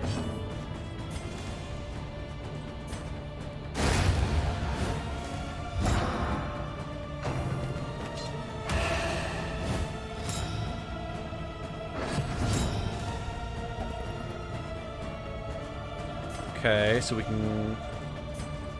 Now we're going to have to go back. We don't want to get that stress. Don't want that stress. That will be bad. We can always move back up pretty quick, and it gets us dodge, so... Nice. Alright. Boom!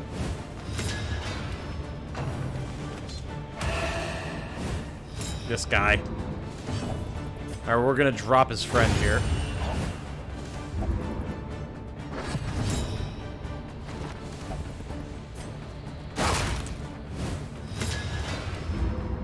He's gonna add stress, but that's fine. We'll live.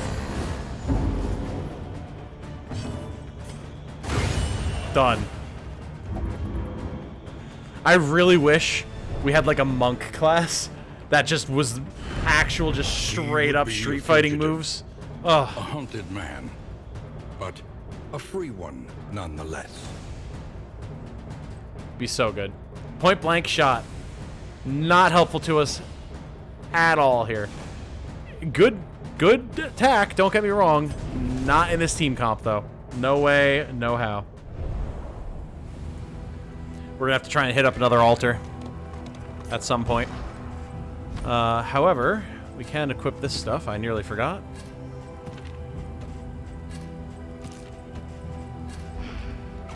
There we go.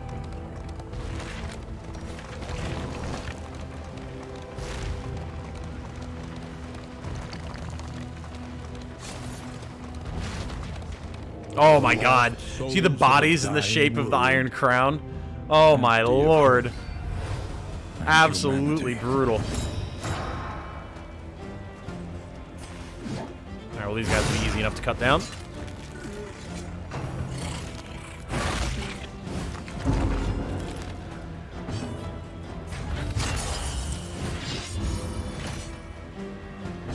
Move our blind.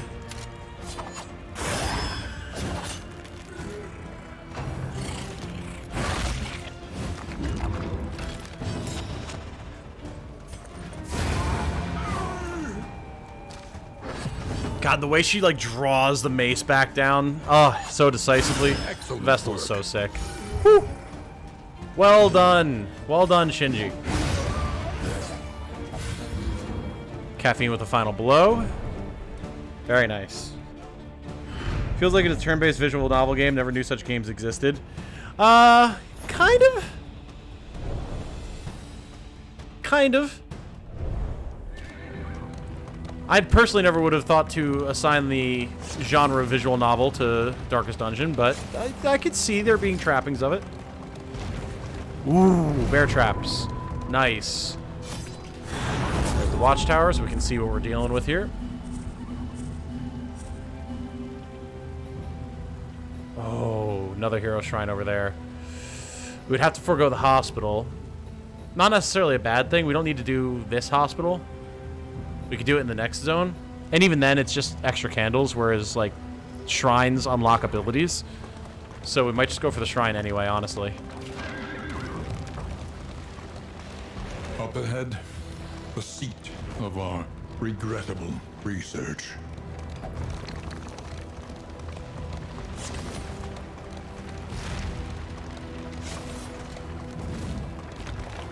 Oh, my phone is dying. I've been using it for chat.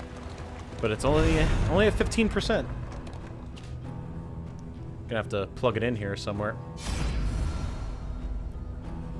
Ooh, what is this? Oh, wait, that's the blood. Oh my god, that's the blood. Oh, no. That's the Crimson Curse from Darkest Dungeon 1. No, thank you. I don't want anything to do with this. You see the bug legs shoved into the cabinet? My kingdom was home to the finest vineyards. Don't even think about it, dude. Quirk mixed in combat items. Quirk mixed in strange wines. My first indulgence. No. Combat items. I don't want no wine. I don't want none of that wine. Oh, God.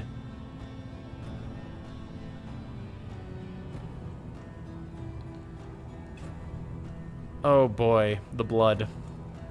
Interesting. One target adds crit, damage, and speed, but also horror 1 for 3 turns. Interesting. Seems it left a great impression on you. Yeah, it's from the first DLC for Darkest Dungeon, which was the Crimson Court, which is where they added vampires to the game, except they are horrifying giant mutated mosquito people, and they could turn your units into vampires. And there was one point where my entire roster was vampires. And my buddy Jordan, this is the game that I won, by the way. My buddy Jordan was like, how have you been managing your vampire colony this whole time? I was like, very, very slowly. Because if you let them go without the blood for too long, they die. So I had to constantly be getting the blood. It was insane. It looks like this won't turn you. Maybe it will. I doubt it, though. But that's, yeah, terrifying. An A terrifying elementary reminder. problem, is it not? Alright, well, I want to go right for the hero shrine, so we'll take some loathing. Chaos must Yeah, the be Crimson met Curse, man. with Whew. unwavering resolve.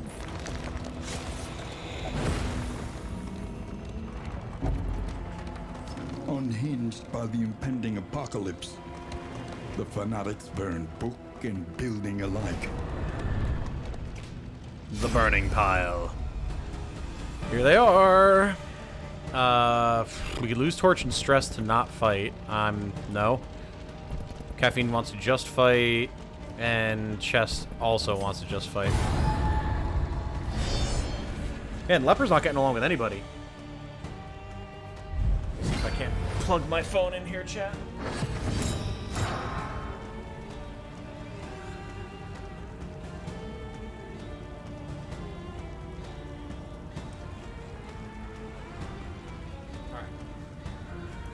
I should still be able to see chat from where I've got it plugged in. Oh boy, we've got a full complement of bastards, including this. Oh. Thank God we've got the good music. So Sacrificial Fanatic, if he gets to the front line, he explodes, and it hurts really, really bad. So he's got to go. You can see he gets extra block, which is really, really annoying.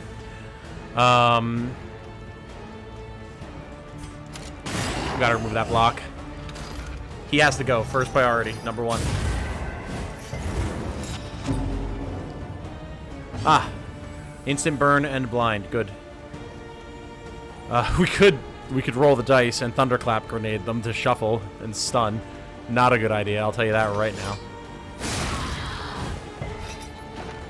Seriously?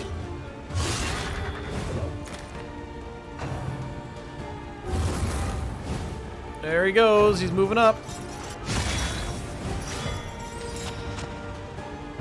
Mobilize. That's fine.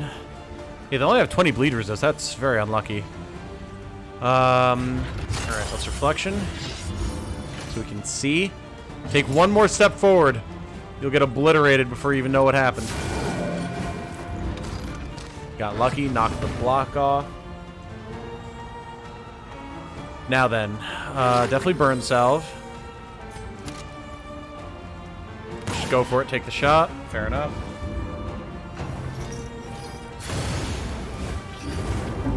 Ow. Let's put some block on here.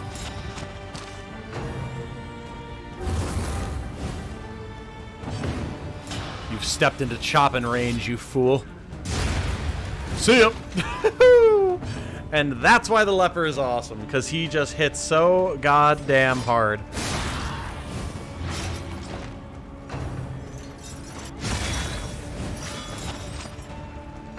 Alright, pulling the Vestal forward is not the end of the world. Oh, he's ignited, alright. Oh boy. Oof. Measure out your violence and apply. Thank God for block, man. Notice as well, because we have the upgraded chop, he only had a 60% chance to blind him when he chopped, and he didn't, so he's ready to go for another attack.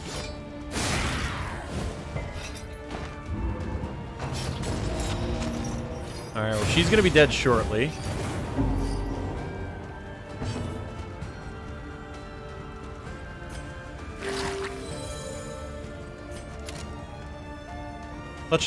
Let's make it a sure thing. Done. Alright, just these two left. Backline being dealt with is very good. More burn here. Jeez. He had to walk away from his kingdom, his leprosy, or has leprosy, and is basically a giant meat shield. I mean, yeah, the guy does deserve a drink. You're not wrong. Let's just take those off of ourselves. Thank you. Incremental, but deadly all the same. No death blow resist here, so we can just...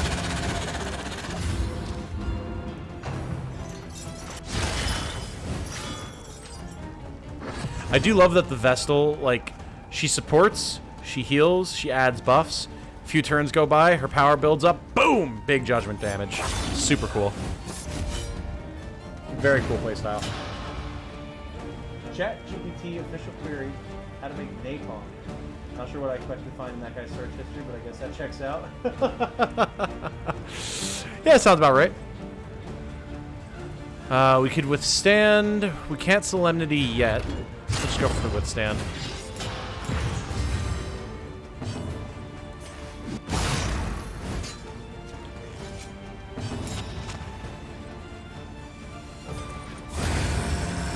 Nice. Feeling pretty good about this team. Feeling pretty good about this team. I think this is going to be a pretty strong combo we got going on here. Ooh, all right. Sharpness Charm. Now, who wants that? The Leper or the Hellion? They could both use it. I don't particularly care about the Hellion being fast. Let's give it to her. Everyone wants to go to the damn hospital or the assistance encounter. No one wants to go to the hero shrine. Well, suck it up, Buttercup. Because that's where we're going.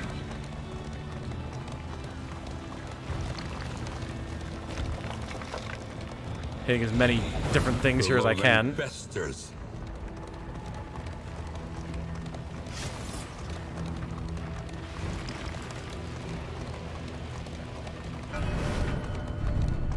Here we go. Shrine of Reflection. Give me the goods. Dismas, you're in. Freedom was nothing like what I'd hoped for. Dismas, Shinji, same difference. Chapter 2. Laying Low. Alright, let's see what we get. Harried by a pursuing garrison, he took refuge in the fetid canals of the city. Concealment took its toll, and soon he began to see himself in the furtive, scurrying pests that formed an unfortunate portion of his meager diet. Freedom, once so fondly imagined, had become a vortex of degradation. Whew. Rough.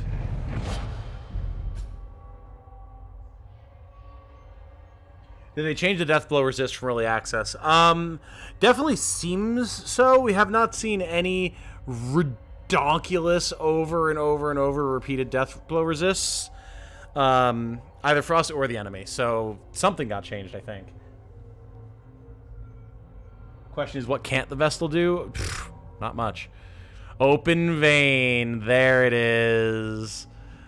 2 or 4 bleed when target combo. Nice. We're definitely equipping that. 100%. The loathing howls. Absolutely, Shinji. Very good. So let's take Duelist Advance off, put Open Vein on.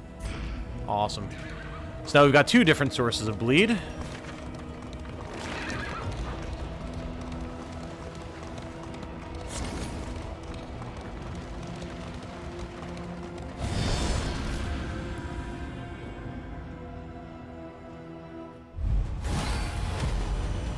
Elite enemies, really.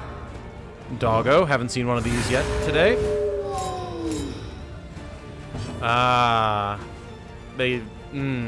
Okay.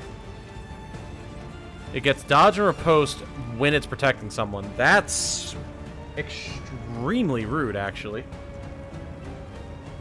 Narrator has quite a way with adjectives. Oh, of course. It's Wayne June.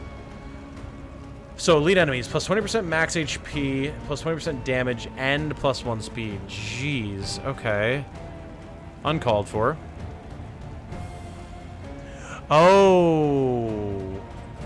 Notably, Open Vein can only bleed when combo is on. It can't just do it. The way I read that originally was that it inflicts bleed 2 normally, or then does bleed 4 when target is comboed, but it'll just be 2 or 4 randomly. Got it.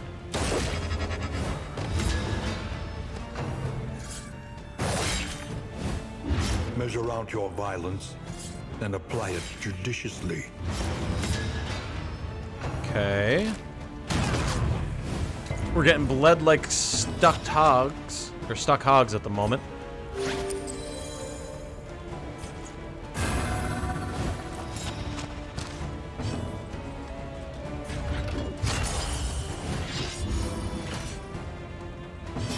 getting everyone set up.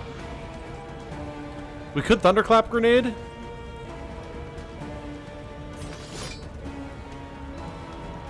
Excellent work. But no. We will just bleed. And we will bleed very hard.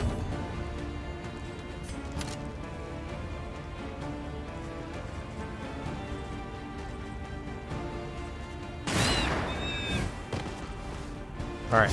Dog is guaranteed to die. Easy. The dog turned into a full human torso when it died. Interesting. Interesting. A calculated Explain to me how that one works, Red Hook. But a welcome one, nonetheless. The one thing that's a shame, but I mean, of course they didn't do this. The Vessel doesn't heal herself with Judgment like she did in Darkest Dungeon 1. It would be absolutely busted if she did. It's totally understandable why they didn't do that. But I do still miss it. No self-blind, very nice.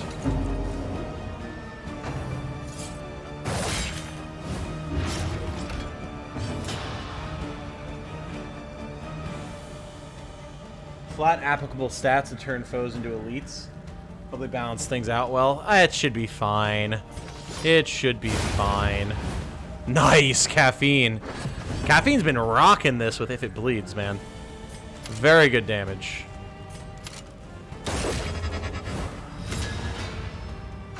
Apply combo there. Bafflement and vexation. Ooh. Okay. Ow. Wasn't expecting that.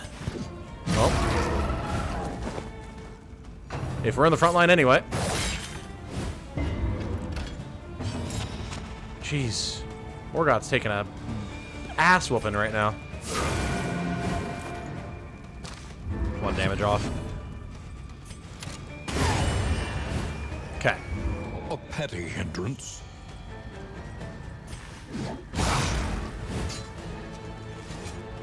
Definitely need to get some more upgrades for Caffeine as well. She needs better damage. I could Solemnity here, actually. Get her HP back. Probably worth it. It's a big heal.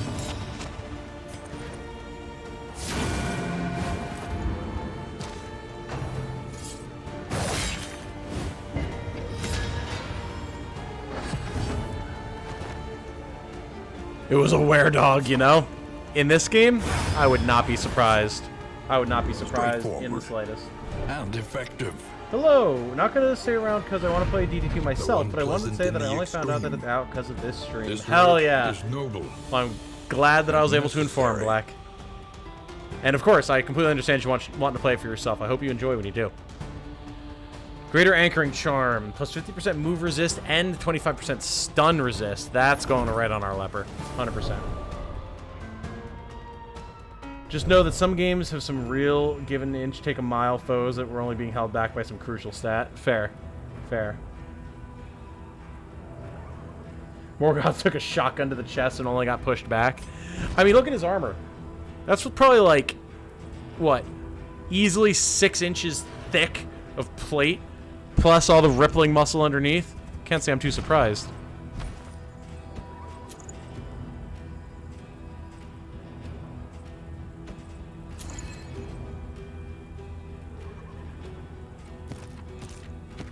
I forgot that we can actually equip these without their accompanying token. Look at all these bear traps. Nice. So for one target, they will hit them with 3 bleed for 3 turns and immobilize them. Very good.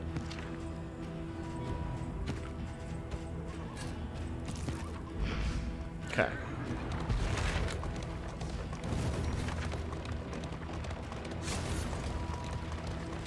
I think our goal was to not do 6 road battles. Yeah, we're fine. We've got that under control, no problem. Stress is looking good. Health is looking good. We're rocking it right now, team. The Unknown. Let's see. Relics and books and a mixed quirk. Or trinket and mixed quirk. We're quicker to smash it apart. Things sequestered in drawers fading from memory. I'm curious about the books. Let's pick that up. See what we get. Amateur weaponsmith. Awaits, Ooh. eager to ply his trade. Oh, well. Pff, plus 15% damage in the sprawl. Well, that doesn't help. Can I change that now? No, unfortunately. Well, that's useless. I mean, I'll take the money at least, but yeah. Unfortunately useless for us. Alright, relax, Shinji.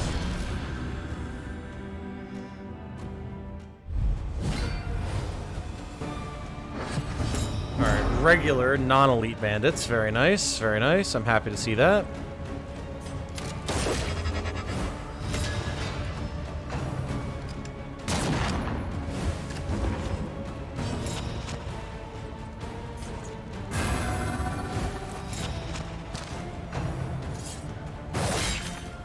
We're just able to make this front line so tanky, so consistently.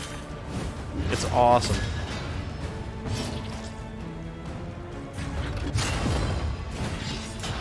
For example. And like he gets low enough and we've got plenty of ways to heal him. It's really nice. There's a guaranteed bleed there. Ooh. Early results Damn. are encouraging. Shinji with the shot. Love it. Hold fast, for who knows what lurks in the Thank God for the block plus, man.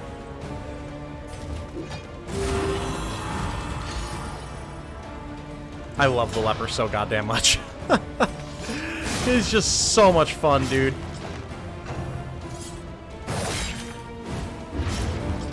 Somehow Shinji's getting super stressed out back here. I don't even know how that's happening. Makes no sense. Oh, yeah, it's because of all the bandits. We keep fighting bandits, so he keeps getting stressed out. That's what it is, because he's got that fear of bandits quirk. 100%.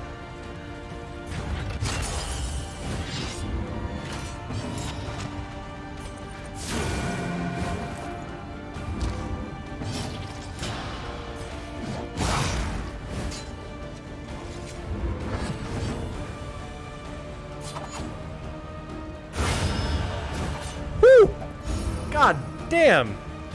Well, Shinji decided the best way to deal with his trauma was to crit kill 3 whole bandits. Jeez. And reduce, like, what, 3-4 stress he went down from that? I'll take it, you know? If it works, it works. Well done, Shinji.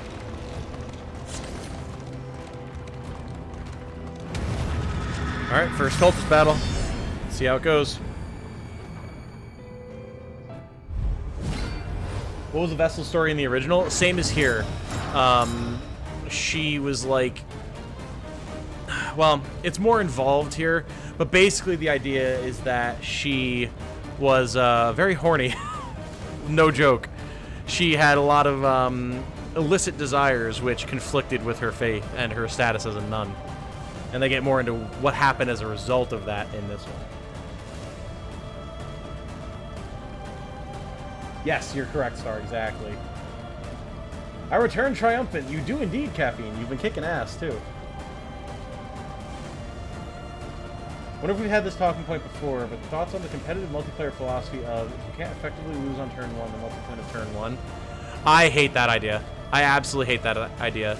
Turn 1 is for setting up your strategies, not losing. Is that Hellion me? It is you. It is you. Face your fears by shooting him in the face. Hell yeah. Hey, nobody is here. I've been waiting for this. Hell yeah, brother. Absolutely. Domino Pivot says, good evening. My relationship to Darkest Dungeon is odd. I could never get into the game, but I played a D&D campaign heavily inspired by it. Ooh. I would say I'd love to do that, but I mean, both of my D&D campaigns I've been in with our DM Jordan have been heavily inspired by Darkest Dungeon in a lot of ways, because it's one of his favorite games of all time, so... Also, why are we, like, blood red background here? Is it because of the light, I guess? Not a huge fan.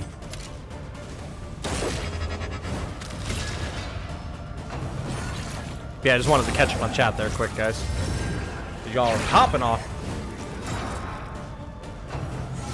Alright, so we got block all over the shop. Not ideal. Not ideal. We do have crit, but we can't see, so let's fix that. Amateur Weaponsmith is giving him crit, by the way. Incremental. but deadly all the 5% same. chance to get crit at the start of the round, which is pretty awesome. Let's get some bleed going on this guy.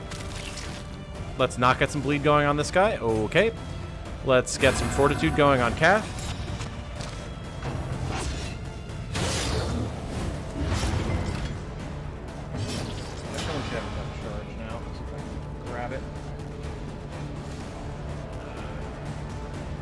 Yeah, it's up to 31%. That's fine. Cool.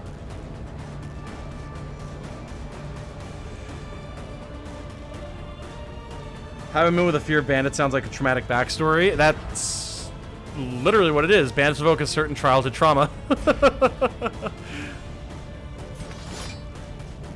So we can, if it bleeds... Let's actually use our Thunderclap grenade, though. Okay. Well, the shuffle is basically useless, but stunning the Herald is pretty decent. Nice, get the bleed going there. These two in the back need to go ASAP. I would say drink the blood, but our stress is high enough as it is. Thank you very much. Game looks really cool. Just dread playing it. So many bad things happening all the time. Yeah. I mean, the roguelite nature means, kind of like something Segno said before, you can always start a new run. It's not as stressful in that regard as the first game, seeing as how, like, you could death spiral in the first game. It doesn't really work that way here. You can death spiral for a run, but beyond that, you're fine. You'd be ashamed to use our crits here.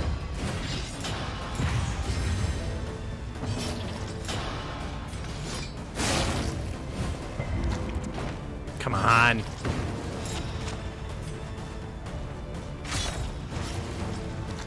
Okay, more bleed there. 2 turns it'll die. Let's see if we can reduce that to 1. Yeah, Vestal, that's what we like to see. So the altar's done. Fast, for who knows what lurks in Morgoth the is beyond. holding.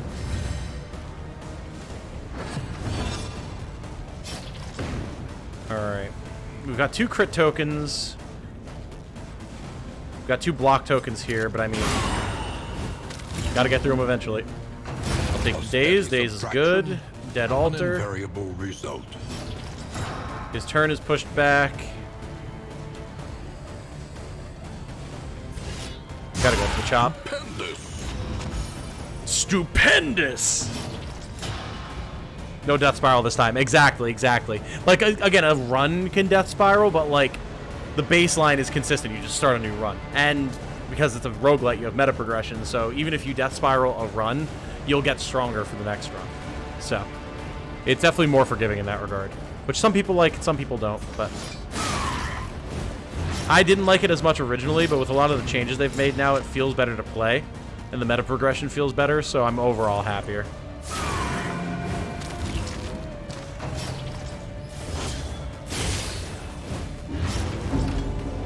Whew, Morgoth is bleeding!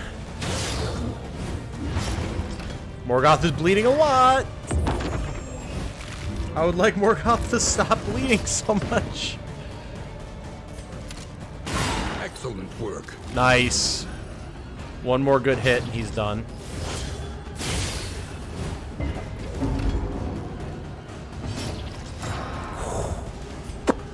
Alright, he's going to remove that from himself. And he is going to heal. Okay.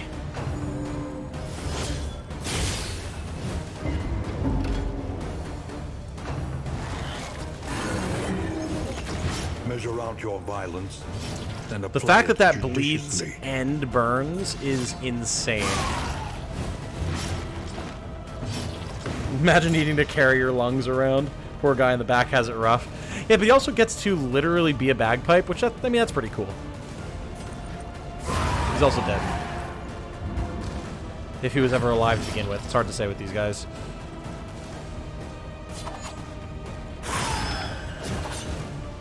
Nice. That's Death's Door here. So much bleed right now.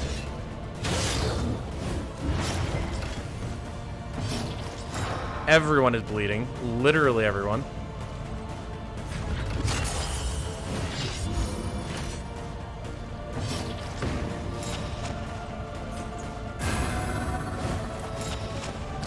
We definitely need to upgrade Vestal's heal so that she can actually heal sooner. Oh, this thing's dead. Easy. Start shopping.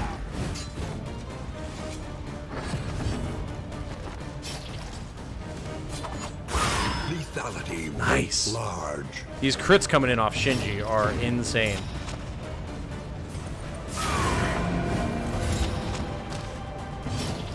Alright, Calf. Finish it. This should die to its bleed. Okay. Whew. Got a little spicy at the end there. We were taking a lot of damage. Greater threats await those who dare. Okay. Max HP trinket would be good for the Vestal. I'm not really too worried about her damage. Okay. Okay. Good rewards all around. I'll take it. The loathing festers.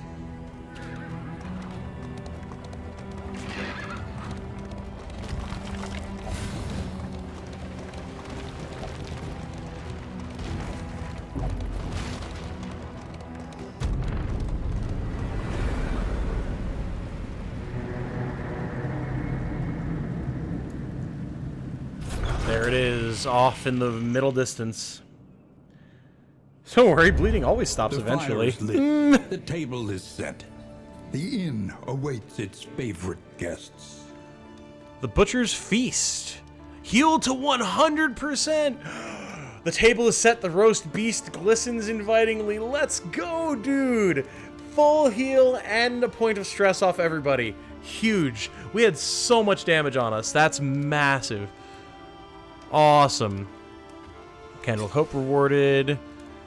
Chest Rockwell got Tangle Scrounger. Alright, that'll be good. We're going there next. Shinji got Martyr. -1 stress while on Death's Door. Okay, I mean, that'll be useful eventually, maybe. Calf got Occultophobic, terrified of hidden cults and their influence. And Morgoth got Cadaver Slayer. 5% crit and plus 100% Deathblow resist piercing. Interesting. Okay. And that's on top of him getting Amateur Weaponsmith and Bon Vivant. So, like, he murders zombies, he gives himself crit sometimes, and he's super friendly and everyone likes him. He just sounds like the leper, man. Always Giga Chads. Always. Bunch of candles. Very nice. Look at that. You wouldn't even know that we were just fighting for our lives. Shinji's just, like, mildly stressed about his exam tomorrow. Everyone else is feeling just fine and dandy. Love it. Love it. Let's see. So, Every yep, once road again, a going to the winding Tangle. torment. Every turn -3. bent on our destruction. Alright, we're not going to see shit in here, apparently. Anti-commerce, avoid the Hoarder. Well, that's just going to be luck, because we're not going to be able to see him. And if we do that, we get, I mean, a trinket that gives plus 25% stress resist and plus 15% death blow resist. That's pretty good.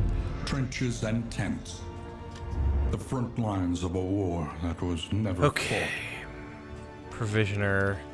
Griddle, we're not going to need. Greater Sharpness Charm, plus 20% damage. Not even a question. Yoink.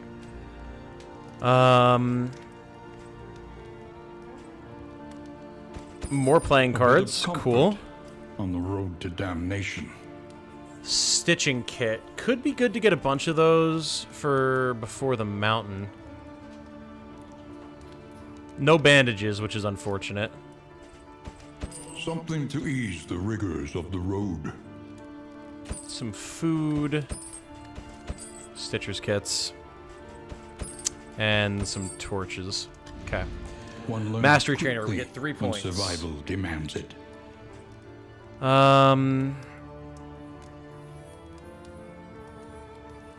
I think we're going to upgrade Solemnity here. A 50% heal is ridiculous. And then that way Vestal can focus her healing on others.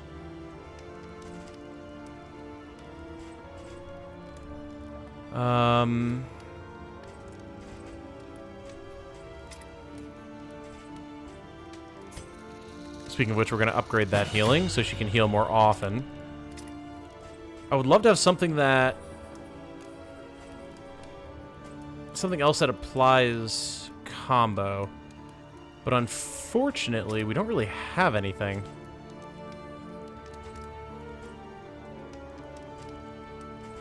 But I mean, we're using tracking shot a lot, so we may as well upgrade that. Cool.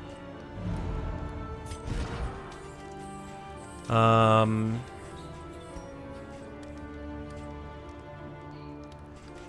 think Big Man is fine. Give him a torch. Oh, hey, get that over there. Here. I mean, another sharpness charm, more damage for caffeine. I think so. Didn't Morgoth already have a cadaver thing? Yeah, cadaver hater and the slayer. So we could actually go and fight the lair boss in this zone, and this would be huge. We might do that, because I believe the lair boss here is a cadaver. I'm pretty sure. Maybe it's Gaunt? I'm actually not sure on that. But, I mean, either way, this team would be well-suited for fighting the lair boss here, so we might go do that. 72 HP Vestal. The woman will never die. She is invulnerable, invincible. We could give her bread to make her even more resilient. Okay, less negatives here, team. Come on. She's gigantic. We have Amazonian Vestal out here. Someone call the fan artists. She's gonna, like, she's not even gonna be able to wear her armor. Her muscles are so big. She's gonna be busting out. We're wearing a toga out here crushing heads and healing people. Love it. A childish weapon for immature minds. Listen, Morgoth, you're gonna taunt the enemy and you're gonna have fun doing it. That'll give him some food too. Alright. Let's get out there. Morgoth killing it. Hell yeah. Alright, let's see what we get. Oh, wow, we don't actually have any relationship changes for our gear. Okay. And check this out, because we get the rear view of them now. Look at the spine and rib cage attached to the Hellion's back. How fucking cool is that? How serious is that call to arms for art? I'm always serious. Segno, you have no idea how horny the Darkest Dungeon community is. There are so many lewd mods for the first game. It's absurd. War. Rewards only. Resignation. Okay, well, there's the Hoarder. We're supposed to avoid him, so we'll go right. Vestal has more HP than Shinji and Kaf combined, or Morgoth and anyone else. Echoes of humanity. Twisted by She will never die. Rule 34. I mean, yeah. Oh, hey! We're talking about our meat shields, and the game decided to bring in its meat shields. 2 ghouls. Okay. Immediately bleeding right off the bat. Gotta love it. You know what? Let's do this, actually. Get bleed going. Measure out your violence. Yep. Oh, and we got the worries. Minus 50% stress res. Alright, cool. Well, she might be yoked as hell, but she's also got anxiety, so I mean, was it really worth it? I mean, probably. Okay, we're not blinded, but I do still want to draw aggro. I'd not be your artist then. I mean, it doesn't have to be horny, Segno. I just love fan art in general, honestly.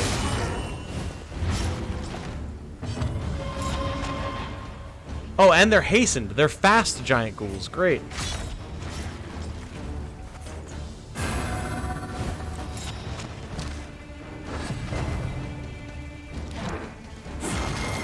Ugh. Instant stun and stress. Yep. They're still just as nasty as they've always been. Okay, okay, easy. Dude, guys, stop muttering darkly to yourselves. Jesus, we're fine. They're just ghouls.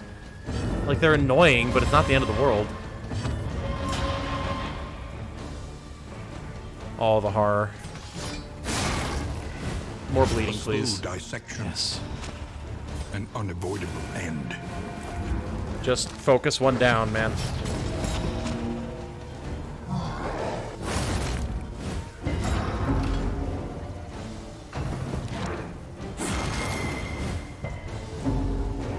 Okay, we resisted the stun this time at least. I was gonna say, it would be nice if I could, like, take turns. There we go.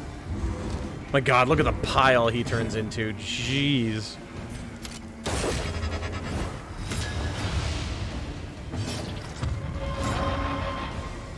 Well, we're blinded, but let's try to purge anyway. Nice. Clears the blind, brings him to the fore. Lets us start really working on him. The fiend's I'm definitely strength liking the dwindles. tracking shot if it bleeds combo. Pretty good. I want to lean into that some more if we can. I'd like to get more sources of combo, but...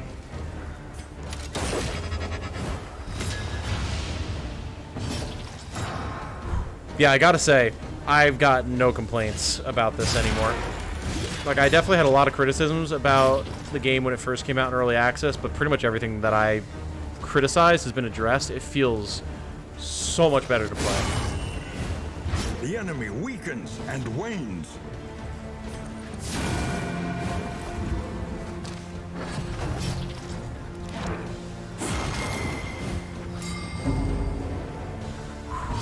More stun, more stress. We're gonna be suffering a meltdown here soon if we're not careful. This is the main issue with this team, is stress healing is pretty much non-existent. So we gotta watch that stuff.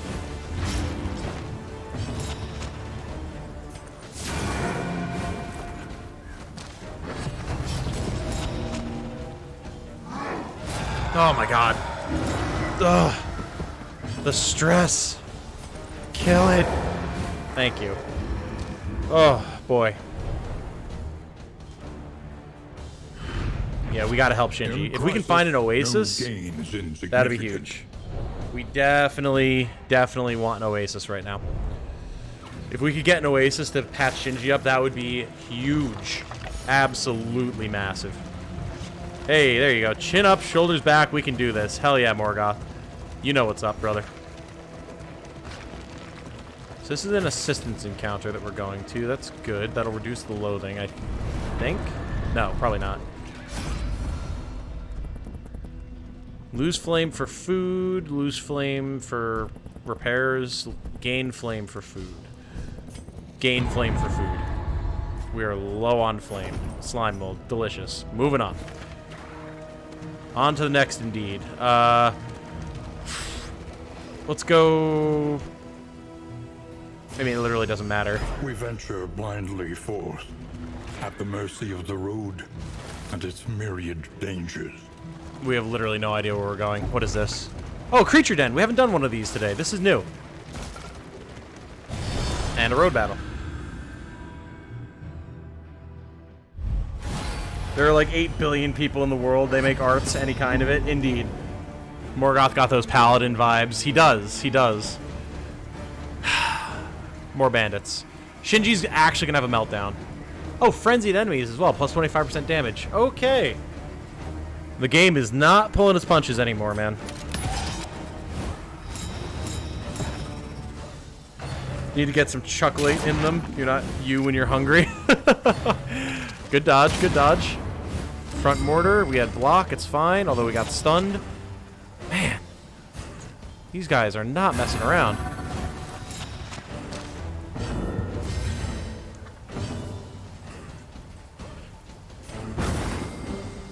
There we go. Got a stun, shuffled them around a little bit. Oh, and they're blessed by the shackles. Good, good, good, good, good.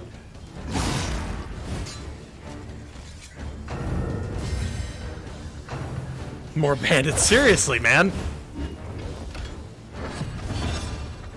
Alright, just be cool, Shinji. Be cool. You got this. It's fine.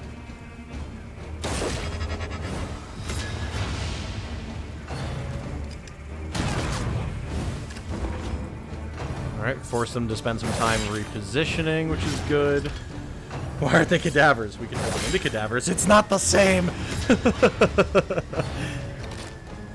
No, no, no, no, no, no. Oh, good dodge, good dodge, good dodge. So I was gonna say, yeah, that applies stress. Oh my god. It's so... We're so close. We are on the cusp of... Not disaster, but like, nothing good.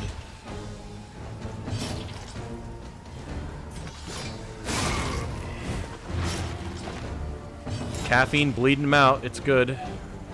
Very, very good. This guy's out next turn. That guy's out now. Nice. Another one down. Don't. Ah, there it is. It was bound to happen. Yep.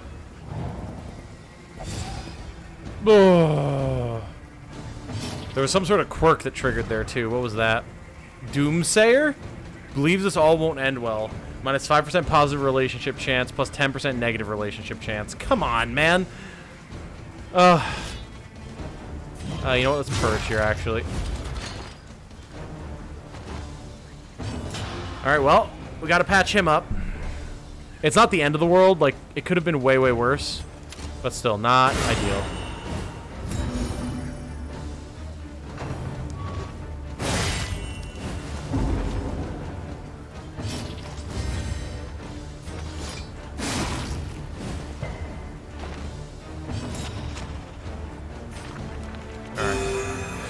However, when the Vestal gets to heal, it's nice.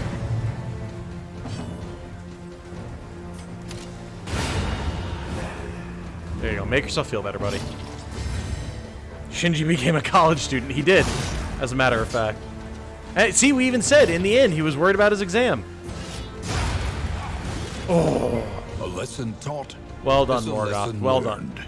Well done.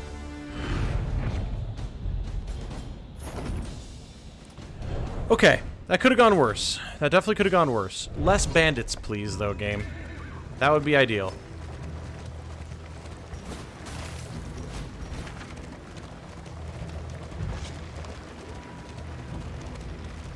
So the creature den is going to be interesting. You just have no trinkets, huh? Fair enough. These creature dens, I've done one or two of them in my testing with the game prior to the 1.0 release last week. They always had some nasty enemies. Fight, fight, and fight. Okay, well, everyone's down to fight. This Children's Hospital of Pennsylvania strikes again. Oh yes, our friends from Darkest Dungeon 1, the giant spiders. Here we go. Ready to get blighted for days? Steady yourself.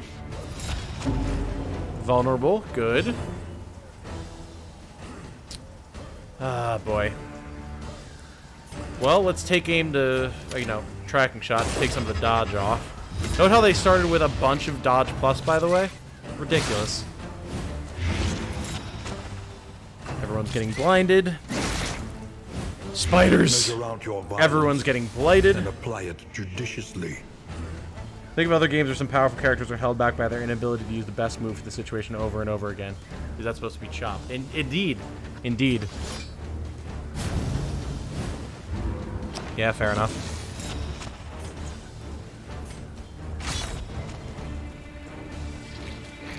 What? How? 10% chance to resist bleed. Come on.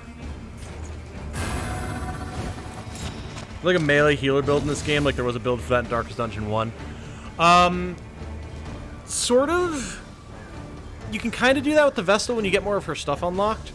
And you can kind of make it happen with the Occultist as well. Now, the Flagellant is actually probably what you're looking for here. Because he's all frontline, and he can sacrifice his HP to heal. So really, that's probably the answer. We're vulnerable from ourselves.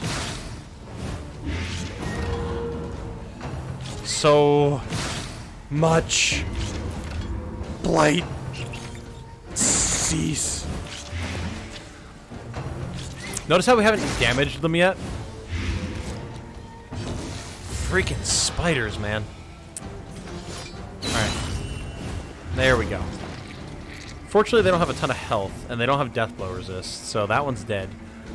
Oy, oy, oy. We gotta drink the blood here. Oh, we can use it on anyone. Oh. Very, very, very, very interesting. Okay, sick. Next turn, we can lay into that. Yeah, I can't wait to try the Flagellant. That'll probably be next run after this.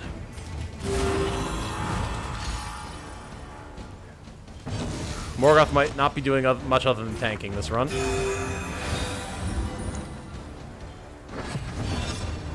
Fortunately, our team is resilient, if nothing else.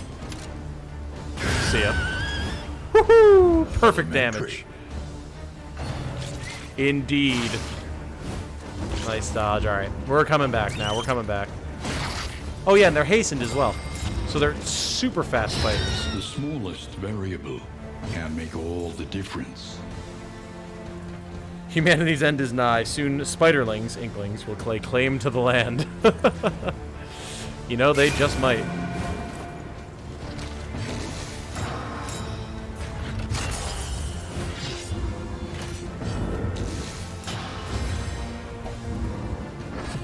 My blood boils. You know, yeah.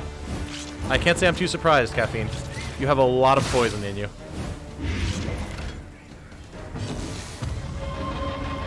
Okay. These backline bastards gotta go. And the Vestal delivers. Jeez, man.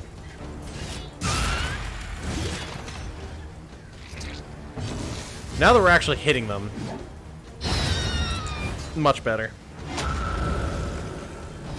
Right, wave 2, of course. Creature dens. Ugh.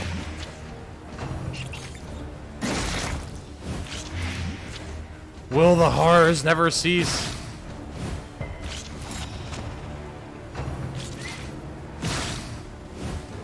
Agony by accumulation. Ay, ay, ay, ay, ay. Become yoked.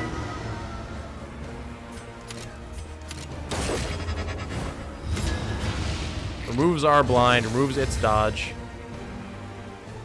Slaps Hellion. This bad boy can fit so much poison in it. Hellion slaps back.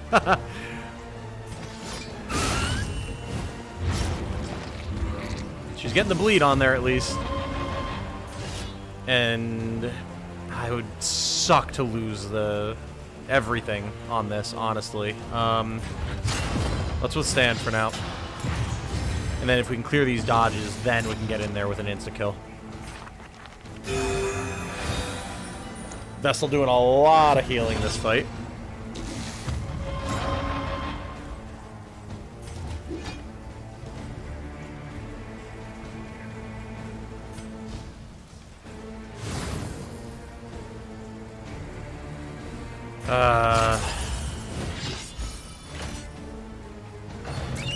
Really trying to stall.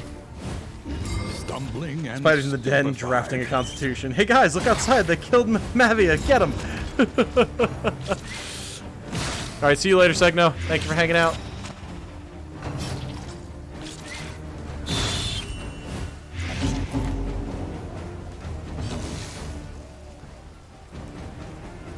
Okay. Need a little bit more damage here, so let's just go for the pop. Worth. Start removing dodge here. Removing our own blind here. We're stunned at the moment, but eventually the leper will be able to take his turn. Do it, what it is that I want him to do.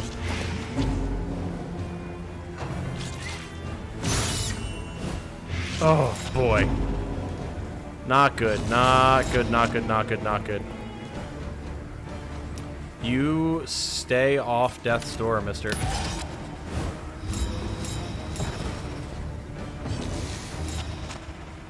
Ooh, and Divine Grace is still on cooldown for a turn. Okay, well, next best thing.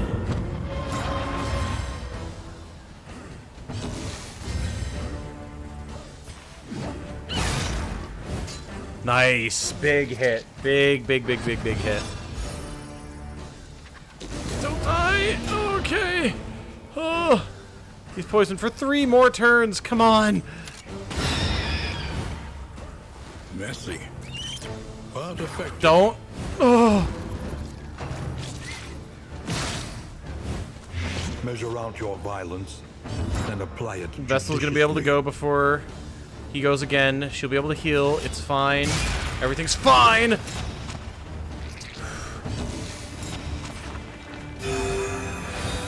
Okay. We're off Death's Door. We're about to be back on Death's Door. Mistimed, misdirected. The blinds, man. Cease!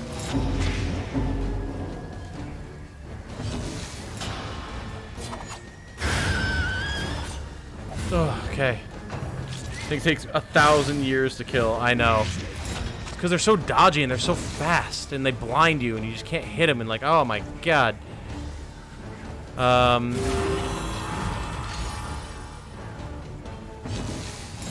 Again, we are in danger of losing the Vest or the Hellion at the moment. Don't die.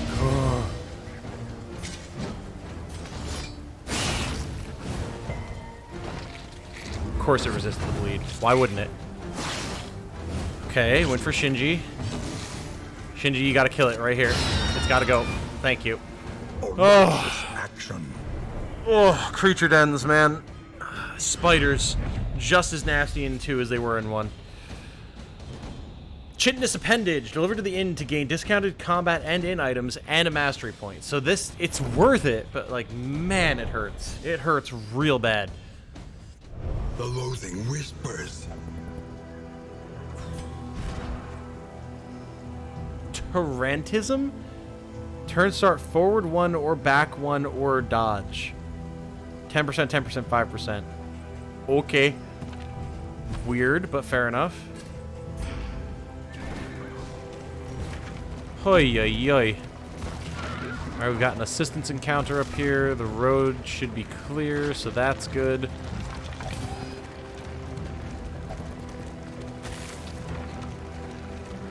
Let's just get some healing going here, team. Healing and stress recovery. That's what time in the carriage is for. Okay, okay.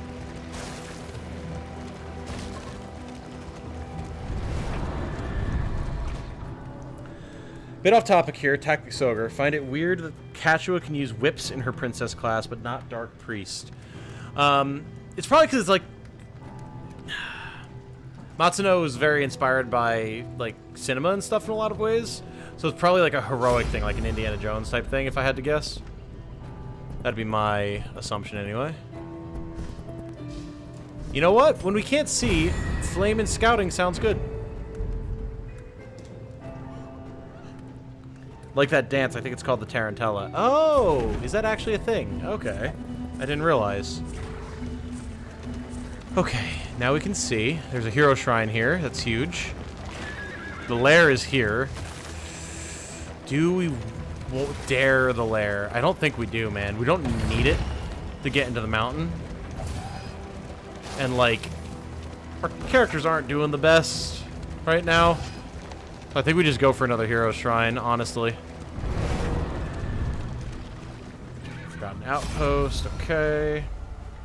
We're gonna get to the end of this locale, and then I'm probably gonna call it for the evening, guys, just so you know. Well, let's fight.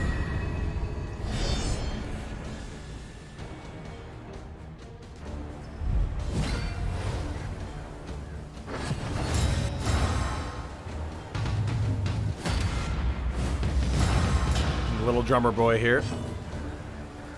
Arbalist. Various knights. Okay, here we go.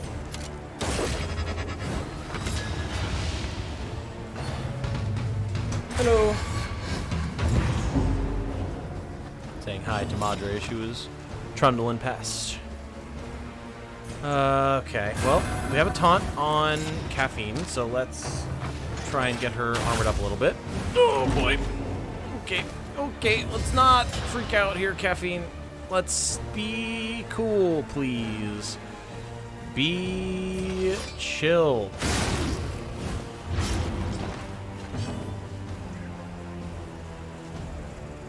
Oh yeah, these are cadavers, so yeah, Morgoth is going to absolutely tear them apart. That's very true. Awesome. Dancing back and forth / dodging could be completely off base. That's what I thought of. No, I mean, it makes sense, Caffeine. Absolutely. Drummer animation is so good. It is. It is.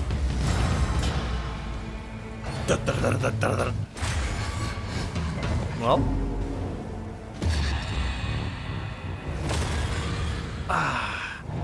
No virtues today, man. We are not virtuous. Not me. Take anyone else. Caffeine. The cowardice. How could you?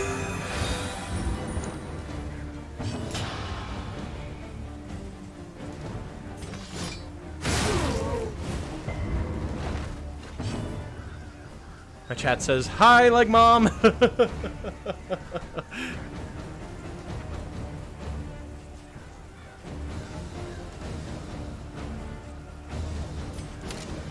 Daze the arbalist here.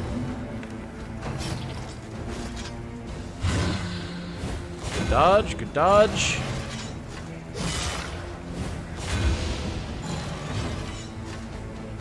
Okay, we're not blinded. However, they're very tanky, which is annoying. That's what it is, though. You know, when you hate cadavers just so much, it doesn't matter if they block, really.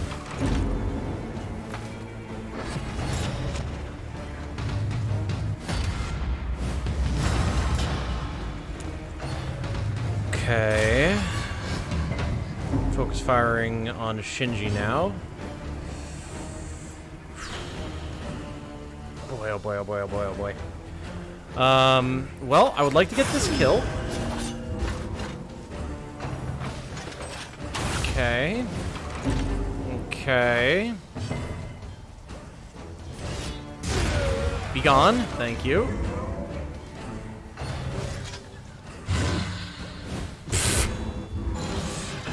Morale's like, nah. Nah, you're not hitting me, bruh. This guy's got to go, because if he is the last one alive, he'll kill himself and add stress to the whole party. Can't have that. Not have that.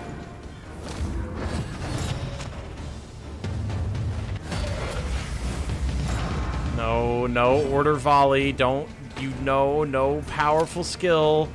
Stop it.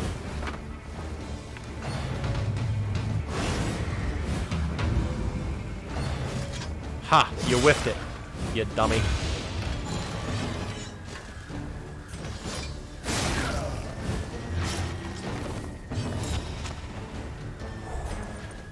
Our stress is mounting.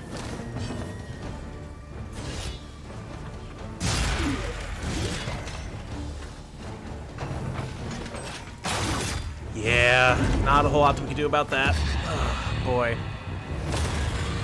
Meltdown, okay. No virtues. No virtues in this land.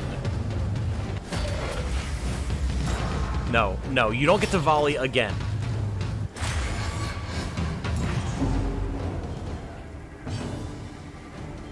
He has no death blow resist, so he's gonna bleed out. We gotta deal with the arbalist.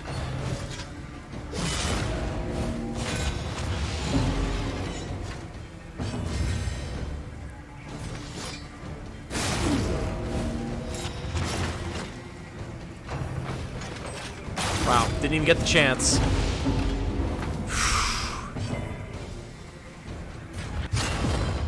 Alright, look at the leper, please.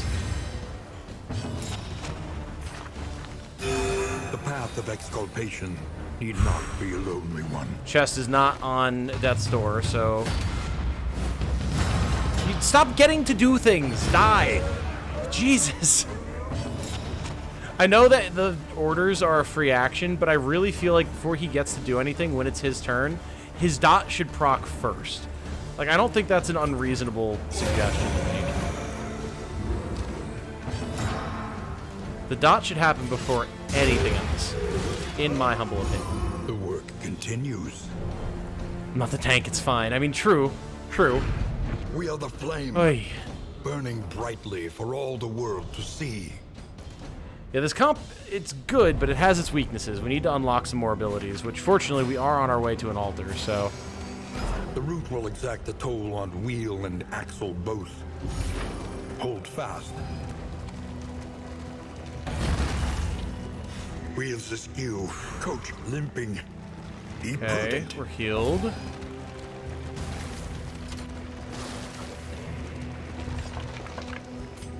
Got some... bear traps, which is good. By confronting the past, Dodge and proc on those, yeah, we seriously. learn to face the future. Okay, let's go with Hellion here. God, they don't like each other, man. I can't say I'm too surprised at all the meltdowns. Because I definitely would like to get some different stuff here. I know Hellion has a stress heal. I think it's pretty far down her line, but we need stress recovery. So even if we don't get it for this particular run, we still need to work on acquiring that. Hellion, Chapter 1, The Eve of Glory. She was young to join the warband, but any who challenged her readiness were met with clenched fists and violent indignation. Having bloodied the last of her detractors, the matter was considered finally settled. On the eve of battle, she joined her clanmates in a raucous celebration, her stein and her spirits overflowing with abundance.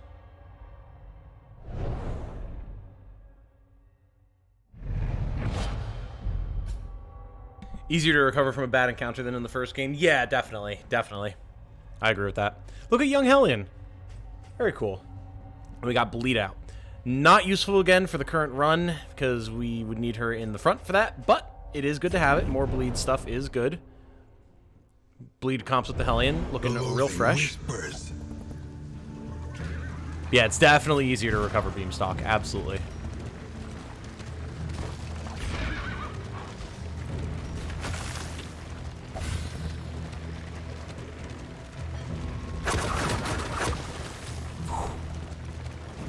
And we are very quickly moving towards a repair encounter, which I do not want to do.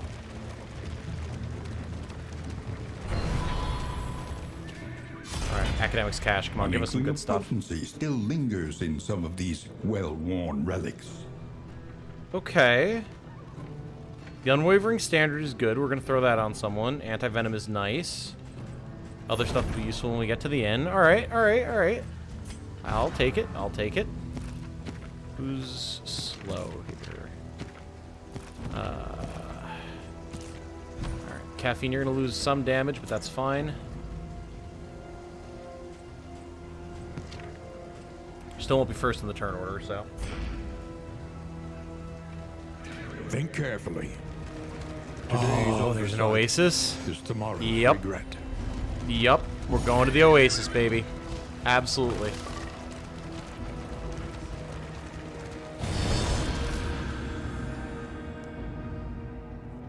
Would you recommend playing this one even if I never got far in the first?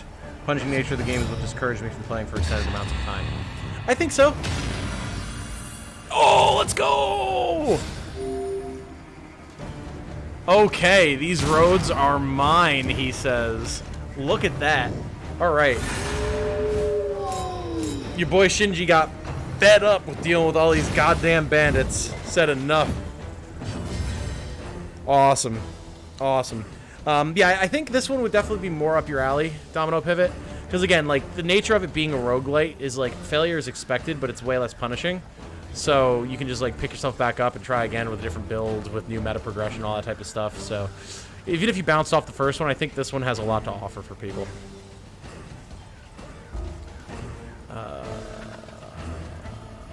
Oh, right, the Hellion can only move forward. I forgot about that. So we're going to have the Leper move up instead. That's fine. Whew!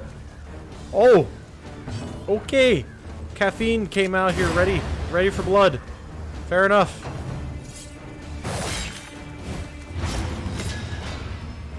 Very nice. Okay. Well, I mean, we're off to a rip-roaring start in this one. Fix up the flame. We're not even blinded. Oh! Oh! Shinji became resolute and the whole party said, bet. Alright.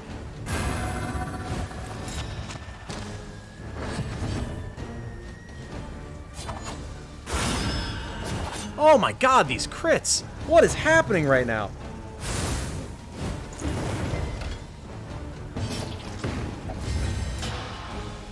We are starting to take some damage here, but... A simple we're just variable, nuking them, though. easily resolved. All right, let's shift you forward. Let's patch you Small up. Foundation of trust.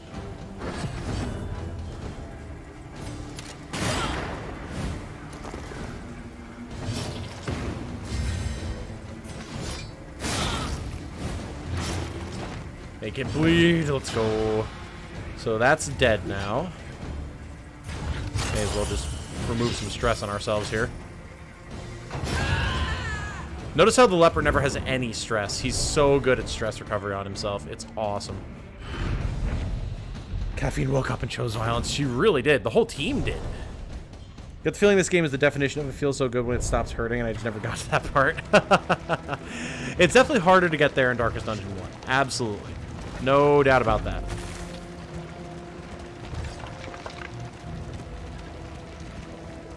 A refreshing commune unburdens the mind. Okay. God damn it. I can never put the people in the Oasis who need the stress healing.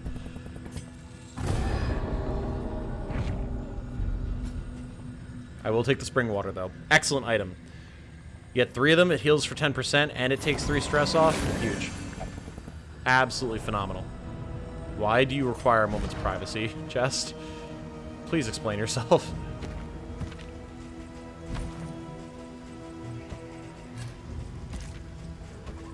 The anti-venom on. We're almost at the end of this area here, guys.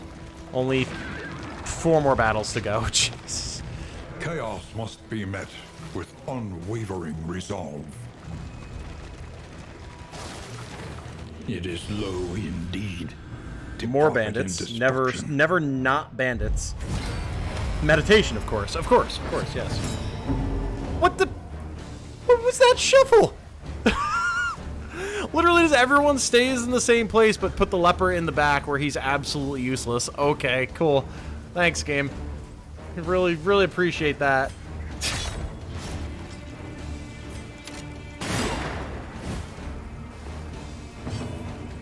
Well, leper's just gonna take 3 years to move back up to the front. No big deal.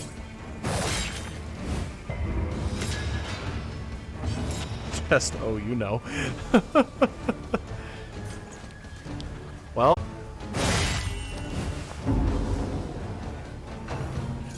I can't believe the whole shuffle was just stick the big. Slowly but surely.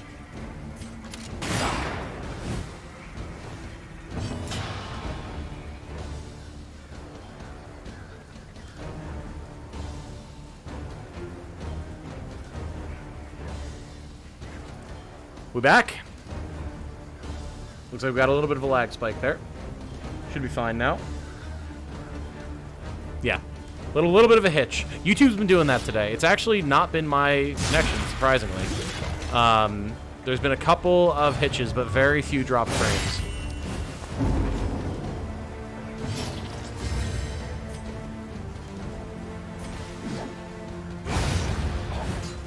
One down. Ow. Don't worry, we'll patch her up. It's fine. Everything's cool. It's quite the spike, but yeah, recovered. Wasn't just me. Yeah, like I said, it's been happening a couple of times. But I've been keeping an eye on my software, and no drop frames or anything, so...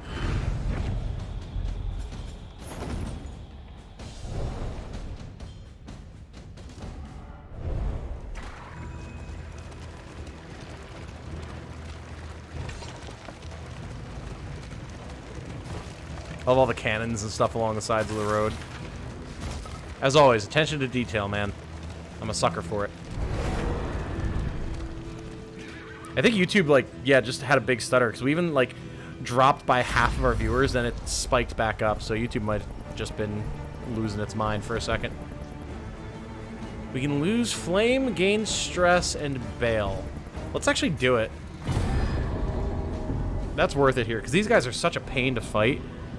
We don't need the flame. We've got plenty. And Morgoth's very good at healing his own stress, so... And when there's just so many fights we gotta do, jeez. World, empty of hope and humanity.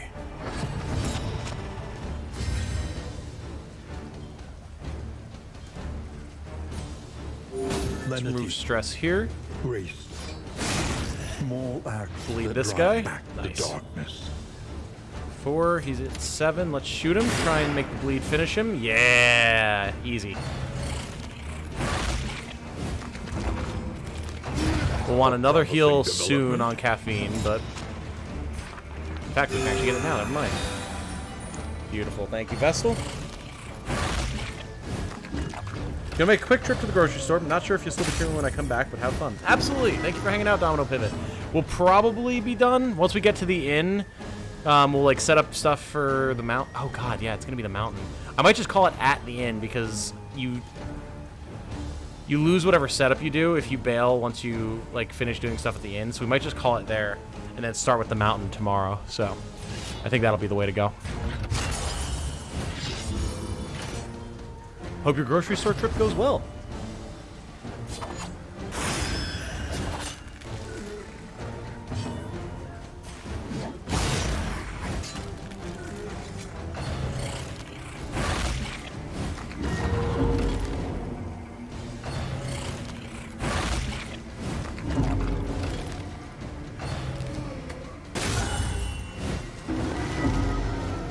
Rude.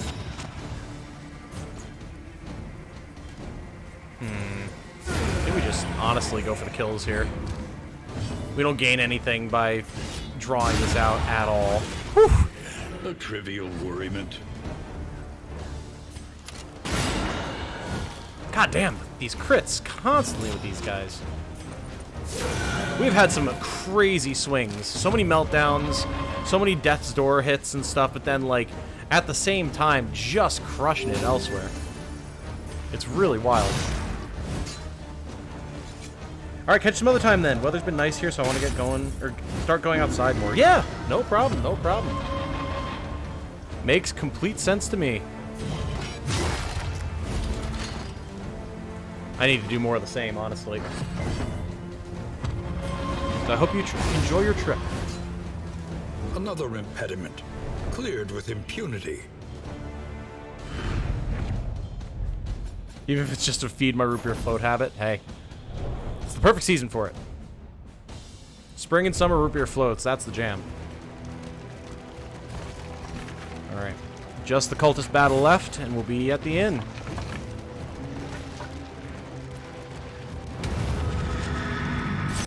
Here we go. How bad is it going to be? Let's see. Alright, we got a big guy, an altar, and a bagpipe guy. Not bad at all. Not bad at all. This is very manageable. Drop the altar and the bagpipe guy first, then we just take out the deacon. No problem. Malaise. Make him bleed. Measured and steady.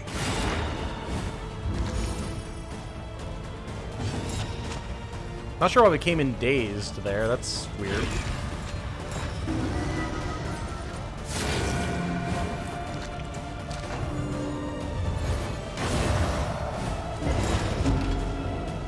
That's fine. I'd rather we not be movable, honestly.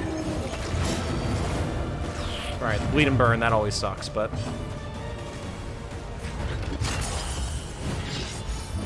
let's take some of that stress off there, big guy. Altar down. Easy.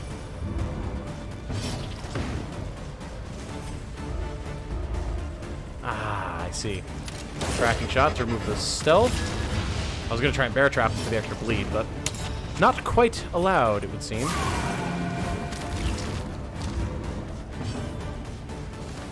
Alright, we can get a big swing here, so we're going to. Nice. Good damage. They might go for the worship here soon, we'll see. They also have the self-recovery, but no big deal.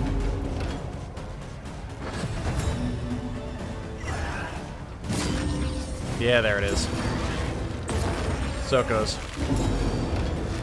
Okay, if you could stop elephant trumpeting at me, that would be lovely.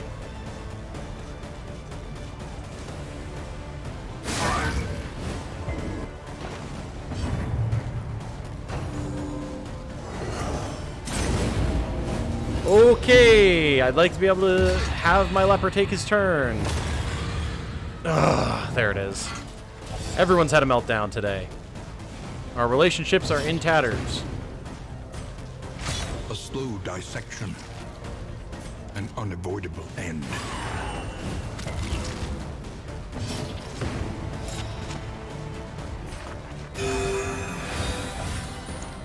One heal. Two heal.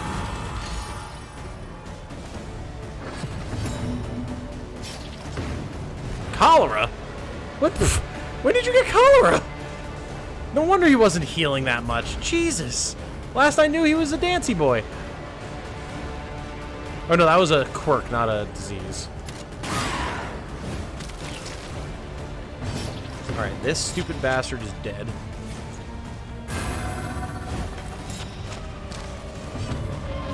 I was wondering why he wasn't healing, like, at all. Makes sense.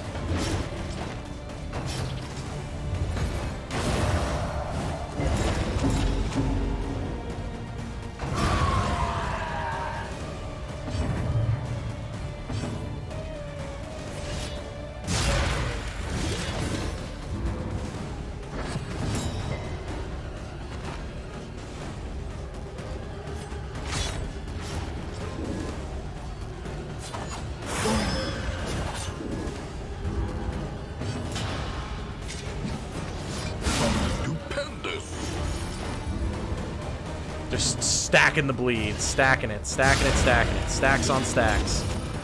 Alright, now die to the bleed. Come on. Or even die to the Vestal? Yeah, there we go. Problems have That's their it right solutions, there. Even the big ones. And he has fragile. Yeah, it seemed like his HP went down as well. Very annoying. Very, very annoying.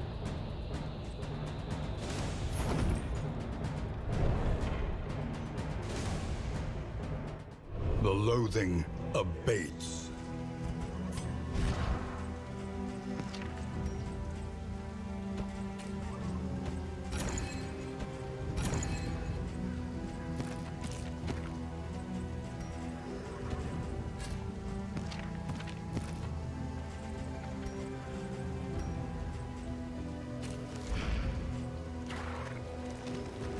Right now we got our inventory managed.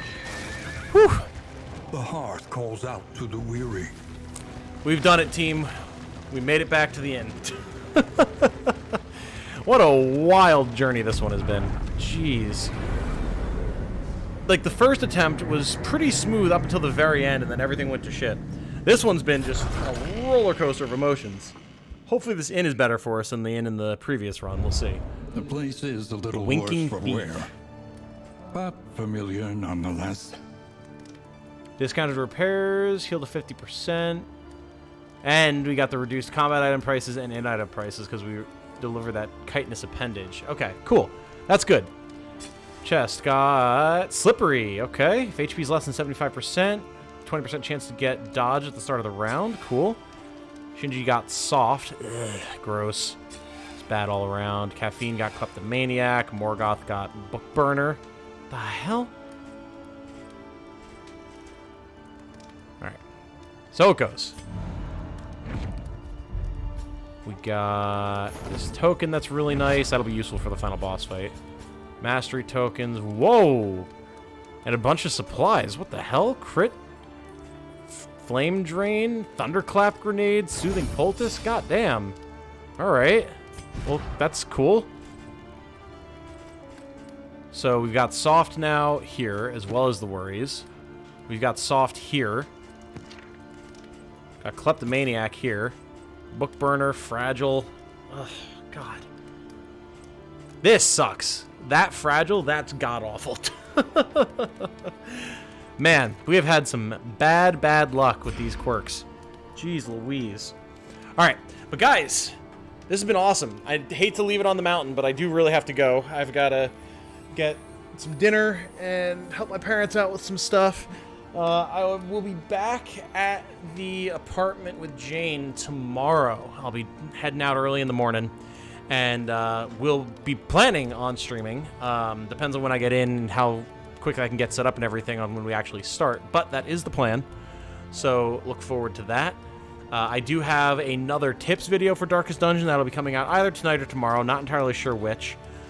Check out the first one if you haven't already. If you could, show it a little bit of love. That'd be great. And when the second one comes out as well, that would be awesome if you could check that too. But yeah, this has been awesome. I'm very, very glad that the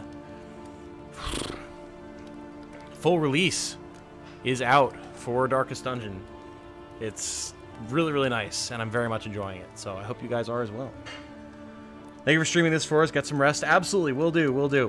We'll have a Jane stream tomorrow. Possibly. I know Jane likes Darkest Dungeon. We're definitely doing Darkest Dungeon. So she might be on for that. We probably won't have Outer Wilds, but we'll see. We'll see what happens. So, have a good night. Absolutely, you as well, Beamstock. Thank you for hanging out. Thank you to everyone for hanging out. I hope that I see you all around tomorrow for more Darkest Dungeon 2. But until then, my name has been Tom, otherwise known as Titanium Legman. I hope you all have a good night.